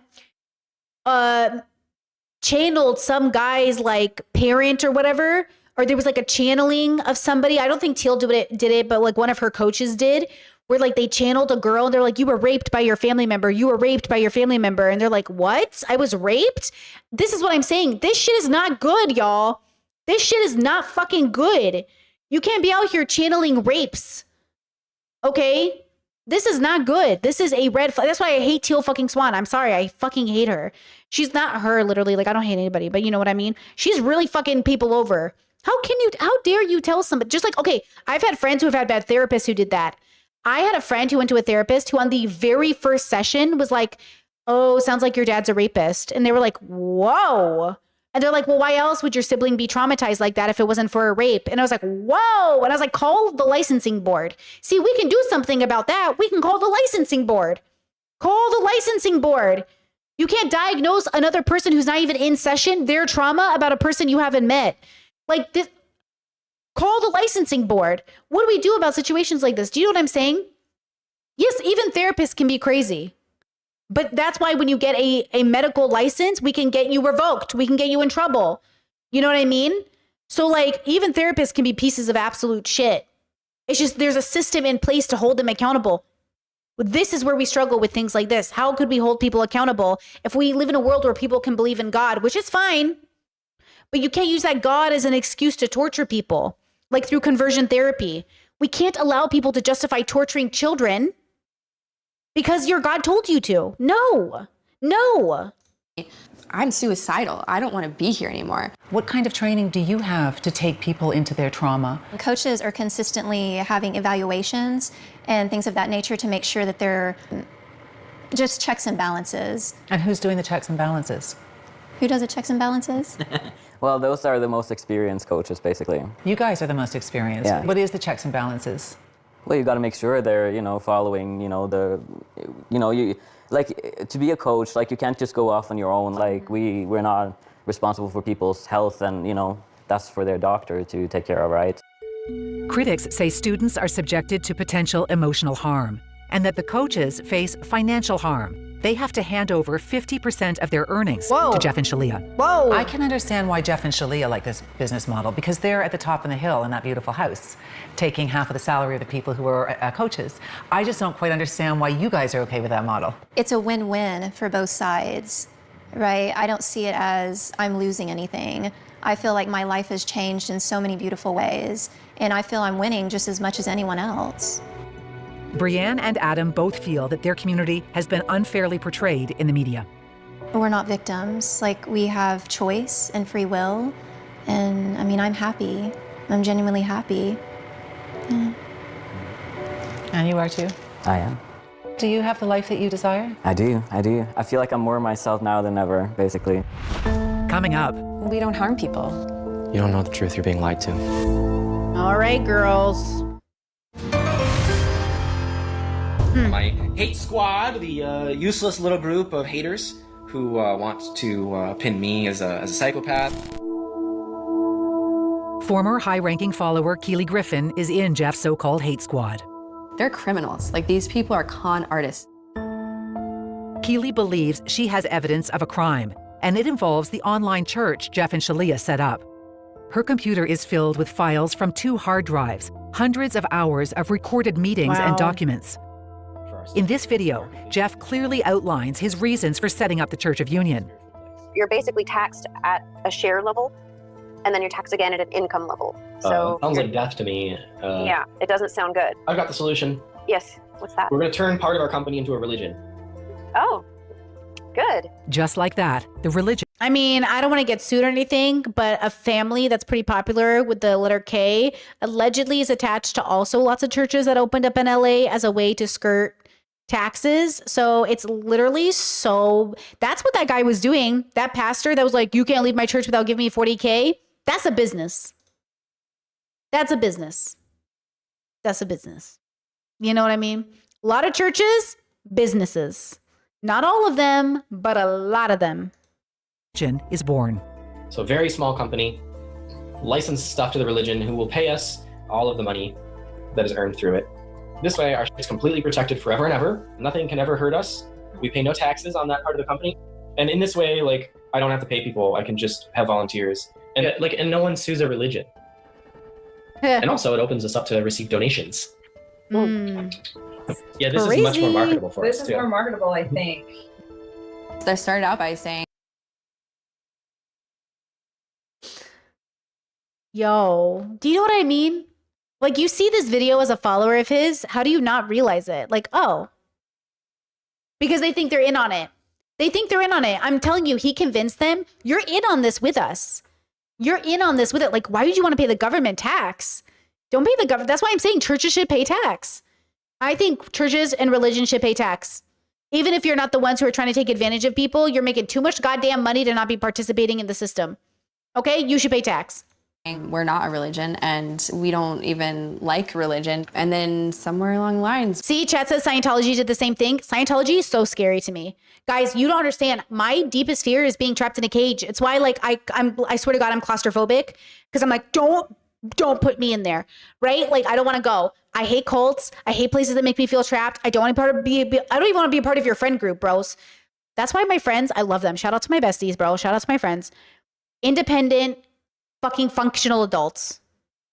Do not make me feel trapped in this marriage or trapped in this relationship, okay?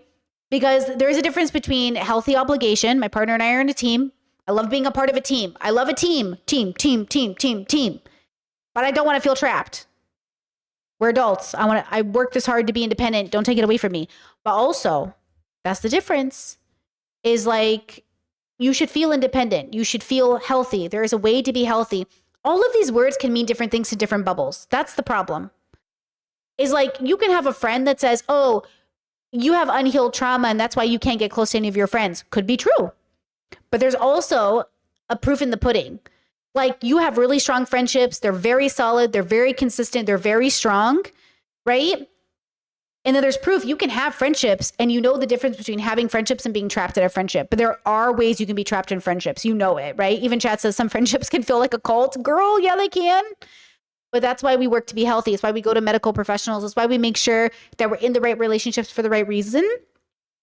But, you know, again, I don't think most of the world is like deceivingly dark. I think most of the world is ignorantly malicious in a sense. I know maliciousness implies intent. I don't think most of the world is culty. I don't think most of the world is playing 4D chess. I think most of the world just thinks they're right. And most of us are just doing our best. I really do believe that. Like, I don't walk around paranoid because I don't think most of the world is this. But I think the parts of the world that are this are definitely fucking it up for a lot of people. But they're not the majority of people.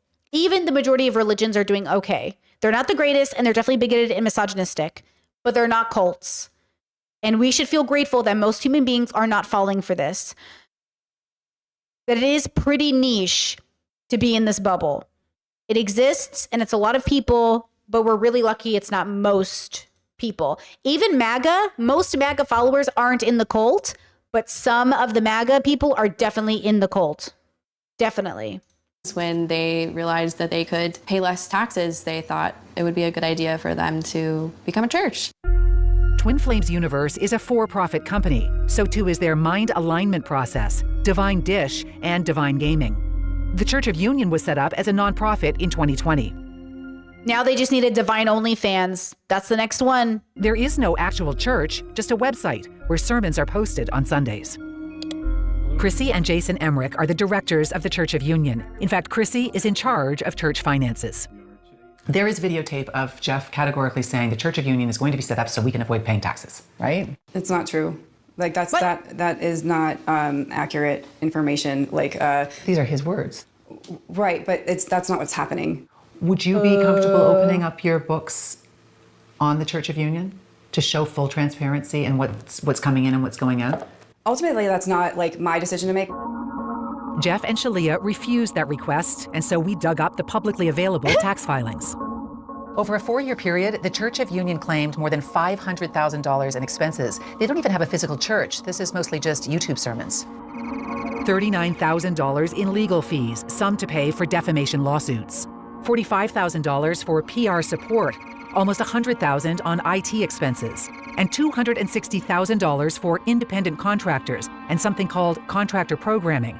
Jeff and Shalia refused our requests for more details on just where that $250,000 went. We did discover this credit listing the church as an investor in one of their for-profit companies called Divine Gaming. You're the financial officer for the Church of Union. Yes. So if there were ever to be discovered fraud, you would be the one that would be kind of holding the bag for that. Yes, I think I would be involved in that, of course, because I'm the one that's doing the finances, and we've talked to specialists and experts to make sure that we're doing everything properly, and we will continue to do that. We know the Internal Revenue Service, the IRS, has gathered information on the Church of Union. They tell us federal privacy laws prohibit them from confirming or denying ongoing investigations. Regardless, the Church of Union has conducted some traditional church-like activities. There was a wedding in Sedona. You may now seal these vows with true love's kiss. And another in Traverse City in 2024. You may now seal these vows with a kiss. Most weddings, though, are conducted online. And we are pleased to present the newlyweds, Mr. and Mrs. Hendel. At least 3 of these followers changed their genders and moved to other countries to live with their so-called twin flame. Those who contemplate getting married or even engaged without the Church of Union face the wrath of Jeff and Shalia. Don't you dare get married without the church. If you're here absorbing my teaching, don't you dare. Or f off. And actually, when you f off, that's it. It's gone by. You have expended your opportunity. We're very flexible with allowing freedom. But where freedom is abused, it will be taken from you. And this is not in any way unreasonable, what Jeff and I are saying and what we're asking. Hold on. Why are we killing ourselves if we were married over Zoom? Plenty of people have to get married over the internet, y'all. Don't be a hater. Okay? Let people get married the way they want. Marriage is not that big of a deal. It's paperwork. At the end of the day, let's be so fucking for real. But also, it's romantic and cute, okay? Don't hate on the Zoom weddings. Hate on these people's weddings, which is different. Shout out to my Zoom girlies out there. I don't know how that would work, but these weddings suck. For sure. I feel like, I don't know what I was saying. It's excruciatingly generous, as always. It's generous. I know what the f I'm talking about. And if you... You want to talk about a punchable face, bro? I won't say who, but somebody in this room has a very punchable face. Okay? You don't think that... F off. Bye. Coming up. I have so much love for Jesus. And it was so hard for me to leave that all behind and follow my truth.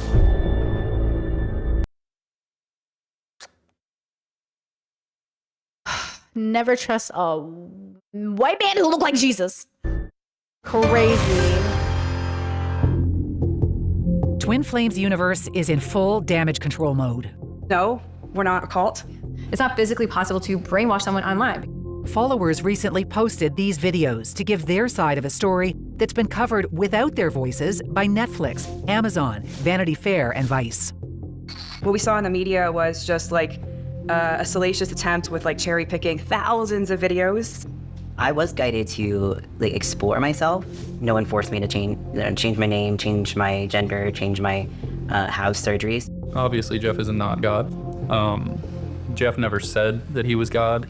It's an attempt to change the narrative about their community, a PR campaign that now includes me. Chrissy and Jason Emmerich have opened up their home and invited us in.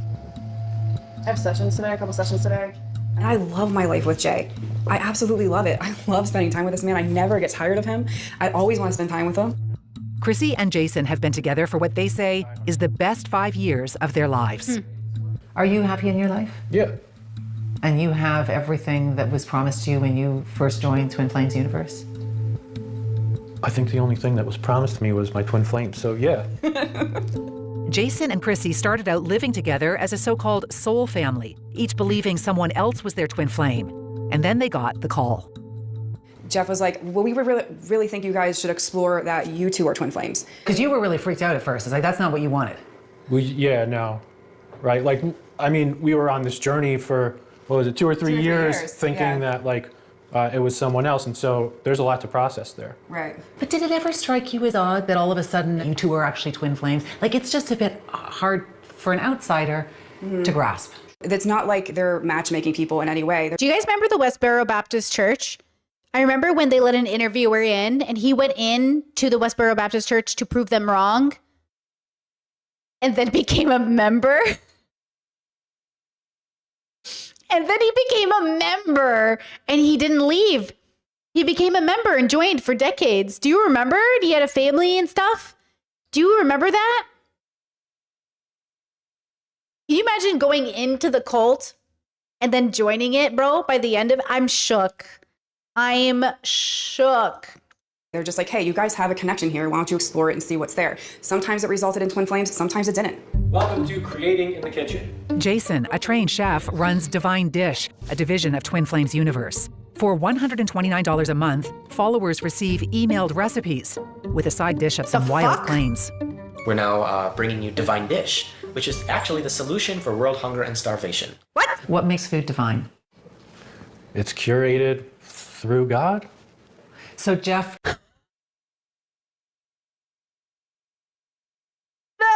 That was so convincing.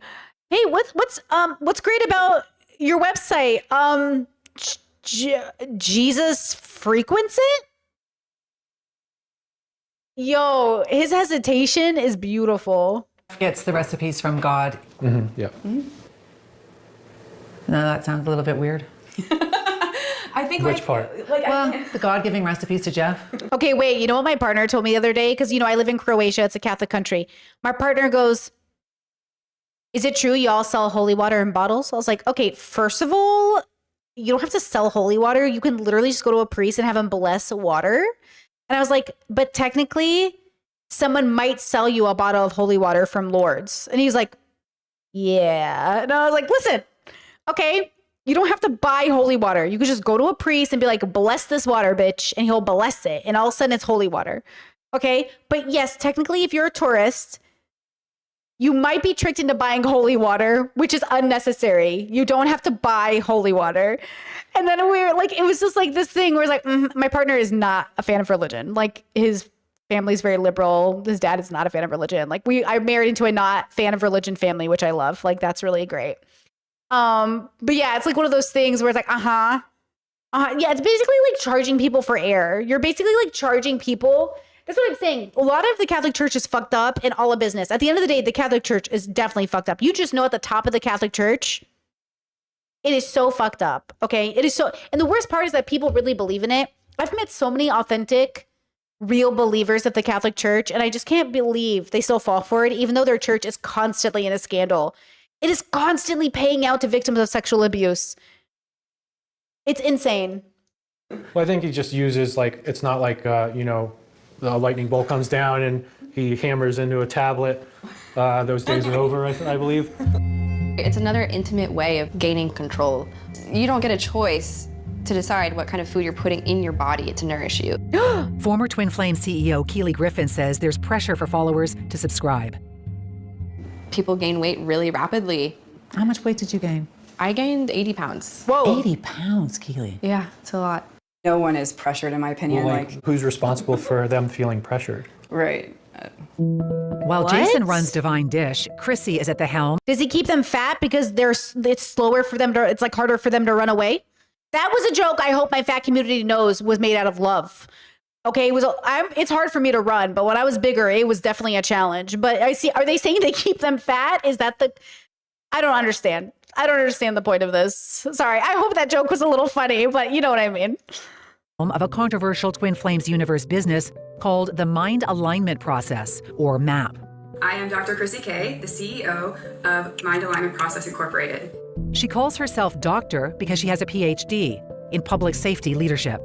Chrissy recently retired as a lieutenant colonel in the U.S. military. Oh my God. MAP claims to heal the core of trauma. I love when I see educated people be fucking idiots That's why I say, like, it's nice that you're educated, but only so good if you use it for knowledge. Like, you don't have to be educated to know better. I'm certainly not educated. I feel like I know a lot. You know what I mean?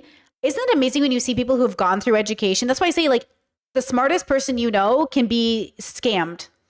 The smartest person you know has been scammed. It's not about being smart or educated. I think it's actually to do with introspection. I really do.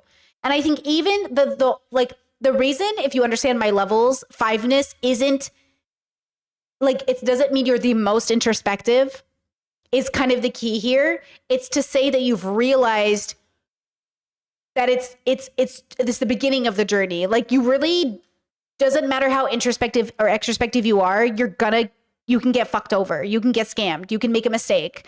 It's about humility. I gotta rework the levels to be like, it's literally about realizing, like, oh, there was never that's why people can't admit fault, by the way. The reason people can't admit fault is because it contradicts the idea that they're smart or capable.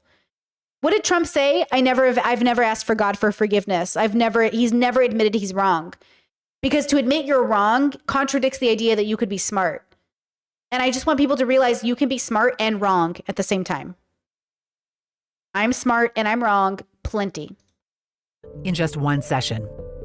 It's healed hundreds of people of their trauma. Some of them PTSD, which is supposedly incurable.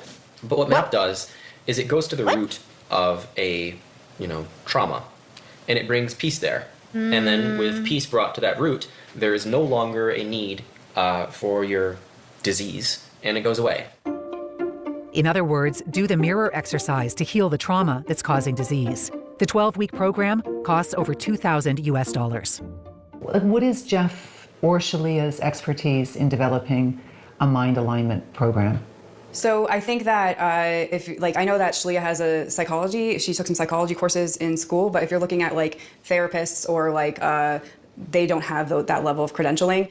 Jeff and Shalia have no expertise in developing a program that claims to heal PTSD and childhood trauma. Well, they did create a program that does They that. created it, but what credentials or experience do they have that gives them the authority to do that? Not a psychology course in college. Well, it's not an invasive Well, it's not an process. invasive program. So there's no Oh, this is like people who think you can pray away the gay. medical degree needed. There is a disclaimer on the website that the diagnosis and treatment of PTSD requires trained medical professionals, and that MAP practitioners are not trained medical professionals or counselors. The fuck? How is it? Jason and Chrissy say they love their life and want others to experience what they have. When I bring up concerns that this is a cult, Jason asks a question. What metric are they using to make it be a cult? It's a charismatic leader Okay. who has control over people, but they may not recognize the control that he has. Control to choose who they love or to choose their gender. That they would dedicate their whole life to that leader and would fund him. Yeah, if all those things were true, then that would be a cult. Right, But that's not the case. what's happening here. Do you remember in the Teal Swan documentary how the guy she was with and her best friend and right-hand guy, whatever, they had I think previously a romantic relationship, and he had fallen in love with a new girl. And when Teal refused to embrace the new girl, he chose the new girl over Teal, and Teal threw a whole tantrum. That's the point. Regardless if you think you're healing people's traumas or whatever, look, the only thing that can heal trauma, well, it's up for debate even if you can fully heal trauma, right? It's we are still learning as a species. We do not know what heals things or we don't know this yet. I think that's why I'm so pissed. We don't know this yet. We're learning. I've learned that if you're borderline and you do DBT, you have a higher probability of basically eradicating your symptoms. But that is different than the way that these leaders are saying they're curing things. Right? We know that if, we know that therapy can help. We know there's data to show that, especially in curious and educated circles. We know there's a path towards recovery. But when somebody's saying they'll cure you, they'll heal you, or they're blaming you for your cancer, that's what I'm saying. It's so obvious to some of us, hey, something's going on here, but it's really not obvious to the person in it. It's not obvious to them. And the same way it's not obvious to people that Trump is like destroying the country. Do you know what I'm saying? That's why I don't have conversations with people who like, they're not critical or curious. It's very exhausting, but I can see there is a part of me that feels bad for them. But a part of me that also like can give them the energy. But I do kind of feel bad for people. Where I'm like, dude, you could have such a different life. But also it's not my business. Right? To like make people see. It's my business to like live by example, I guess. But my heart does kind of break for people. But then it's hard to feel bad for instigators too. Like I do not feel bad for instigators. Like that lady who got punched, it's hard to feel bad for her. But also like, this is such a different bubble. This bubble makes me feel so icky. I feel really heavy around people who guarantee answers. I feel really zapped of energy around people who like, I have the answer. Girl, you do not have the answer. Okay, you do not have the answer, girl. To tell me I have a PhD, like I'm an academic, I'm a professional, and to tell me that all of my critical thinking skills no longer apply because you don't agree with my lifestyle is preposterous to me. Coming up.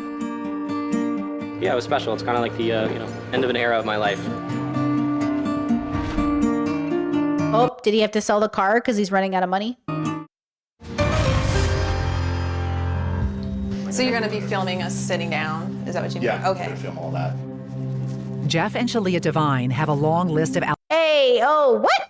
Chad says, my new therapist told me that my son could heal his blindness by praying and positive affirmations. And I was like, oh, fuck, time to find a new therapist. Girl, report that.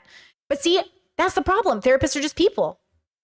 You're not guaranteed to find a good therapist just because they are one. And that's the other thing is I think sometimes people think, well, if therapy is so good, then I should have a good experience with every therapist I have. But like, that's not what happens, right?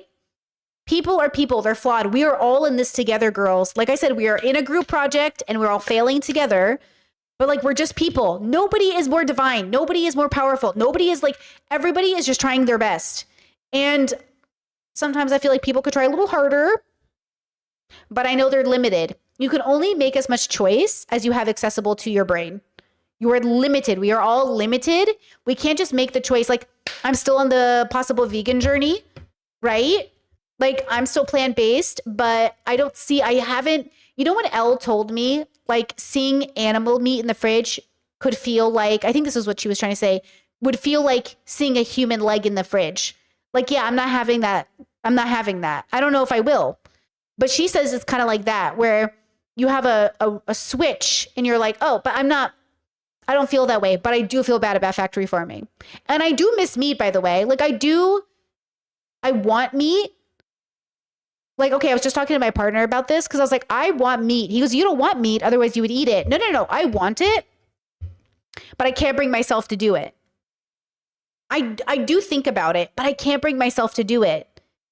But it's not from outside sources. It's from me. It's me and how I feel about it. I just feel like, yeah, that feels unnecessary to buy this. But I do miss meat and cheese and yogurts. I miss like dairy product. I miss like certain things. But then I can't justify it. So that's kind of how I live my life. I ask myself if it's justified within my framework of values. And since it's not justified, I don't do it. But that doesn't mean I don't want to do it. You know what I'm saying? And I think there's the difference there between like, what does it mean to want something you think doesn't work within your values? And I think it's just going to be different for the experience you're having, right? Yeah, I don't know. Yeah, I'm not sure. Again, I think I'm still open to any possibility, but I'm still on the journey is what this whole thing is to say I'm on a journey, right? I'm just on a journey and I'm figuring it out. Like, what is the thing? Like, what is... And I'll still, like, if my partner has a meal, like, hey, do you want to taste this really fast? Like, I'll taste a spoonful, but I won't serve myself a bowl. Does that kind of make sense? I'm, like, trying to figure it out. Like, what is this thing? But it's a journey. I can't just switch it off in my brain, and I don't know what direction I'm going to end up on. Okay? I don't know.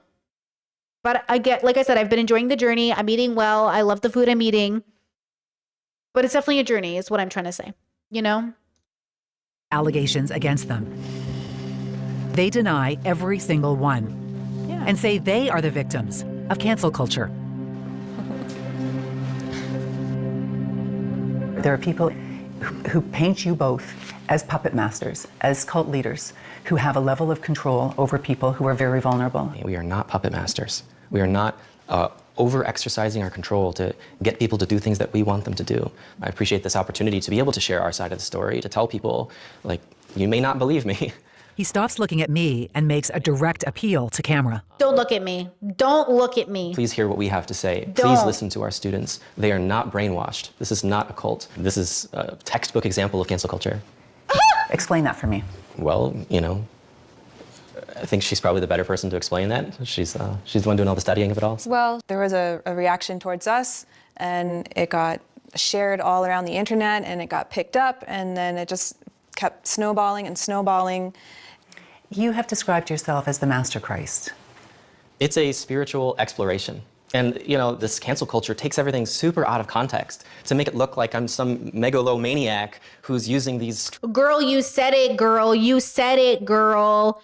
They don't believe me, but I've never said that before. It's like, we heard you. You said it. We don't need...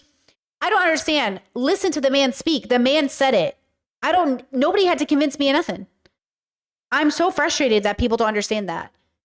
And I know we know. He knows we heard him. We know we heard what he said. Okay, we don't have to be convinced. This isn't cancel culture. We know. Strange titles to claim power, or they say that I think I'm Jesus, and that's just so silly. But you have said you think you're Jesus. Where do you have me quoted saying I think I'm Jesus? That's absurd. I've never I feel like I'm being gaslit, narcissist, gaslit. said that. Holy, holy, holy. I figure y'all... But he has said this. And I'm not hiding anything. Like, I'm literally telling you I'm Christ. Because God's been telling us, you know, we're the second coming of the Christ. I'm banging the Christ. With all the pictures we see depicted of Jesus, I'm begging the Christ feels very blaspheming. He kind of looks that way, and so like, haha, you know, I'm with Jesus. He's not Jesus. I don't believe that at all. None of my students think I'm Jesus. Have you told people to change genders? We encourage people to explore. And I hesitate to answer that question in the way that I'm feeling led to answer that question, which is yes or no. But the reality It kind of is a yes or no, Jeff. Like it kind of is. There's context here. The answer to your question is we encourage people to explore their spiritual, their inner world. And it's just an invitation to explore. Except in the concerns about Twin Flames universe, the biggest... Okay, I want to say something. Stay with me here. Stay with me here. The well-dressed suit pipeline to cult-like behavior, anti-cancel culture rhetoric. I saw this picture after the UK had one of their elections where it showed like the liberal side and the conservative side.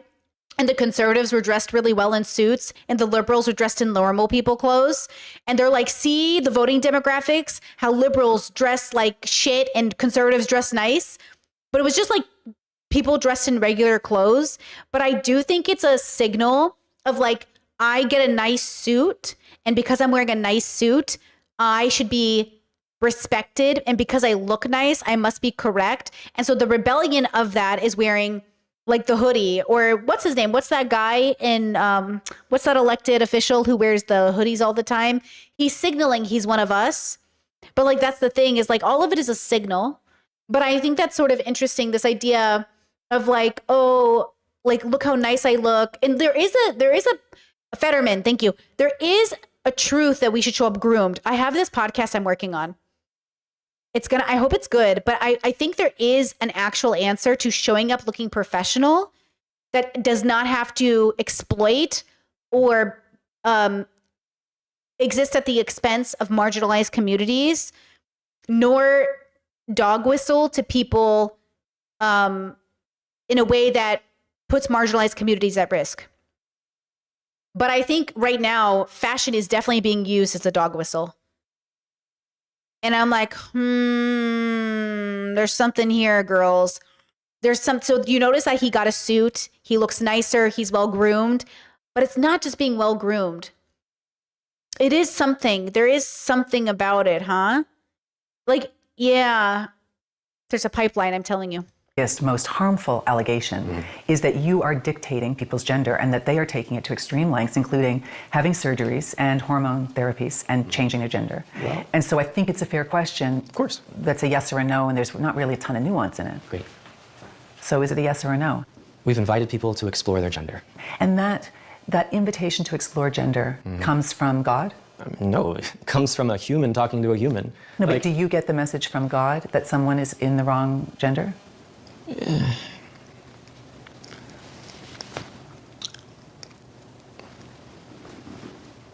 If you could give me a moment to collect myself.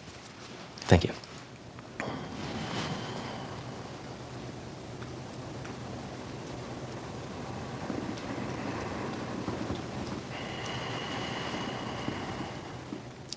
God is a loving being.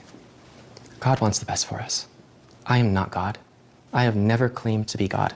So my question was, do you get a message from God about somebody's gender? It doesn't work that way, no. There's no channeling from God about what someone's gender should be? So we as professionals get intuitive hits. Professionals. You might say, hey, this might be a good idea. It's explorative. Like this heavy frame is just not the reality. But Jeff, it's a heavy consequence to have kind of a whim that someone might be a different gender. It's not a whim. I get how this all looks, but it's just not true. Jeff was saying, like, we could see on the spiritual horizon. And because Jeff and I, like, we live in twin flame union, it's like we see color where someone is colorblind. Like, we can see that. And first, I hardly believe that the LGBTQ plus community would agree that changing your gender is an entirely harmful thing. It's absolutely not a harmful thing unless someone else is telling you that you are the wrong gender. Exactly. And then it's a very harmful thing. This is not, once again, it's not something that's imposed upon you. You can't impose things upon people on their spiritual journey. We were their, like, direct guide. They can choose not to do it or not to, you know? Like, if you have an element of control over them or sway over them, okay, and they hear you say that, and they know that it will please you. We don't encourage that kind of power dynamic. Yeah. You don't? No. Really? Mm-hmm. You're my student. You do not school me. You should shut the up and listen. Your choice has been out of order, so you can make a new choice. We're very flexible with allowing freedom. But where freedom is abused, it will be taken from you. Wait. That's why I'm saying you don't have to make up shit about people when you can find the clips. And the clips within context. Within context. The clips. What is the context of this clip, girl? You probably have seen me yelling at my students. It's not abuse. In fact, people felt really loved and cared for.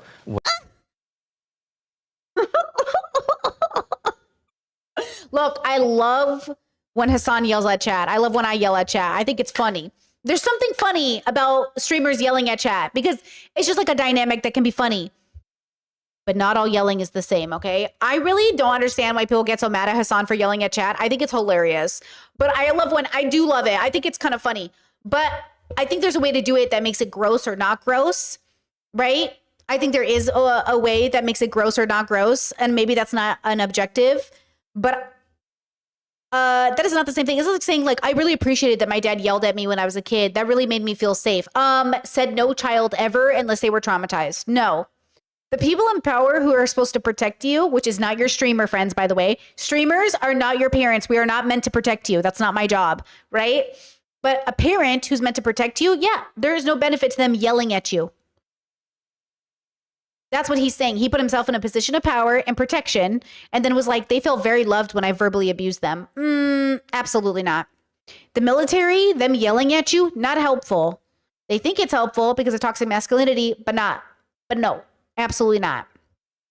When I would yell at them in classes, they felt like someone cares about me enough to yell at me because it's uncomfortable to yell at people. I don't want to do that if I don't have to. That's that toxicity, girl. Somebody loved me enough to beat me. Someone loved me enough to hit me. Someone loved me enough to yell at me. Someone loved me enough to throw a slur at me. Someone loved me enough. That's that toxicity, girl. That's how people stay in abusive relationships because they think this is love. That's why I think my heart was really crying for that guy who made the TikToks about family dynamics. Because I was like, this is how your kids get brought up thinking this is love. When you ask your parents, hey, where are you going? And your parents are like, none of your business. Why would it be none of my business? Like, instead of saying, oh my gosh, I'm going to go do this thing. Like, you're introducing life into your child's like understanding of existence. Like, instead of sharing, you hold. That's why I say most people, whether they know it or not, they're not ready. They're not setting the best standard for parenting. But I also understand, like, you know, what are you going to do? Oh, chat says Tyra Banks yelling at that model and comparing her to her mother, how her mother used to yell at her out of love.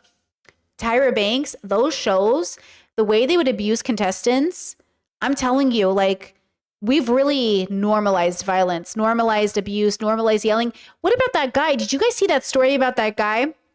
Asian guy. I don't know what country, maybe Korea. Because it was a show where he didn't know he was on camera for all of these months doing an experiment. And the experiment was the fact that like we were watching him. And then it got like, do you know who I'm talking about? I don't know the full story, but when I watched a video on it and I was like, oh, I can't remember all the details now. But I was like, oh my gosh, like the things we do to people, the things we just justify the way we treat people is crazy. Okay, good. Some of you guys know who I'm talking about. Okay, good.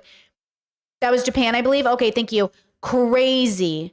I was like, oh my God, like this stuff really hurts my soul. The justification is like very Truman-esque. Like, how could you feel justified doing what you did to Truman? Crazy. But I love these people. And so I put myself on the line in order to be able to help people. But the people who are on the receiving end of that, who are no longer part of the community, felt bullied and manipulated and exploited by you. Of course. Is it okay if I grab some water? Oh, for sure, yeah. Do you know where my Fiji went?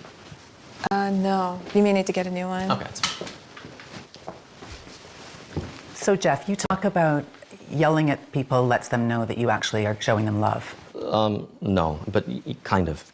Nope. In this topsy-turvy universe, love is expressed in anger, and hate is a consequence of love. Why are you the lightning rod for so much hate? I think because we love people. It doesn't make sense, Jeff. The equation doesn't add up. People who love don't usually... Guys, if you really love me, you'll donate $10 billion right now via Super Chat. And if I don't get that Super Chat, you don't love me. I can tell. Just like your parents didn't love you, you don't love me. I can tell. I can tell. I'm expecting a donation ASAP. Receive hate. I That's just don't... not true. That's not true. Look at history. Okay, tell me. Well, I'm not the... Well, you look at, for instance, like a lot of like historical figures, like Martin Luther King. Like I grew up Catholic, so I think of Jesus. You know, like he was just loving everybody, even though it was difficult. When you love people deeply, it touches parts of their hearts and themselves that are hurt. And so that can cause that hurt to come out. Jeff and Shalia deny they set up the church to evade taxes and deny they... You know what? I will say I really do like Dr. Kirkanda for this reason, because Dr. Kirk, he does a really good job at speaking very nuanced about what is actually happening versus our perception. I feel like he's so educated. He's better at looking at a group. He should watch this documentary. Oh my God, I would love to watch him react to this. Someone send this to him in the comment section. But like watching him dissect this would be so much better than me, because like I don't have that educational background that like we're just watching this as people, right? But I think what's important is to recognize like you can say these exact words in a way that could be healthy, but unhealthy people learn the words so they can be unhealthy with you. I could say something like, oh my God, I love my community. They're so great, and mean it so genuinely and without malice. And another YouTuber could be like, I love you guys. You're my family. Oh my God, you guys are my favorite. And they're actually like long-term manipulating you. And the conversation is like, which one is it? And that's what's scary about life. Like, which one am I dealing with? Am I dealing with like a crazy person, or am I dealing with, chat says, ew, gay? Okay, first of all, you're welcome. But you know, which one am I dealing with? It's hard to know. And that's why we have to work on knowing the difference of what we're seeing in front of us. Am I dealing with somebody dangerous, or am I dealing with somebody who's just trying to be a community member? Do you guys watch this show on Netflix called, Millionaire? It just came out. It's so stupid, but I am hooked. It's like a millionaire show where there's $1 million in a briefcase and somebody has the $1 million and then you have to figure out who it is. Hold on, let me pause that. Alex with the super chat says, pretend. There's many more zeros on this. I got a small raise, so this seems like a good reason to share the love. Congratulations. Let's go. Thank you so much. Congratulations on your raise. So there's this show where they have $1 million and they have to like deceive each other. Okay, I'm like obsessed. Wait. What was the point of me telling you this? Damn it, I lost my train of thought. I should have, damn it, super chat. Hold on. Alex is distracting me.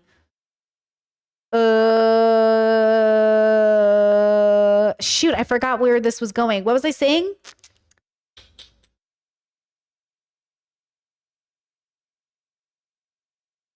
I totally lost it. Damn it, it's okay. They are exploiting followers financially. What are the different businesses that are in the Twin Flames universe umbrella? I mean, we're here to talk about Twin Flames. But that's part of it, right? What are you here to talk about? Like, you know, I'm not trying to be evasive here, but like, you're starting to get into a whole lot more subject. Did you guys set up the church specifically to avoid taxes? No. We're the church's largest donor. It's designed to support the spiritual community and the spiritual teaching. Yeah. So there was no videotape discussion about how to avoid paying taxes and setting up a church? In business, it's very normal to minimize your tax burden. Why would you pay more taxes than you are supposed to? We've always ensured we pay our fair share of taxes. You can't avoid the tax person. There's no way around that. There are PR fees in your church filings. Okay. Well, how does that get explained? I mean, our whole community came together to pay that. Like we're all paying to support. Is impacted by what happened. It didn't just happen to Jeff and I. It happened to everyone that's in our community. But why would that come out of the church? It comes out of the whole community of which we are a part and of which we contribute to the largest amount. What are you guys doing to make money? Like you're making money off the coaches because they're giving you 50% of their salary. What you're saying is, what do we do to make money? Exactly. You're asking me really, what do I do to provide value for my community? No, what do you do to make money? Well, I provide value for my community. But just in terms of bringing money in to support your lifestyle, where does that money come from? Well, the money is, okay, so it's fine, it's fair. Might not look like I have a particular, job like, making the food. Actually, one of my jobs is making the food. And I do design the menus for Divine Dish. It's a creative level things. It's entrepreneurial endeavor. If there's some sort of perception that we don't do anything, we're just profiting all this, it's absolutely upside down. We work incredibly hard. And, Twice in the interview, Jeff, out of the blue, starts crying over his love for Jesus. Jesus. I grew up Catholic, and oh my God, this is a really bad day for Catholics, bro. I mean, they already have a tough time because they're fucking useless as a church, but damn.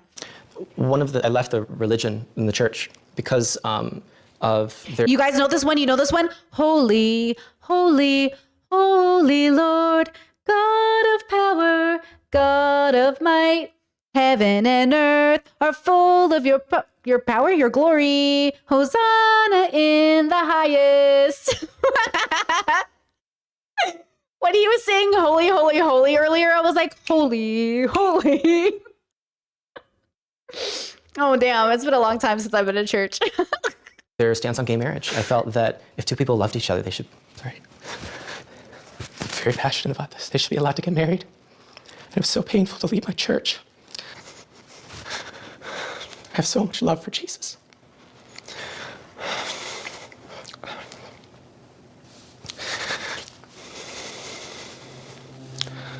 And it was so hard for me to leave that all behind and follow my truth. But it was the right thing to do. Jeff and Shalia say their logic and intuition have led them to believe their toddler Grace will only have one lover, God.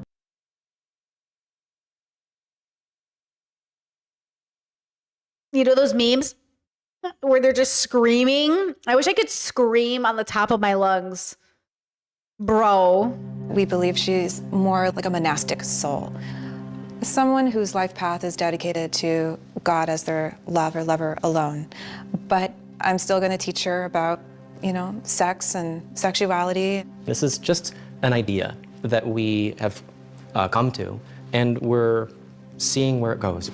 They have abandoned altogether another idea, that concept of golden children, which former followers believe is an attempt to breed a larger community. It's a passing idea, just a thought, just playing around with an idea.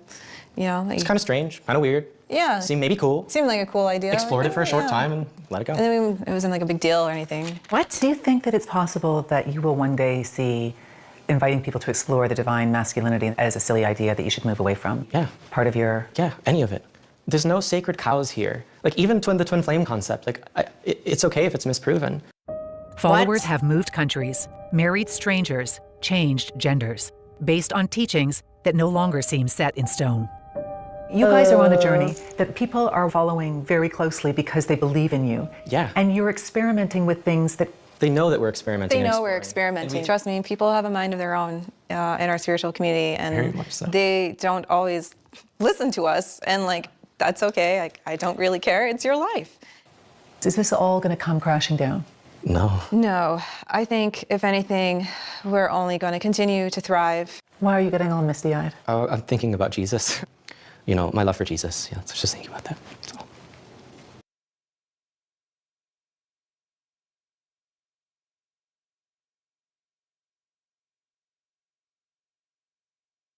How is your relationship? It's really good. So good. Yeah, we're very happy. We're very in love. We'll start to cry. Yeah. It's very it's very sacred to us. It's like our altar. And yeah, I love Jeff with my whole heart, and I'll be with him forever. I've never been so happy in my entire life. I'm such a better person, and I love myself so much, and he's taught me that. But the business doesn't continue without that love for each other, right? It's I don't all know. built on your twin flame union. Yeah, our whole life is. And that's built on our relationship.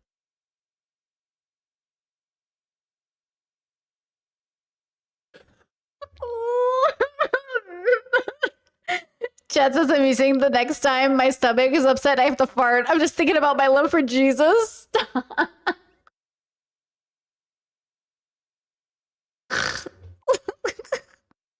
Yo, I really see how there's a difference, bro. Even religious people, not this cringe. I mean, maybe some of them are, but I feel like I feel like I can't tell if they believe it so much that they want us to believe it, or if they really don't believe it, but they're acting very hard. Do you guys think they believe it? I think they pretend to believe it. I think they, in the very back of their heads, know it's not true, but in the front of their heads, they pretend they believe it. That's what I think. You know? I think they're in it together. I think they know if either of them go down, they're going down together. I think they're fully...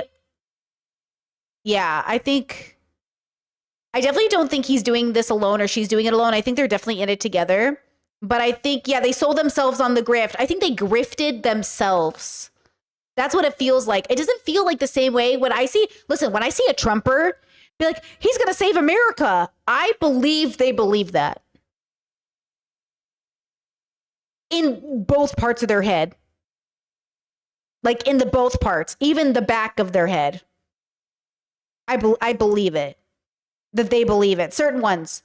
This guy, I don't believe he believes it in the back of his head. I think it's only in the front of his head. I think he pushed down what he really believes, which he knows it's not real. But do you know what I'm saying? But I think sometimes when I talk to MAGA people, they believe it. They didn't push anything down. They fully believe it. And I'm like, okay. And then some MAGA people, you can tell they're embarrassed, but they won't. They are doubling down because they're too embarrassed, you know? Relationship with God. Yeah. So I would rather not be in a world without God. If God isn't real, then take me away. I don't want any part of that. Bye, girl, because she ain't real. Probably, maybe, who knows? I believe God is real, and I built everything on him. Coming up. I'm not going to stop, and I hope that Jeff and Shalia know that.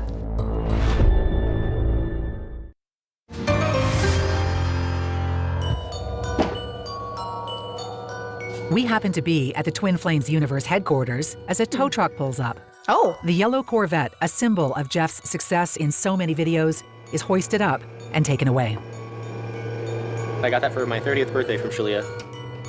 Jeff says he doesn't really use it anymore and has traded it in for a Silverado pickup. Yeah, it was special. It's kind of like the end of an era of my life. Online, Jeff has called some of his former followers his hate squad. Now he says he feels compassion for them. These former students left before they got the healing. So they just got out too soon. Yo, what healing, my bro? What healing, bro? They just left before they had the healing. What healing? From who? You might not be pretending to be God, but you're certainly pretending to have some sort of connection to him. Healing from what? Well, they had an upset that they didn't finish healing. They didn't finish healing an upset. They may claim Keely hasn't finished healing an upset, but she has found what drew her into the community in the first place: love. I have found what a real healthy, happy relationship feels and looks like, and it's nothing like the twin flame relationship that I was in. Yeah. You found love without it being channeled by anybody? I found love without it being channeled, yes. I found love without anyone telling me who it was, or it was on my own, and I'm very happy. Victoria, too, has love in her life, away from the Twin Flames universe. My life is really good. Everything that I wanted in a relationship is what I found, and I wouldn't have had that had I stayed in that group. We know that the people in the Twin Flames universe will be watching this. What sort of a message would you want them to hear from you? There is life to be had outside of Twin Flames universe. It isn't hell, it isn't insanity, it's a good life. I would love for them to feel like they have the freedom to choose what they actually want to do with their lives and their bodies and their minds. So that's a part of the cult stuff, right? They tell them that everything outside the cult is bad, right? So that's why the final message was there is a life outside of this cult, which is very powerful, right? Like there is life outside of this. They're not victims and they're not brainwashed. They're very smart people, and they can choose to be with Twin Flames universe or not be with Twin Flames universe. This is online. You can just close your browser and you can't do anything. I'm not going to stop until something is done to hold Jeff and Shalia accountable, and I hope that Jeff and Shalia know that.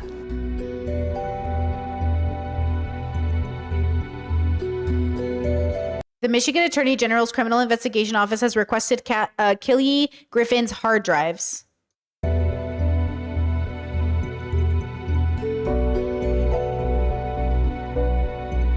The office confirms there's an open investigation into the Twin Flames University. Why is it always university too, guys?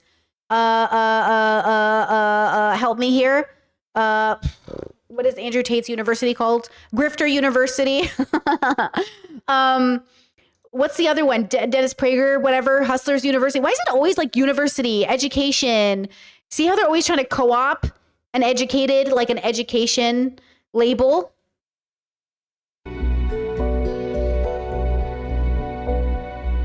The office confirms there's an open investigation. Okay, yeah. Yeah, Trump University, PragerU. Isn't that so funny how they try to co-op? They talk so badly about educational institutions, and then they try to co-op the imagery. Here's a link to the video we just watched. So they can kind of get away with what they're doing. Ridiculous, bros. Absolutely ridiculous. Oh my gosh. Oh, it said universe? Wait, Twin Flames universe? Oh, I thought it said university. I have a light that's in front of me and I can't see the words, and it must have been blocking out. I thought it said university, girl. Well, in that case, universe is a little different. Is it Twin Flames universe? Is that the name of it? I got to figure out this light. I have 3 monitors on my desk and the light has to block a part of the monitor because there's not enough space. I really got to figure that out. Any last thoughts, ideas, concepts? That's what I had planned today for today's live stream. Would love to hear any thoughts you have on this. My heart goes out to people. It's a struggle. Oh, they do call their followers students, though. And they say they're in sessions. Yeah, the language is really interesting. Look, I know so many good people who are coaches, who have programs, who are really trying to help people. You know how many autistic coaches exist? And yeah, sometimes I think you're maybe like, okay, I'll be real with you. Sometimes I see a TikTok coach and I think, you're not qualified, dude. And then sometimes I see them and I think they're doing great. It's just there are some people that feel more qualified than others, and that's just true. But the truth is that I think it should be okay for people to be able to like coach and help each other, as long as you know there's kind of like a standard. There's kind of like better quality over worse quality. I just think it's different. But yeah, I know a lot of like, what's that girl who's featured on this Love on the Spectrum? She's like an autistic coach. Like I don't want to assume she's a bad person, right? Like I want to assume there's a place for people in the community to have this accessible to them, to be a coach without it being something bad. You know what I mean? I think there has to be a way to have healthy, maybe regulation, maybe a standard. yeah, I just want people to do good things for communities, but it's hard when there's so many bad actors. Like, it is difficult just because there are bad people who will take advantage of people. I think that's the most painful part. But yeah. All right, girlies, we did it. Thank you for being here. Thank you for watching. I hope you have the most fantastic weekend. Just a reminder, if you're interested, if you want to join the Patreon, yoga on the 13th, Holy Mountain, Alejandro Jodorowsky. It's like one of my favorite movies. You can watch it. It's very disturbing, very classic, very controversial. Come join us. We're going to have a discussion about the levels through media. And then if you guys are interested, YouTube memberships have exclusive content. You guys can sign up there for that. Patreon just has the Discord, but it helps fund the content. But YouTube members have exclusive content, which if you're interested, I just did the first episode of BoJack. I'm going to record the rest, or not the rest, but the rest over the next week and stuff. And you guys will have season 3 completed. There's season 1 and 2 available. I also reviewed Love is Blind UK for members way back when. So if you guys want to watch that. But if you're interested, check that out. Otherwise, I will go ahead and see you on Tuesday and Monday for the pod as per usual. All right, girls. See you then. Goodbye. Goodbye. Goodbye. Here's some Elvin. Let's see. Let me play it without it busting up your ears. All right. And I'll give you Elvin's link so you can check her out. Dun dun dun dun dun dun dun dun dun dun dun. Da da da.